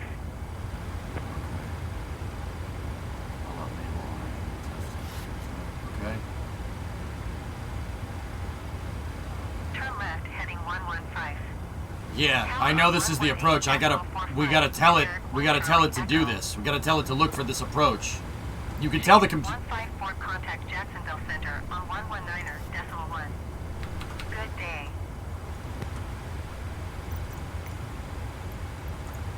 .1 shades 154. Just do that. Jacksonville Center, shades 154, flight level tree 25. Shades 154 Jacksonville Center, continue as planned.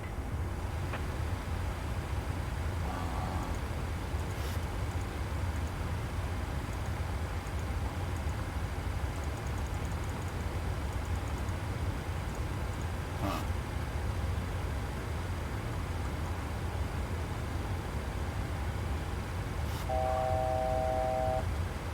Hi. Looks like you have it loaded already. Shatter, but I don't think it's right, man. It's okay. Here, I'll show you what I mean.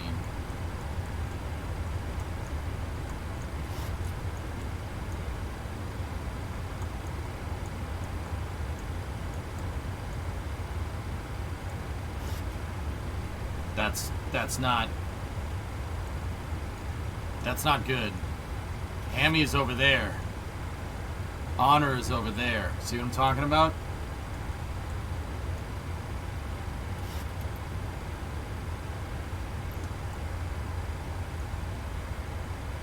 Go to the legs button real quick. Okay.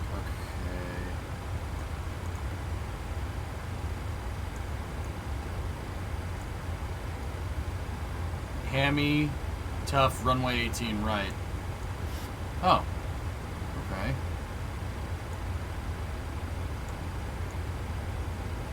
Then why is the magenta line different? Just out of curiosity. Why is it showing this then? But then again, that's the VFR map, so screw that. That doesn't matter. This thing's saying Hammy, so I don't think we set the arrival correctly. Because flight sim? Yeah, probably.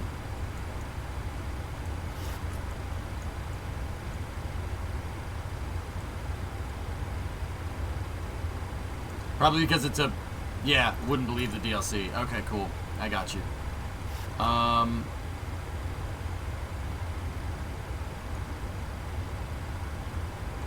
Your FMS is showing you're direct to Hammy, so it beats me what the dumb map is saying. Whoa, what's it doing now? Living the dream, man.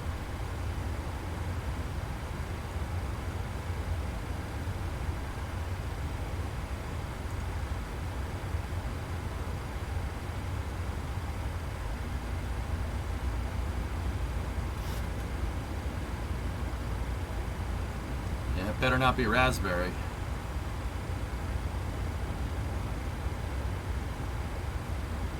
Oh, this even tells you distance to waypoint. That's cool.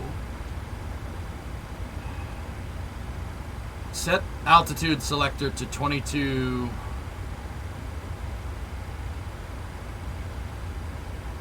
Land via VFR.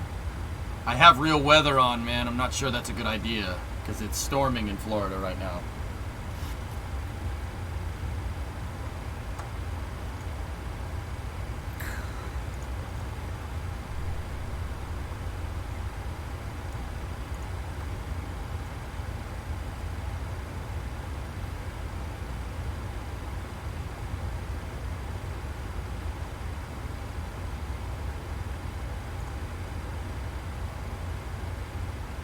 Okay, Shatter.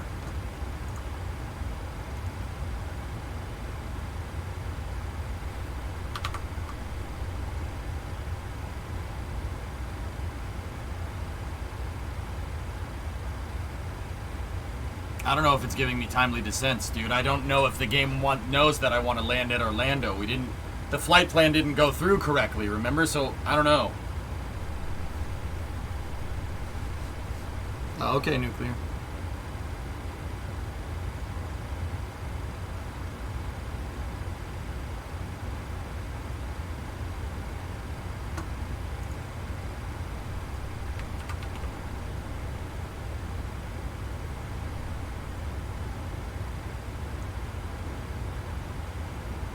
Going outside for a second. Is there FL10? There is no flight level 10 in the USA. Did you mean 10,000 or 1,000?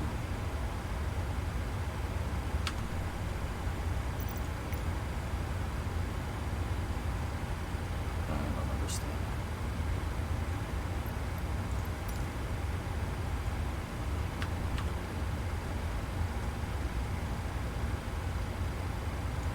He was not. That was other traffic.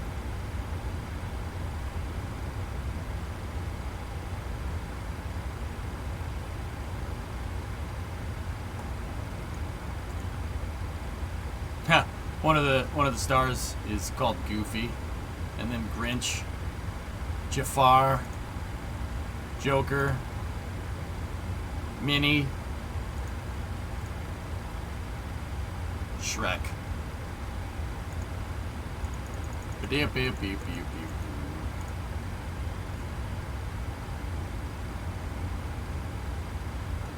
Disney characters going into MCO. That's pretty cool, man. I actually think that's really neat. Pricey. Pilots have a weird sense of humor, man. Shatter, I still think the funniest one I've seen is Sweet Kansas City Barbecue, man. That's the best one. That's so good.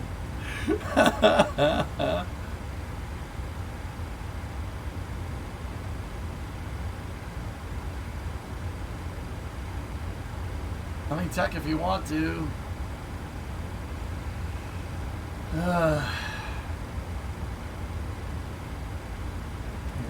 Let's go down here. I love that approach. That's the funniest one I've seen. Hello, Tech. Isn't the cockpit door supposed to stay locked at all times in flight? Isn't that per pilot approval? Like if the pilot says you can come in, or am I dumb? It's probably FAA requirement. Yeah, what do they know? Right? That was a joke.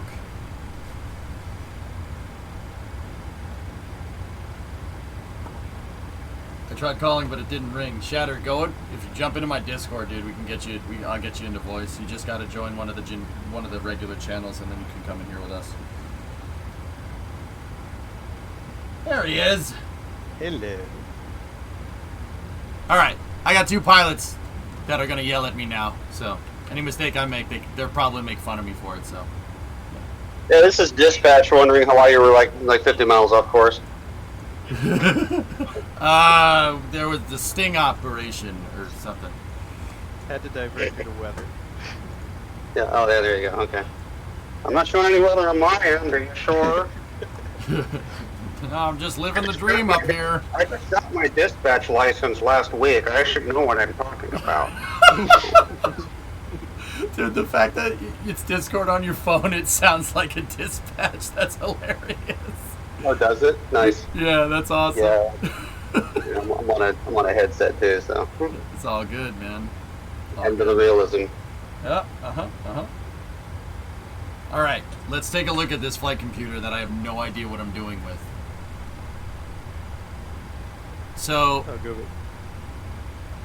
Me neither. Let's do it. All right, excellent. Yeah. Yeah. There you go. No, it's very similar to the 7.6. Oh, okay. Let's see. So what are we trying to do here? I want to make sure that I'm on the right approach for 18 right. Is that already loaded in? Under ACT actual, that's iOS 18 right. It looks like you've got the right thing loaded in, and on your legs page, it did show the correct stuff, and I've actually got the chart pulled up on my iPad, so. Okay. That's the correct two-way. Yeah, Hemi, tough, 1.8 right, that should be the iOS. You might want to actually tune and identify that stuff on your actual localizer. Your iOS tuner Actually also. do that manually? Yeah, it's unless you want to like. Arcplane just does it for you. Oh, okay, Mr. Corporate Pilot. Yeah, you guys have fancier stuff and fancier stuff than we freight guys got. Or even the passenger guys have. Okay. Am I in the right spot? I don't think I'm in the right spot. Yes, you are. Oh. Yeah, you're in the right spot. I'm going to pull up that approach so I have the frequency for it. Okay. What approach was it? 1.8 right? Yeah, 1.8 right. Yeah, I got 111.9. 185 is the inbound course. So the bottom boxes on the left and right are the nav source, so you can put that frequency in there. Of the top boxes. So the top one says comm, and then right below it is nav. Okay. And then the knob to the bottom right should change it. Oh, I'll sit over here. So what was the frequency? 111.9er. Okay. We don't want to dial that in, right? You're using GPS to navigate, so it doesn't matter. You could have it as you're active. Okay. Didn't break anything, did it? Nope. I don't know about that plane. Our plane can use VORs for navigation and DME, but because it's so much less accurate than the GPS, it just ignores it 90% of the time. So I just set the nav frequency to the VOR for MCO, right? That's what I just did? Well, you set it to the ILS for runway 18, right? Okay. And you want to set it on the left and the right, because the left one's the one that the pilot will see, the right one's the one that the co-pilot would see. Okay. We're double set.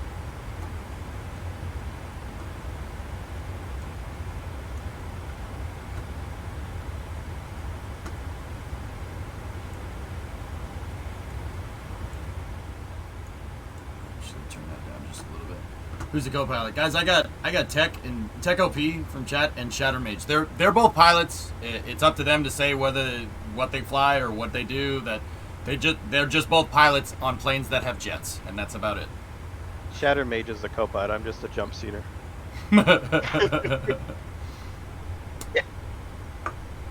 This is closest to what I fly. I'm a Boeing 767 first officer for a freight operator, so. That's cool, man. In other words, Which, he so works this- for a living. 154 contact. I'm just a corporate pilot, so I just fly places and go scuba diving. Yeah, I get whipsawed around a lot, so.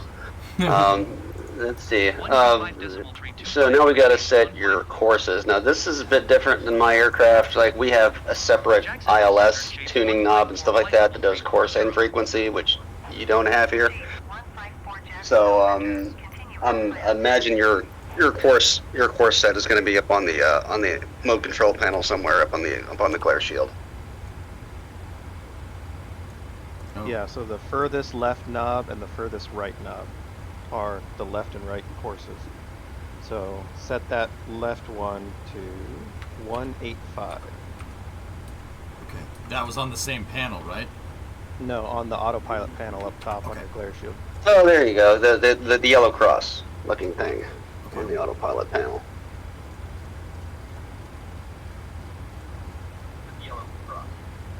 Okay. Set to 185.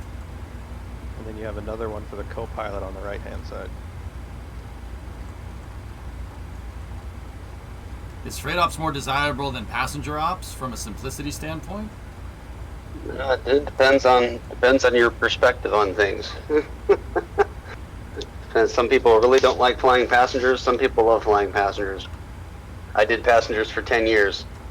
It was familiar to me. Freight's okay too. No, the only thing I miss about passengers is I don't have a jet bridge anymore. I have to haul everything up these rickety air stairs every time I get on the plane.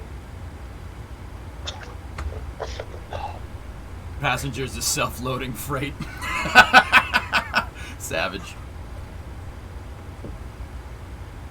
We're not doing phrasing right now, Pete. No, you know what I mean. All right. Okay, so what is the course? What does that course thing do? So when you're following like a VOR or an ILS, the course is the heading of the actual line that you plan to follow. And so your plane knows to then intercept that course and follow it in and make small corrections left or Okay. right of it to stay centered on it.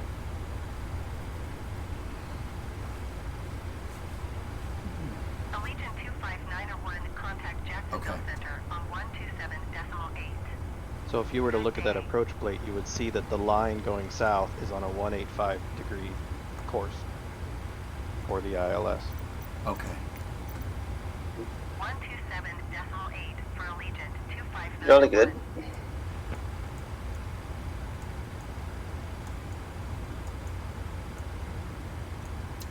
What will be really interesting is if the ATC actually directs you properly to do that.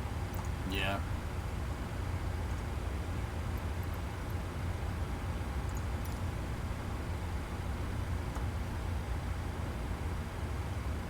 Bryce, you gonna fly over the house? You wave? Yeah, I got a little bit of a fighter escort over there.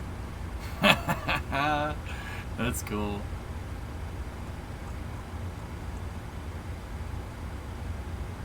This is where I'd say, Captain, I think he wants you to turn to 121.5. I think he wants something.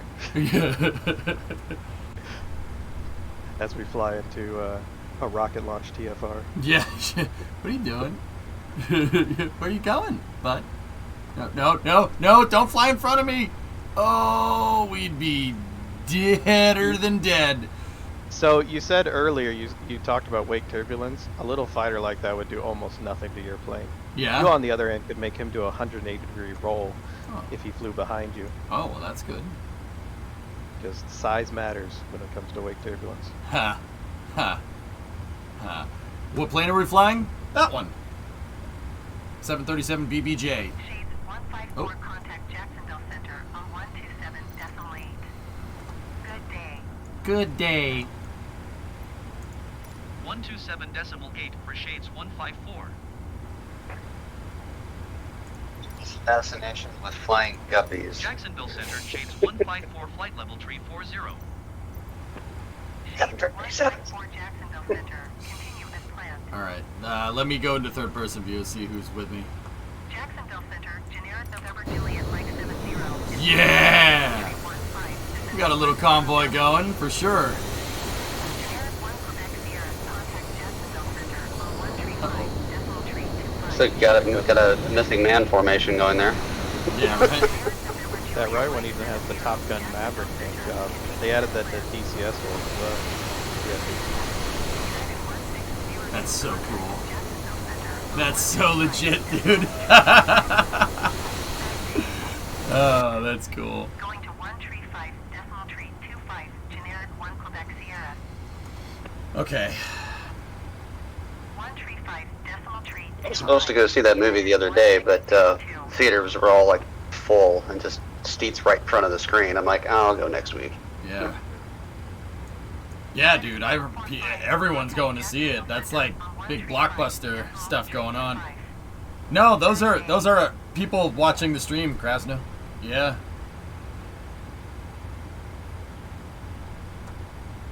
We should expect to start down around 100 miles out based on our altitude. 100 miles out. Okay, where are we? We're 120. Yeah. Top right of second screen. Yep.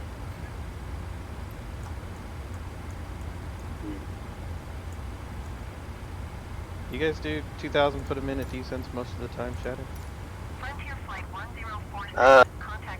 Yeah, can. I just hit VNAV. Now, So you're doing VNAV path most of the time with a program speed, so there you go. But yeah, that's about 2,000 feet a minute. Sounds good. We have to do that because Oh, go ahead. we have to do that because places like Jacksonville Center try to descend us down to like 20,000 feet when we're still 200 or 300 miles out. Make us burn 4 times as much gas. Okay. So I'm approaching 100 nautical miles out. I have VNAV enabled. Do I need to set that, or will it automatically change it? You will need to set whatever lower altitude you're either assigned or you need to descend to in the MCP, the mode control panel, i.e. your autopilot panel. Okay. So the altitude enunciator up there, the selector, excuse me, you have to set that to a lower altitude before any kind of VNAV path or whatever will do it, because it won't leave that altitude until you put something down in there. Got it. So as an example, the controller might tell you descend and maintain flight level 240. So you'd set that altitude selector to 240, but then you could follow your VNAV down towards the actual approach so that you're going at a descent rate that's perfect. Okay. And then later on, a new controller will tell you descend and maintain 10,000, so you move the selector down again, down again, down again, until you finally get to your final approach altitude.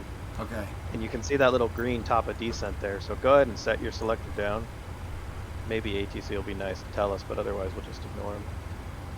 Setting it to 2200. For now, 2200 is the altitude for the final approach fix, so that's the lowest we plan to go before we capture the ILS. Okay. You could do that. Normally you'd set some intermediate altitude for whatever ATC told you to set. Yeah. Like right now it's probably going to be something like 23,000 feet. Okay. Because that's the transition between the high altitude sectors and the low altitude sectors. So they'd hand you off to a new guy right then. Okay. Setting it to 23,000. Should I initiate altitude hold? No. No. No. You're already on that. Okay. No, if you look on your PFD, your primary flight see where it says VNAV path. Yeah. So you got FMC speed, LNAV, VNAV path means it's going to do it for you. So it says it's going to follow the path that's programmed into the FMS, and because you set a lower altitude up there, it knows, hey, it's okay for me to leave this last one and go to this one. Okay. And hopefully here in just a few seconds it'll do that, and probably if it's anything like our plane, it'll chime to you to tell you that it's about to do it. About 6 seconds before it does it in our plane. It didn't say it to me, S-Master. That was another plane.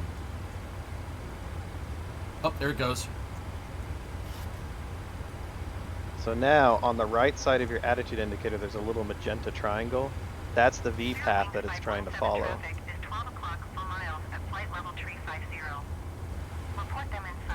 It's to the left of your altitude. Little tiny purple triangle or magenta triangle. I see you've got one on your MFD also. Okay, so you got one on the MFD and you've got one just to the right of your horizon there. Yep. On your PFD. Yeah, Sidestick. I have a Discord. Exclamation point Discord will shoot you the invite. That's where I'm talking to Shatter and Tech right now. And thank you for your help, guys. I really appreciate it. Yeah, of course. I probably, fun. I'm not gonna say I would have crashed by now, but yeah, I definitely wouldn't be this far. I mean, you got at least 32,000 feet left to go before you crash. Yeah, we're good. Wait. Not the fall that kills you, it's the sudden stop at the end.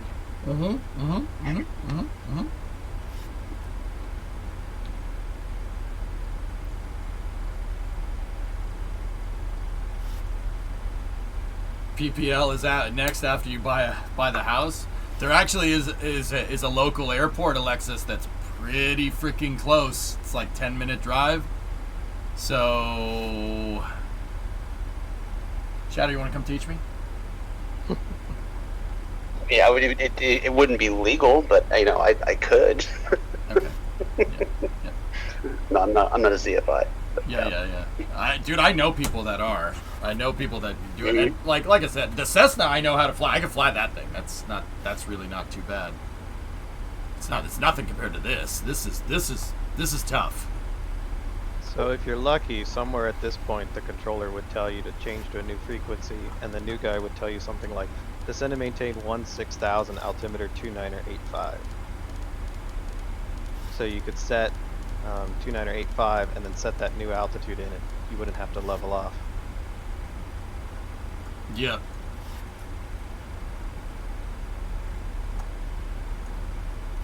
So set a new altitude like 16,000. Okay. Yes, the most useless things in aviation. Yes, the altitude above you, the runway behind you, and the airspeed you don't have, and the fuel that's in the truck. Unless you're on fire. Right. Yeah. So then set your main altimeter using the baro knob on your little left up front controller to the left of your course knob.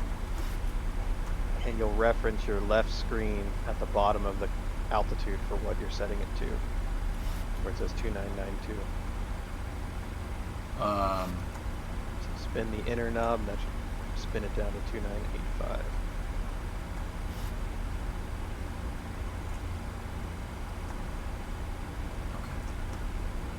There you go. Okay. Can I have a few more of these little whiskey bottles? Oh. Shut up. And then here you could turn on your landing lights to recog at 18,000 feet, because we're now in Indian country, which is where all your arrows, your Cherokees, your warriors, all the VFR warriors. The VFR warriors, nice. People who don't have to talk to ATC to fly around you. Landing lights are off. Or on, excuse me. Does this thing have recog lights? No. Usually, what we do is when we're through 18, we just flip on the turn off lights. Turn off lights. The runway turn lights instead. Yeah. To the right of your landing. You leave your landing off until you're cleared to land, and then turn those on as recogs. Got it. Yeah. So just as a thing, what most of the passenger airliners do is we'll do the turn off lights through 18, and then through 10 we'll turn the landing lights on, and then when cleared to land we'll flip on the taxi light. Nice. There you go. See, I don't even know if Orlando knows that we're coming in game. I'm gonna see if I can. Well, we can find them on the radio. squawk 7600. Then they'll know we're coming. That's the lost comm transponder code. Yeah. Oh, 7600, yeah. Yeah. Trying to see if we can find it in the airport list, or I could just try to tune to the frequency. What's your current altitude? We are. Oh, we went below 18, Right. so it wants me to go to center. And set your altitude down more to like There you go. 3332. something like that. Where? Just your altitude. Set it to 133 6,000 for now, and then go to 154. 3332 for the freak. Okay.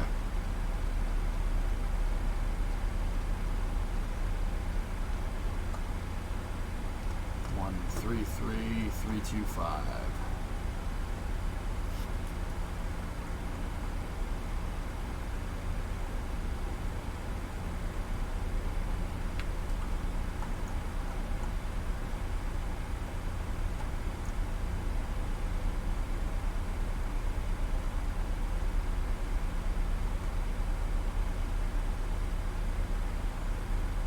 I love that it covers up the frequency. Yeah, I'm like, all right, that's good.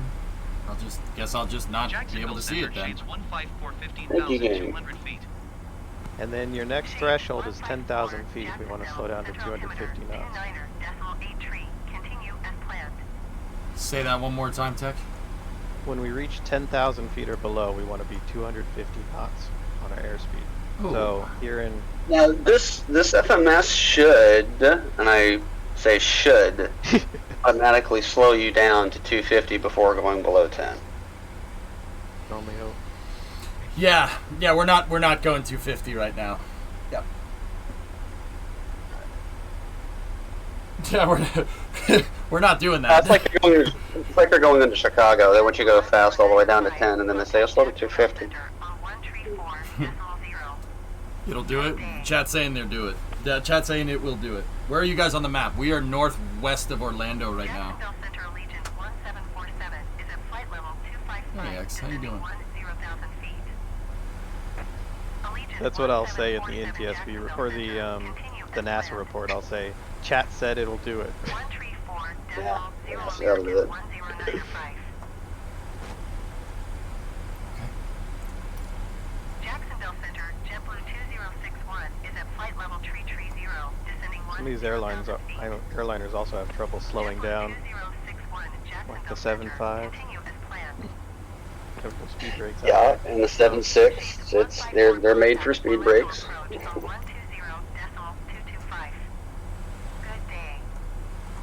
Hey, it's going down. I can see the number going down on the magenta at the top of the speed tape. Yep. See that? Yeah. That's nifty. Jacksonville Center altimeter 29er decimal 85. Continue to Uduzzi Let's as get planned. this. 120 decimal 225 shades 154. Okay, 122.25 wants me. Jacksonville Center southwest. I'm just gonna. Orlando approach shades 15410,500 That's why there's two feet. pilots, right? Yeah. Shades 154 Orlando approach altimeter 29er decimal 85. Continue as planned. It looks like it's having trouble slowing. You might have to do some speed Shades brakes. 154 It's not contact maintaining the Jacksonville VNAV Center anymore. on 133 decimal 325. Good day. I think it's slowing down to 250 and then descending. I think that. Right, I which- think. Yeah. Which is why Yeah, it's a good it's time to slowing pull down. some speed brakes out to assist it so you Speed don't. brakes will help it. Speed brakes are on. Speed brakes. I'm opening up my speed brakes so I can go slower. 133 decimal 325 for shades 154.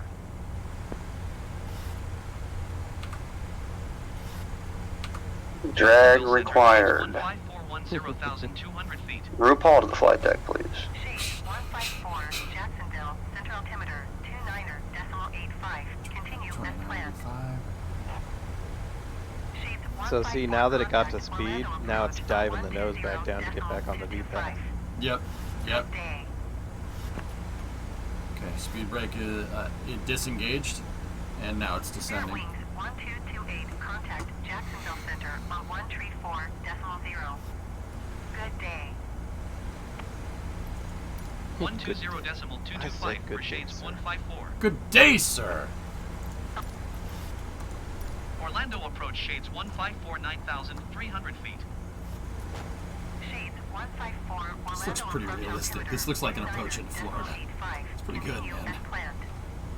Flying over Tampa. Yeah, clouds everywhere. Yep. Low clouds in Florida. A lot of low clouds. Yeah, low clouds, towering cumulus. Yep. Yeah. Look, stressed. Well, Mufasa, I'm trying to get this plane on the ground.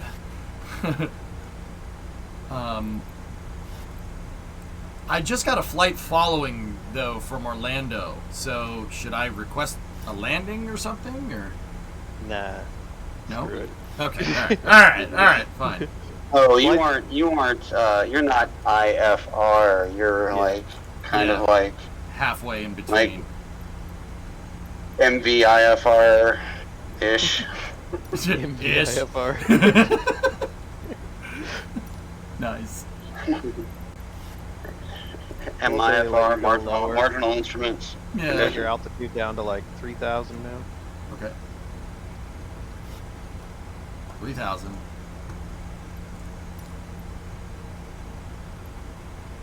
Hybrid flight rules, yeah.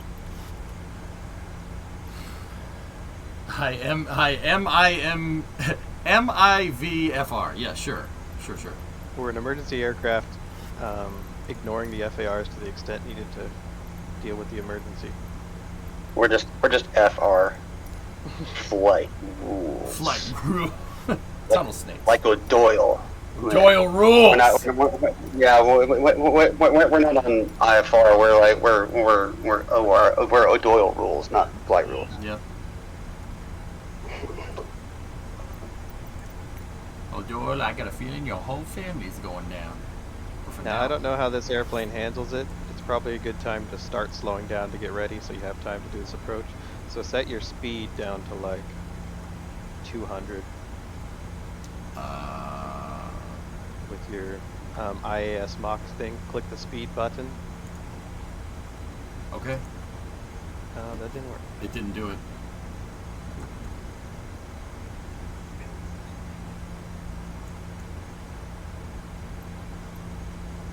Oh, Hammy's showing up on the display here, so that's good.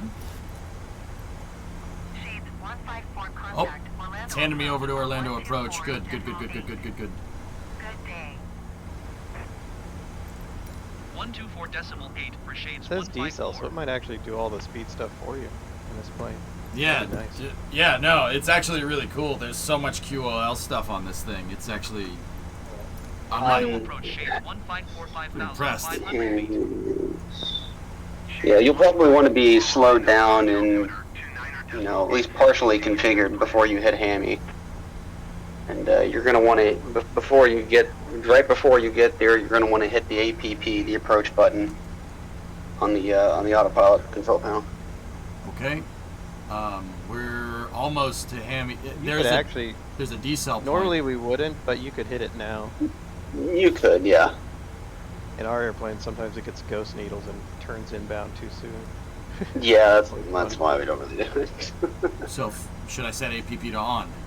Yeah, go ahead. You're in a smart airplane, you can figure it out. See what happens. And then hopefully when you hit that decel, it'll start slowing you down. You'll see on your airspeed tape the up. That's the point where I think you can do your first notch of flaps. Okay. Is this a good airplane where you've got the the flap limitation speeds printed placarded somewhere? Well, and theoretically it's nice enough like the Latitude is where as you put flaps in, it'll automatically move your speed to down below the next flap mark. So you literally never have to touch your throttles until landing. Or even set speeds. You just put your flaps in as you want them in gear. Yeah, I'd start dumping some speed brakes out. Okay. Dial this Curious to thing see back. what this decel does. Yeah, good point. Yeah, let's see what happens when we hit decel. I'm interested. All of us flying older aircraft that aren't this fancy. It went down. It's going down. 236. Nice. Let me. I'll pull the speed brake out so we get down there a little bit faster. Southwest 202 Niner Orlando approach altimeter 29.85. Continue to Rattoi as planned. No, do you have that Bravo throttle quadrant? I have a Thrustmaster Boeing throttle quadrant, dude. Oh, fancy. Yeah. So fancy. They're so fancy. Yes. 3,300 feet. There you go. How about that? Yeah, that thing is cool, We're just man. missing, no, we're just missing a flap lever now. You can configure it, dude. I could buy another one of these, and you can link them together, and I could put there's a flap lever. Uh-oh. Yeah, I saw them for sale at Micro Center. I was like, wait a minute, where's the flap thing? Oh, you're supposed to buy 2 of them. Set your first notch of flaps. Okay. First notch of flaps dialed in. I Now have the look at your traffic. airspeed Shades tape. 154 traffic in sight.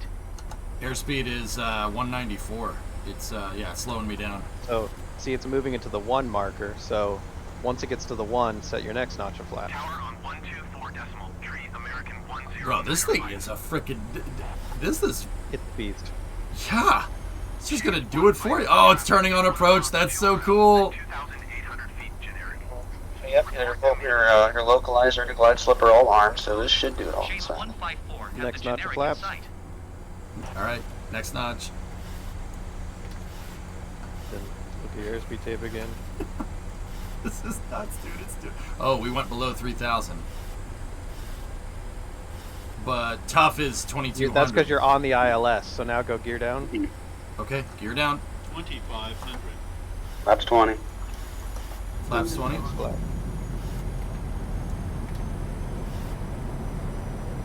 So nice. So sharp wing is this cool. Bro, it just does it for you. That's cool. Man, that's freaking cool, dude. Next notch of flaps. Okay, should I, okay. Flaps are at 15. Yeah, go all the way. Yeah, just take her all the way down to 20. At least. Okay. I don't know where your airspeed is right now. Airspeed is 190. A little fast. Yeah, brought him in a Yeah, little quick, but It'll come back. It's okay. It's only a game. Why you have to be mad? What was that? Alright. looks like the airspeed is wrong. Hey, Been in an airspeed down Yeah? to like where'd you put our fancy 130 new or cheese something. grater? Oh, Oh. oh god. Distraction. Flight It's attendants, please seated for landing. it's in a cat. Flight attendants been seated for landing. It's in one of the cabinets, babe. I'm not sure which one. It's just I know it's in one of the cabinets. These could end badly. That was like literally the worst time for that, dude. So take your speed knob on your flight Cheese panel, grater. turn it down because you're going. It's commanding it too fast right now. 1,000. What should we set it to? 120. Oh, maybe. I don't know. I don't know what their landing Uh, speed's supposed to be. The landing speeds, 130, 140. Set it to 130, and then as your speed drops, get more flaps in. See, if this was like the latitude, it would automatically set the approach speed, but we may have needed to enter in some performance numbers in the FMS for that to work. Yeah. Might have to go around for traffic, though. Yeah, look at all the planes. Freaking Flaps all the way down. Okay. Not already. All right. Flaps down. All the way to 40. Yep. Yeah, at this point, yeah. I would. Oh, yeah, flaps 40 in this thing. How fancy. So fancy. Yeah, I only go to 30. Airspeed, what's it look like? 138. Looks 400. good enough. Good enough for government work. 1 mile at Oh. 300. So at some point here, you'll click your 737, modified I'd say disconnect on your 130, PO 40 is and pretty fly it safe. in. Okay. 200. Oh, we should have set the auto brakes. I No, turned them well, on. Ain't no brakes it is. They're on off, but you can turn them to like 2 or 3. Okay. Too low. Don't think. Don't think. Don't think. Glide slow. Glide slow. Float too much. Idle thrust. 20. Come on, baby. He didn't click the auto throttle off button. It's fine. It's fine. It's fine. Holy. It's fine. It's fine. Speed We're on the brakes out. ground. Thrust reversers. Planet. Brakes. Thrust reversers on. Ejection seats. Ejection seats enabled. Nice. We did it! That was way too easy. Get your resting cable deployed. Yep. Yep. Resting on. Okay. I'm gonna get off. I Of Very this. nice. off. GG.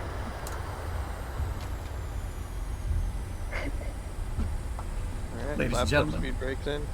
Welcome to Orlando International Airport. Where the local time is. The local time is 4:52 p.m. yeah. Local time is 4:52. Welcome to Flushton Paradise. I don't know why the thing did that. All Yeah, we definitely need to watch Children of the Magenta. right. What's it doing now? Yeah, as we exit the runway, we make a hard left turn into the taxi lights. Welcome home. Yeah, that's fine.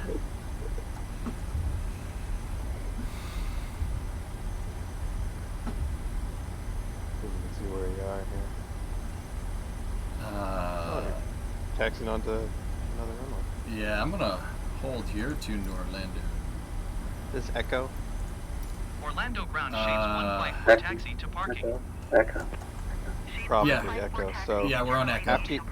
after you taxi across that runway, follow Echo to the left slightly, and then Echo 1 into the terminal. Taxiing to general aviation parking via taxiway Echo Cross runway treat 6 right Echo Bravo Bravo 7 Charlie Bravo 5 shades 154. Echo, oh man, look at this. Where does he want to go? Echo I Bravo. set general parking. Oh God! All right. Yeah, that's good. Echo Bravo Bravo 7's good. Who is general parking and why is he on my frequency? And who promoted him to general? Right. Promoted him. Yeah, homing pigeon. That's what the coolest part about this is. Like, you can use the Jepson maps; it'll work. I I thought don't know any colonel park or any general parkings. I do know a private parking.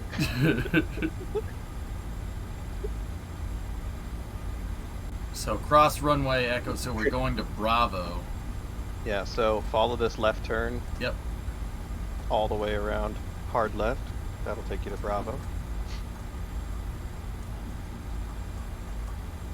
That's Bravo.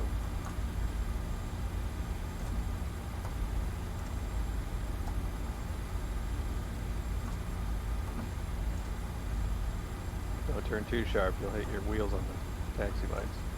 I'm sure that's good. Because your plane's so long, you actually have your nose go past the line before you turn.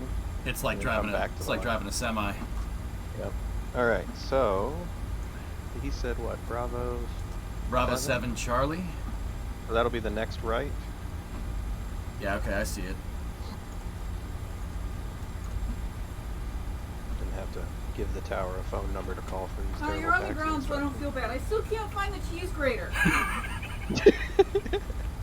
Oh, let me park the plane and then I'll help you.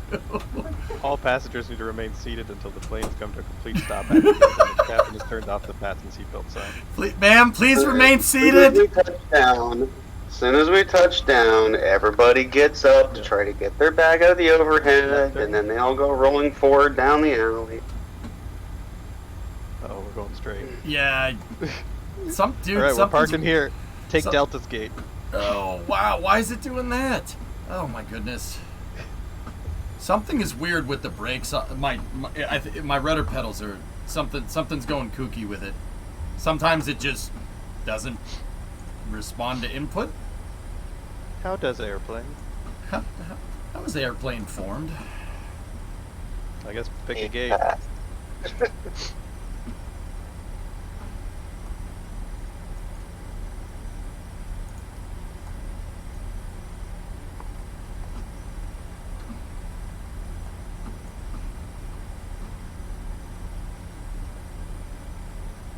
Hey Smirks, what's going on? Yep, you know what the crazy thing is? That looks like Florida weather.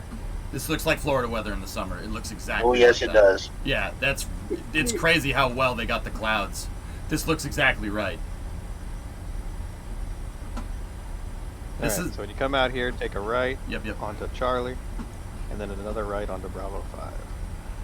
And then you're gonna open the entry door, and you're instantly gonna need to take a shower because it's so humid outside. Oh yeah, I bet. I was gonna say, this seems unrealistic. You shouldn't be able to see out of the windshield. It should be all fogged over. Yeah. Yeah. Can confirm this is what the sky looked like 30 minutes ago. Yeah. No. Right after the storm leaves, it is humid, oppressive, just swamp. Straight up swamp. Right turn, Bravo 5. Okay. That's Bravo 4, so Yeah, yeah. you passed it. Yeah, sorry. I missed it. Did you catch the license? Catch the number on the locomotive? Sorry. I missed it. Yeah, especially right when you leave the cabin, it's just oppressively gross. That does look like the terminal though.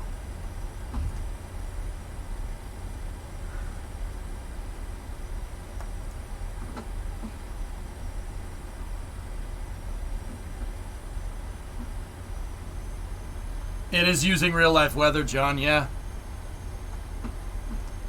It's a Boeing business jet. Oh yeah, that's the two-tailed, four-engine inline Neo It's like plane. Boeing Bus 7320, 750-20. Yeah, that's fine. 750-20 bus Neo Max.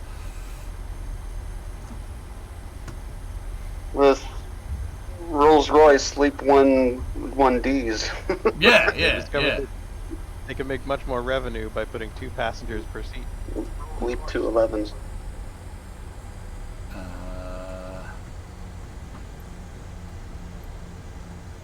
Bowling. I don't. It's the bowling. Yep. I don't think they gave you a gate, so just pick one. Well, I see what you did there. Sir, no smoking on the aircraft.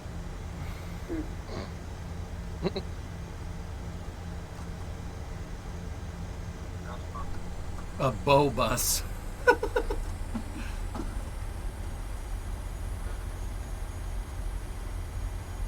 Well, this guy apparently really needs to get to the hotel. That's Excuse weird. me, sir. He's not even Southwest paid. Great job. Wrecked. Right. Wrecked. This looks like a nice place to park. That's why he's in such a hurry. He's also got 5 more legs to fly, probably. Actual story, I was sitting at the airport in an airline aircraft for Delta Connection, and they were worried about weather, and they said, we'd like to push back so the pilots can get on the clock. Even though we might have to come back and get fuel because of that, he doesn't like that he's not getting paid. Yeah, that sounds about right. No, that sounds like sounds like me back when I flew through your regionals.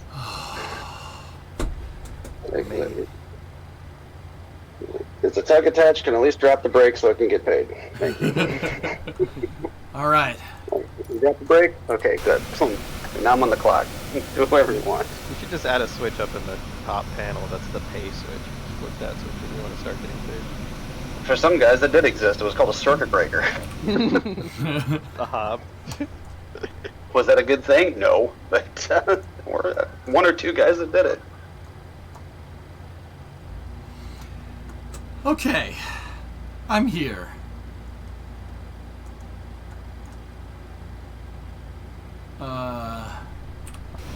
Welcome to Orlando. Okay, cool. All right. I gotta go find. I'm alive. What's that? Oh God, I'm alive. Let me out of here. Yeah, I don't blame you. Gotta go find a cheese grater. That's your new call sign, Cheese Grater 154. Cheese grater. Or just Grater. Orlando ground Shades 154. Could you please connect the jetway to the aircraft? Shades 154. The jetway So is going to bossy. be connected.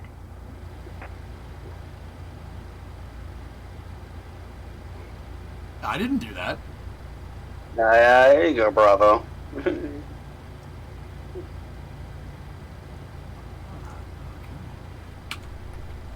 we're live. So now we would turn the engines off, right? And switch back to APU or ground power. Yeah, normally you would have like probably the left engine shut down before the jet bridge came up, but Yeah, you know what, that And then a ground crew would probably give you a signal saying that there's a ground power cart and a ground air cart hooked up, and so you just switch to that. probably should have turned the taxi and the landing lights on, huh? it's okay. Details. No, I've never done that before. What's it doing now? Forgot to turn the lights on when you take off, you know.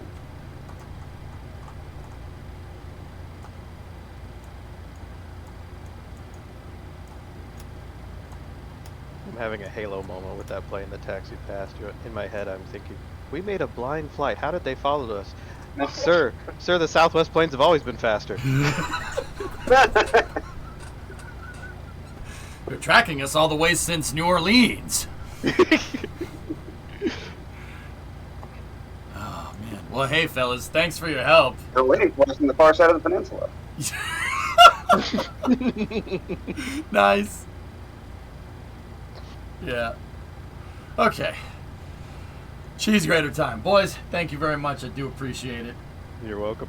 Anytime. All right. I have a cheese If you're gonna grater do if you're gonna do this next Friday, I actually have days off, so. Oh, dude, if Me you have too. free time, I would love it. I need help. Yeah, I should probably go like either try to sleep or go exercise or something like that because I gotta go get COVID tested in the morning and I'm hopping on a Lufthansa flight back to the States. So. Jeez. All right. Well, hey, good flying, guys. I'll see you later. See ya. All right, cheers.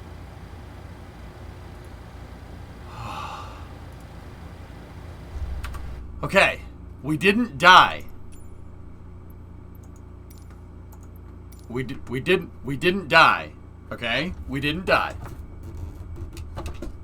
That's a plus. That's a plus. It's a plus. Anyway, fellas, I'm gonna start Space News now. I hope you enjoyed Flight Sim Friday. Yeah, that's fun. I forgot how much fun this game is. And man, that 737, dude, that thing is a dream. It's so easy to fly. Will we be seeing this in your future? Maybe. It was awesome. Mock loop when? Yeah, right. We only went slightly off course. Hey. I had to figure it out. But yeah, that's fun, man. That's really fun. So what we were doing when we were playing Flight Sim before was we'd get in the plane and we'd just fly around. We tour all over the place. Law Dog, you enjoyed escorting? That was cool, man. Having the F-18s, dude. You know what we should do? I should get the I should learn the 747. We should fly the 747 with F-18s behind it, because Airbus takes it even further with the automation and quality of life stuff. Yeah, I bet it does. But you're confusing me with someone who gives a shit about Airbuses. I'll take the time out. Any chance there could be Flight Sim in the evening sometime? I'll think about it. Hey, we just need a NASA paint job for the 747. If I could get 905's livery, hell yeah, I'd be in. I'm gonna take the time out though. I swore I gotta time myself out for 10 seconds.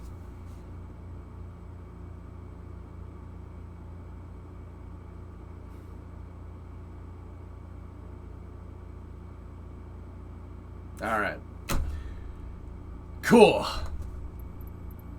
That's fun, dude. Flying is a friggin' drug, man. Flying's a friggin' drug. It's so fun. Oh, we gotta do it in real life. We gotta do it. We should.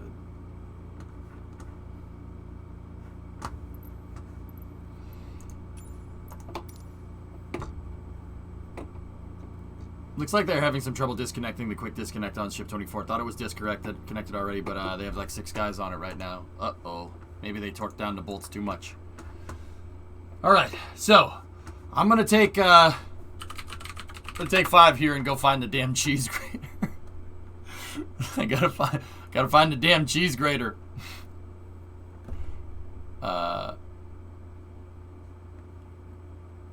Let's see. All right, Shatter. Hey, thanks for your help, man. Really appreciate it. And Tech as well. Thank you, guys. It's really hard just getting directions from a bunch of people in chat. It's really easy with you guys. Because, you know, that whole voice thing. Oh, dang it, Bobby. Also, hi, Brimo. I'll tell her you said hi.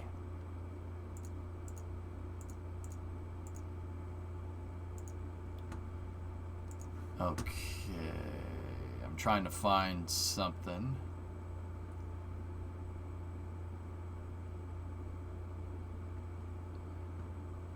You know what? I'll put on Ascent.